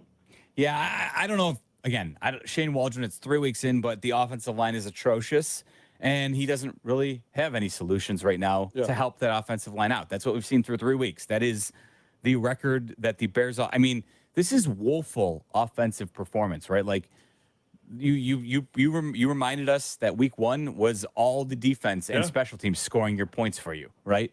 Last week against the Houston Texans, again, the offense, we weren't on because it was so late, but there was, that game was a debacle. And the hope was that maybe, just maybe, this opponent would allow you to get right. That was not the case. And so now, as you look forward, the defenses are not going to get easier than what you were up against today. This was as easy as it gets. And I'll bring this to the forefront, too, because I don't know if it's been brought up here on the post-game show as of yet, because, like you said, we missed last week because of how late the game was. But the two biggest problems you have, and again, it's about where Ryan Poles places his faith, are your offensive line and your running back room right now. I think we all agree we can say that, right? Even with a rookie quarterback turning the football over 3 times a day, I'd say those are your two biggest problems that you have right now. Yeah, the offensive line is so far above. I haven't even considered the running back room, but the offensive line is so far the problem right now. I can't, nothing is functioning without the way the offensive line is not helping you. Who's in charge of both of those? There you go. Because Simo, our offensive line coach, is now our run game coordinator. And he is a holdover from the Luke Getsy offensive staff. Somebody, again, who Ryan Poles not only put enough faith in on an offensive line that was bad, Chris Morgan, guys, on an offensive line that was bad the last 2 years, but then said, you know what, give him the run game too. Let's see how that works out for you. Yeah. Both of them have gone the wrong direction. I understand, right? There's going to be people are going to look for scapegoats in all of these situations. But again, just another guy that you've put your faith in on things that haven't been successful. Nobody would look at last year's offensive line and go, dang it, these guys got it figured out. Did they get a little bit better toward the end? Sure. But we all came into the season saying the same things. Do we got questions with Nate Davis? 100%. Who's playing starting center? Same thing we were saying with last season, right? Like there were so many things so many red flags that were there that you needed to address. And we're getting to a point where, yes, we want to blame the players on the field. Yes, we want to blame Caleb Williams. Yes, we want to blame Shane Waldron. But it's time to look at the guy at the top. And yes, he's built up a ton of goodwill. He's done a ton of good stuff for this team, except for the most important pieces. That's Pat, the designer. I'm Jeff Meller. J-Mac is heading back from Indy, so not sure if we're going to be able to reconnect before we wrap up, but we're hanging out till 7:30. J-Mac did catch up with Caleb Williams in the postgame, had a one-on-one interview with him. We'll let you hear from that before we get out of here. And taking your calls, 312-332-3776, back in 2 short minutes on ESPN 1000. Seeking a place where it's all at your fingertips? Stop looking. Rosemont. It's all here. For shopping, dining, or entertainment, Rosemont offers a vibrant community with something for everyone. Celebrate the return of fall with Rosemont's free Family Fall Festival. Sunday, September 29th from 1 to 5 p.m. at Parkway Bank Park. Pumpkin painting, petting zoo, children's entertainment, bounce houses, and more. Discover the convenience, excitement, and attractions that make Rosemont truly special. Because when it comes to finding everything you're looking for, it's all here in Rosemont. Tee off in style at Seven Bridges Golf Club's Oktoberfest Golf Classic. Join them Thursday, September 26th at 1 p.m. for a day of fun, food, and fantastic golf. A 4-person scramble that kicks off with a mouth-watering Oktoberfest-style lunch, followed by 18 holes of golf. Enjoy drink tastings on the course and test your skills in the hole contests. Post-round, indulge in a savory pig roast dinner. All this for only $155 per person. Register now at sevenbridgesgolfclub.com or call 630-964-7777. This is ESPN Chicago, WNVP, WTBC, HD2 Chicago, a Good Karma Brands radio station. Postgame continues now on the new home of the Bears, ESPN Chicago. Here are your hosts, Jason McKee, Jeff Meller, and Pat the Designer. First and goal at the 1. Caleb Williams with Herbert to his right. Double tight ends right side of the line. Cole Kmet, Mercedes Lewis. Adunze slot left. Snap. Play fake. Throwing into the end zone. Caught. Adunze. Touchdown. Touchdown Bears. Caleb Williams. His first NFL passing touchdown goes to fellow rookie Rome Adunze, who catches his first NFL touchdown. And now the Bears claw back. It's 14-9. Hopefully the first of many touchdowns for that connection. Caleb to Rome Odunze, heard right here on your home of the Chicago Bears, ESPN 1000. Unfortunately, now Matt Eberflus in the postgame did put the blame on himself for sending the field goal unit out onto the field in what was an obvious go for 2 situation. Unfortunately, the Bears did have to burn a timeout there, and again, that timeout would have been very helpful when they chose to kick away late in the game, potentially another opportunity to stop the clock, something that they did not have when they gave that away. They burned it there. They went for 2, were unsuccessful on the 2-point conversion, and so they trailed 14-9. Now, again, Matt Eberflus took the blame. I wonder if it was truly on him or if that was him just being a player's coach, Pat. But what I'll say is, I understand Caleb Williams is a rookie, and in that moment, he's been waiting a long time to throw that first touchdown pass. But the job as quarterback, even if you're a rookie, is to know the situation. And he should have been, instead of trying to chase down, I have no doubt that him and Rome were just, there's a great camaraderie. They seem to like each other very much. We've seen that play out since they drafted each other. We saw it happen in the OTAs. We saw it happen at training camp. But in that moment, I just wish Caleb would have been looking to the sidelines and saying, are we going for 2 here? Rather than, trying to chase Rome down as they were playfully wondering who was going to keep the ball. See, I don't have a problem with that because to me, that is on your coaching staff. I mean, listen. But you don't think the job of the quarterback is, you got to know time and situation. I think most of the people out there fully expected to be going for 2 in that situation, except for the special teams coordinator who sent his kicking team out there. That's who I think Ryan Poles is not taking the fall for his players in this situation. Eberflus. I think Ryan. I'm sorry. I think Matt Eberflus. We've skewered everyone yeah, tonight. I think Matt Eberflus is not taking the fall for his players in this situation. I think he's falling on the sword for Richard Hightower in this situation because you got to know the moment and who's the coach that's telling you who's going out there and who's not. It would be Richard Hightower to say we're going for 2 here. You got to understand the moment. That should be on for Eberflus too, though. There should be some communication going on. Hey, we punch this ball in. Yeah. If we score a touchdown, we're going for 2. You need to know when it's 14-9, or I'm sorry, if you're going to score that touchdown to make it 14-9 with about 8.5 minutes remaining in the fourth quarter, you need to know as a coaching staff that's a go for an obvious go for 2 situation, because if you pull it to within 3, you now only need to make a field goal at some point later in the game to tie it up. It's a pretty and with very little downside, because it really doesn't matter if you're trailing by 5 versus trailing by 4. If you kick an extra point. I think the problem there is if it is on Flus at all, whether here's what we'll know.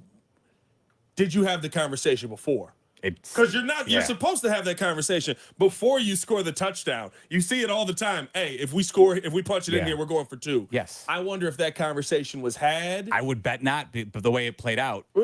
I would hope that it didn't happen and Richard Hightower didn't just say, didn't just brain fart there and send out the kicking unit. That's honestly the better scenario than Matt Eberflus saying, hey, we're going for 2, and your special team coordinator still sends out the field goal unit. Yeah. But in either way, a complete blunder by the coaching staff. Game management. Yet again, they whether it's last week bad challenges or now, blowing a obvious 2-point conversion, having to burn a timeout. Yeah. No matter what, they continue to compound on themselves because you've now lost 2 games where, again, you really didn't have a whole lot of business winning, but you were hanging around because the other team was giving you an opportunity to try and stay in it, and you just didn't want to take it from 312-332-3776. Let's go on out to Bob, who's in Naperville. Bob, you're on the post-game show. Meller and Pat, the designer, hanging out with you till 7:30. What's up? What's up, Bob?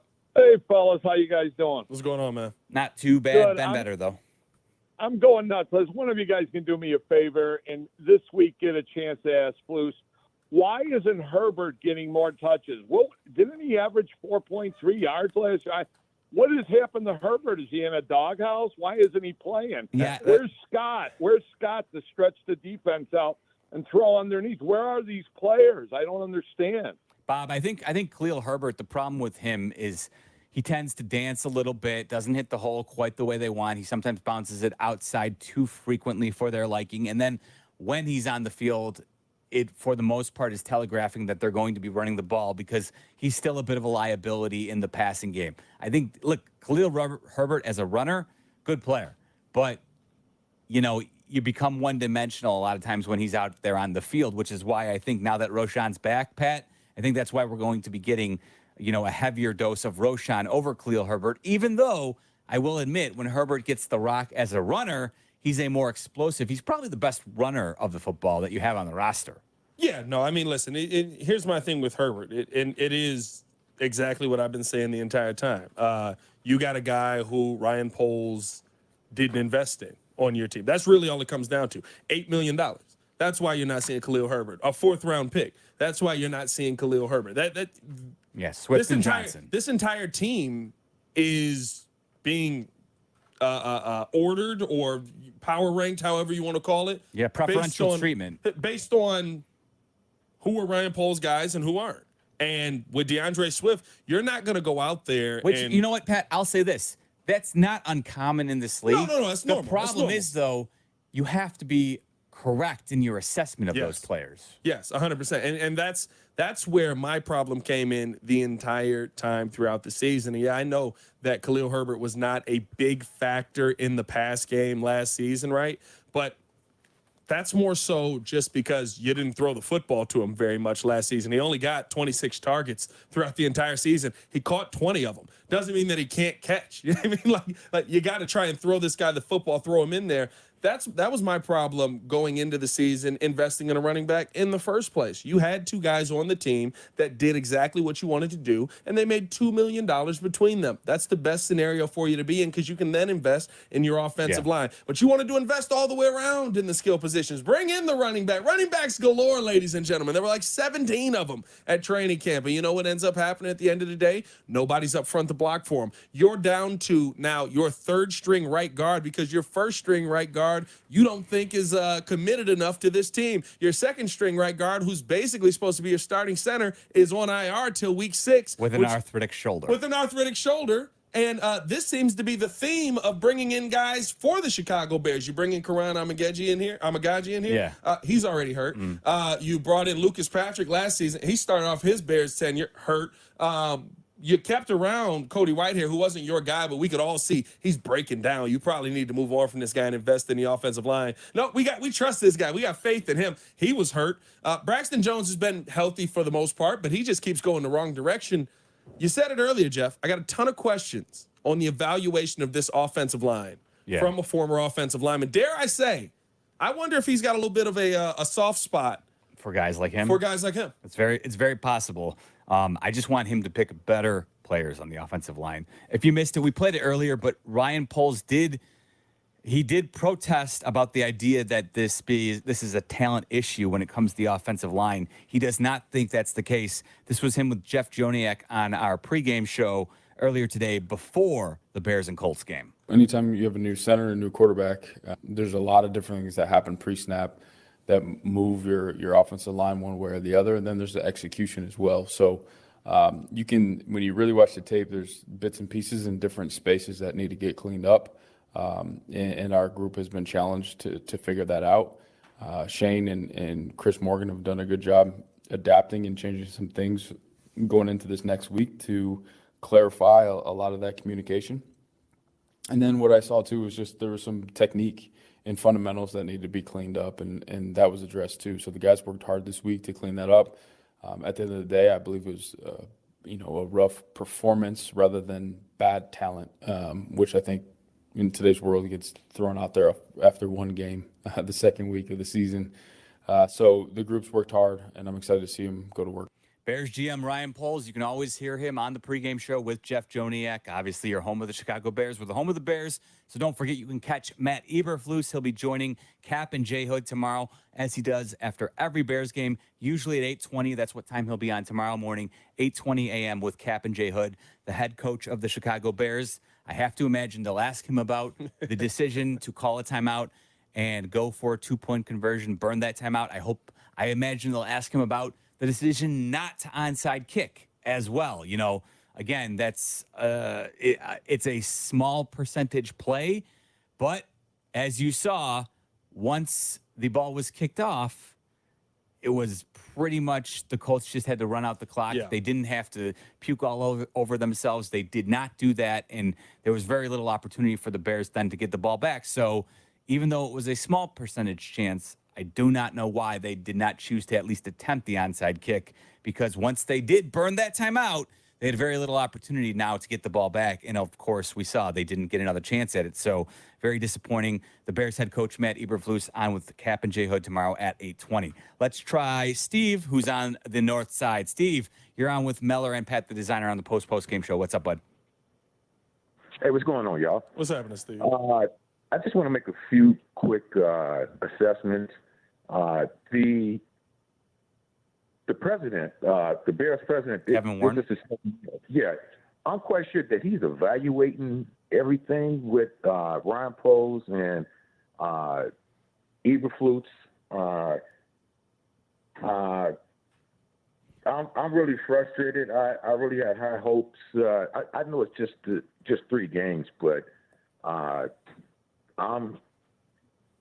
wasn't fake, man. Yeah, and, I think Steve. I think a lot of Bears fans feel that pain right now.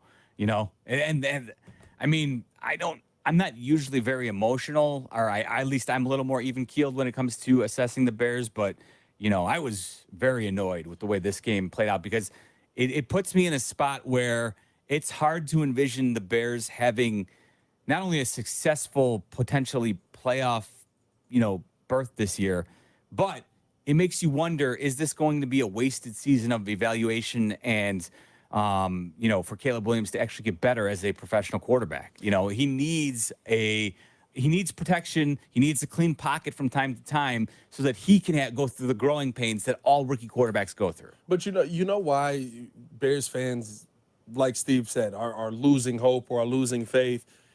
It's something Ryan Poles said that is just absolutely untrue. He said Bears fans are losing their mind after 1 week of seeing the offensive line struggle. This ain't a week. No. This is 19. This is now 20 weeks. Yes. This is 20 weeks. I saw the offensive line struggle last season. I said, hey, I know I'm a Justin Fields guy, but it's really hard to play quarterback without a center and with a right guard that look like he don't give a rat's you-know-what out there. And everybody told me, no, you're just a Fields fan. You just like Justin. You just want Justin here. I said, well, go ahead, draft Caleb. I like Caleb, but can we please get a center and a right guard? And, hey, if we can, throw me a left tackle in there because I don't really have faith in this dude on the left side. And Ryan Poles said, nah, he's got it. 2.5 seconds. He's going to get the ball out quicker, and that's why this team is going to be able to go out there and protect him better. Well, guess what? Caleb Williams, 2.5 seconds. He gets the ball out in 2.5 seconds. He's been pressured on more than half of his dropbacks since he's been in the NFL. That is a problem. I don't know why. Only Chicago Bears GMs believe that it is okay to say, yeah, at the end of the day, you don't really got to protect him. You just got to throw him out there and hope for the best. When are we going to figure? You know when the last time we had a deep playoff run is, Jeff? A deep playoff run? A deep playoff run. Are you going back to 2010? Yeah, 2010 season? 2010. You know what we had in 2010, Jeff? An offensive line that was solidified and started every game. Now, we did not have a left tackle. I will say that. Jamarcus Webb was on that team. He was terrible. But outside of that, literally 4 of your 5 offensive linemen were solid. It's the last year we had Olin Kreutz. We went to the NFC Championship game. You would think you would look back at that and go, I don't know, offensive line might be a little bit important. Well, and when you look at it, too, to that point about Ryan Poles looking at this as just one bad game, what is different from last season, right? Why should we assess this line differently than last year when, to your point, 4 of the 5 starting pieces are exactly the same? Yep. Sure, maybe you brought in some players who you were hoping would be better depth pieces, but Ryan Bates is really not playing. It's back to Nate Davis, who wasn't great last year, seems to be worse this year, right? You benched him already. Yeah. The only reason he played in this game is because Bates prior. No, who went down? Braxton ended up going down for a couple of plays, and so Nate Davis ends up getting back in. They put Pryor on the left side. Yeah, so you have not really made any changes. The one change you did make in bringing Coleman Shelton because he knew Shane Waldron's offense, I don't put all the faith in the world in Pro Football Focus, but I think folks probably saw last week that Lucas Patrick was the highest rated center in football last week for the Saints. Now, I'm not saying that he's the solution by any means, but the only switch you made was changing your starting center, and the center you let go is having success in New Orleans, or at least he did the first 2 weeks, and the guy you brought in has been a disaster, and no one else was changed. So 1 week or, like you said, 19 weeks. It's not good. 312-332-3776, hanging out with you. We're here till 7:30, talking about a Bears loss, a second loss on the season. They're 1-2 and in dead last in the NFC North, right here on the ESPN 1000, home of the Chicago Bears, ESPN Chicago. You may hear me every day, but here's a guy I'm sure you see every day. Hello, Dave from Felco. Hi, Cap. Great to see you. It's a good word. Free. Free? Yep. As in buy one window, get one free. As easy as that, folks. Call Felco today for the best value around. Buy one window, get one free. Get it done before the cooler weather hits. It's Chicago, and we know it's coming. Visit us at 4felco.com or give us a call. I'm sure you know the number. For quality windows, siding, and doors, call 866-4Felco. Win some, lose some, but always be in the know. At DraftKings, we put your play and performance history all in one place with the My Stat Sheet tool. Get a breakdown of your recent activity with an overview of your deposits, withdrawals, contests, wagers, and more. Use My Stat Sheet to stay on top of your spending so you can stay on top of your game. Because when it comes to betting, it's more fun when it's for fun. The crown is yours. Gambling problem? Call 1-800-GAMBLER. Visit rg.draftkings.com for more info. You're want to hear about the AARP auto insurance program from the Hartford? Well, if you're age 50 or over, you can save hundreds when you switch. Are you ready for some exclusive discounts too? Phone's in the air now. We're going to sign you up, baby. Go to visithartfordauto.com today for your free quote. When you're with the Hartford, the Bucks got your back.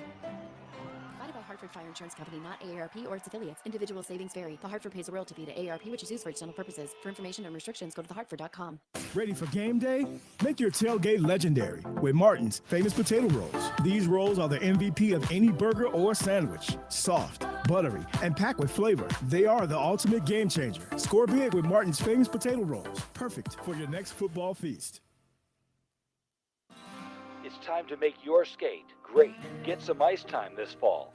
The new look Homewood Flossmoor Ice Arena. For 50 years, HF Ice Arena has been the beloved home for skaters of all ages. Find out why. Sign your kids up for hockey or ice skating lessons this summer, or plan for upcoming leagues now. Homewood Flossmoor Ice Arena, located across from Coyote Run Golf Course and Wiley's Grill. Visit hfparks.com for available ice time. Do something cool for you and your family with some chill time at HF Ice Arena, an official Blackhawks rink partner.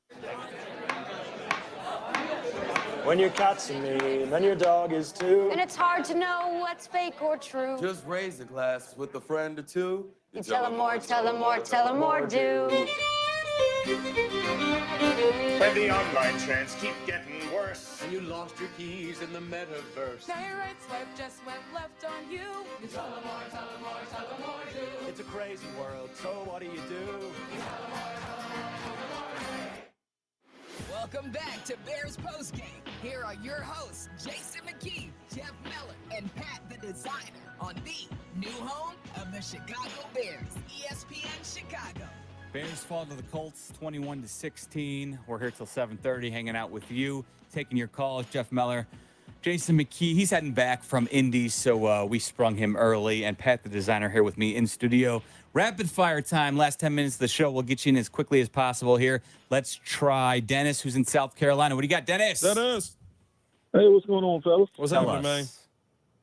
Man, listen here. I'm one of the silent minorities that is a big fan of Justin Fields and Caleb Williams, but here's a few stats. It's the first 3 games of the season. Caleb has 100 more passing yards. He's already broke the most yards in a single game, more than Justin, over 300. Caleb is a better processor. The difference is Justin has a competent line and a competent coach. We have neither. A couple more things. If I was to have the team, I'd put a few people on the bench. Nate Davis, DeAndre Swift,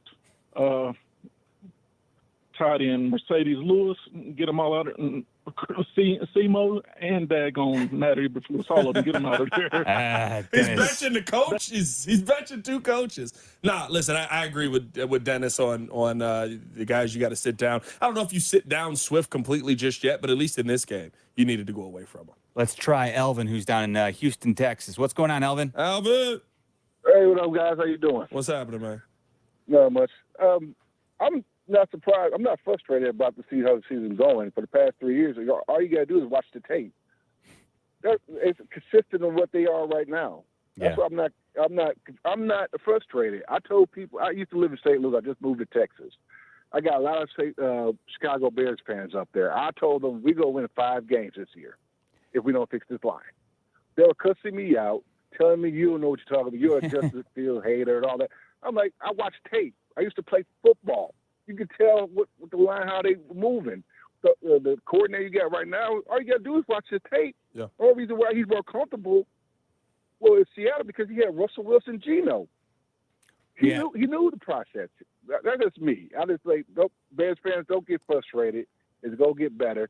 And this is not this year. Yeah. We got to see what Poe's got to do in the draft. And he just got to work online. If he does not do that, as a matter of fact, this is one thing. I know real quick. If they decide to re-sign Plus for one more year, I'm not watching no more games. Basically, you guys are Jay Reinsdorf for the White Sox.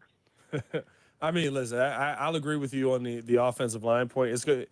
You put your quarterback in a bad position just like you've put the last 3-4 quarterbacks in a bad position. We've ranted about it I don't know how many times on tonight's show. So the O-line has to be improved, and it's just not. Mario's on the south side. Mario, what's up, bud? Mario. Yeah. All right, we got to move quickly, folks, which we only got a few more minutes left. Let's try Lavelle, who's in Homewood. Lavelle, what's up, buddy? What's happening, Bill?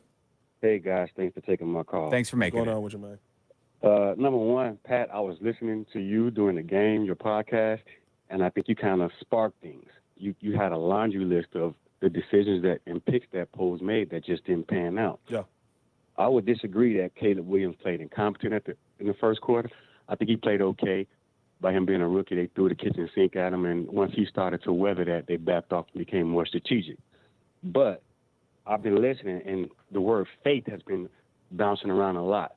I think any real Bear fan or just football followers knew that this offensive line was not going to be good. Yeah. We had a cautious optimism, but it's evident. Same thing with Justin Fields.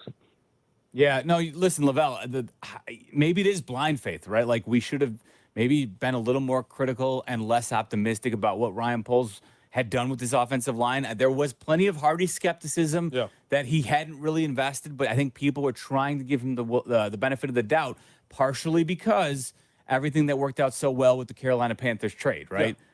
But at this point, it looks like that is not working out in any way, shape, or form. No, yeah, you were giving him the benefit of the doubt because you were believing what he was saying that, listen, it was because Justin was holding the football too long. The one thing that I could never debate with the Caleb versus Justin thing was Justin's holding the football too long. He did. There were many times where he was holding the ball too long, but we still saw those times where he was just getting his head taken off the second the football was snapped his way, and the thing that saved him was that he was 6'4", 230, and that he could just move guys off of him and be fast.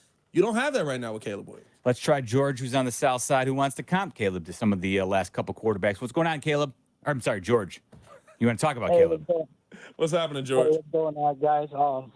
Just a quick question. What would you compare Caleb Williams right now compared to our last two quarterbacks that we had, Justin Fields and Trubisky? I think it's just, George, I think it's way too early to make any real assessment right now. I'll say this. He goes through his progression quicker. Yes. He does. Great point. He goes through his progression quick. He is a much better quarterback going through his progression. When I watch Caleb, it's boom, boom, boom, make a decision.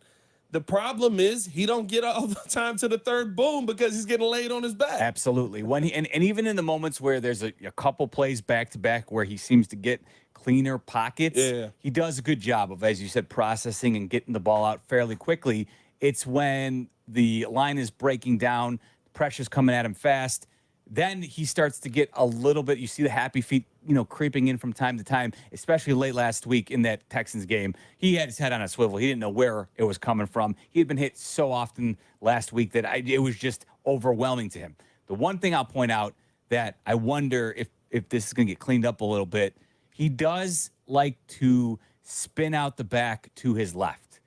And if you keep an eye on that, it seemed like people are going to pick up on the Colts seemed to be ready for that in a moment. He almost spun directly into a rusher who was coming from the backside, partially because I think they were looking out for that. So that's something that, listen, he's had a lot of success with it, but at the same time, if that's your go-to move and you do it over and over and over again, it will become something that becomes apparent on film. So keep an eye on how he likes to spin out the backside to his left, which is normally right-handed quarterbacks like to go to their right, so I think that's why he's more effective at it, because most people think he wants to go to his right, but he's good at going out the backside to his left.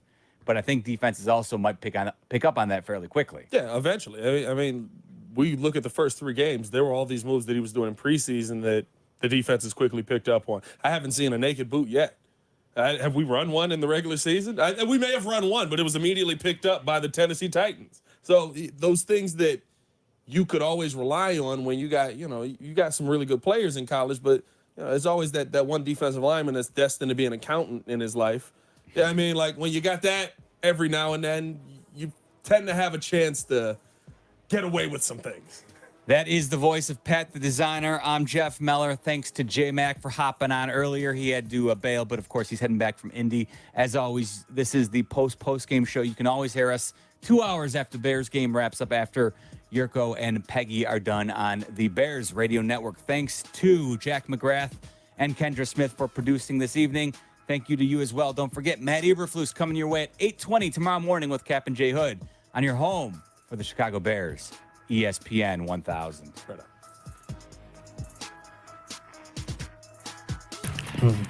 Hey, man, what are you eating? Fry the coop. Wait, what is it? Fry the coop. What's it called? It's called Fry the Coop, dude. They make the best chicken sandwich this side of the Mississippi. You haven't tried it? So they sell chicken? Are you even listening? Yes, it's Fry the Coop. They sell chicken and happiness. It's thebomb.com, as the kids say. They're up in Lincoln Park, Oak Lawn, Elmhurst, Tinley Park, Westtown, Portage Park, and Darien, and Prospect Heights. It's the best chicken sandwiches you will ever have. Period. Just Google it. Fry the Coop. Attention! If you owe money to the IRS, this is an urgent message. The IRS is cracking down by sending out heart-stopping letters, aggressively garnishing paychecks, seizing bank accounts, and putting liens on homes and businesses.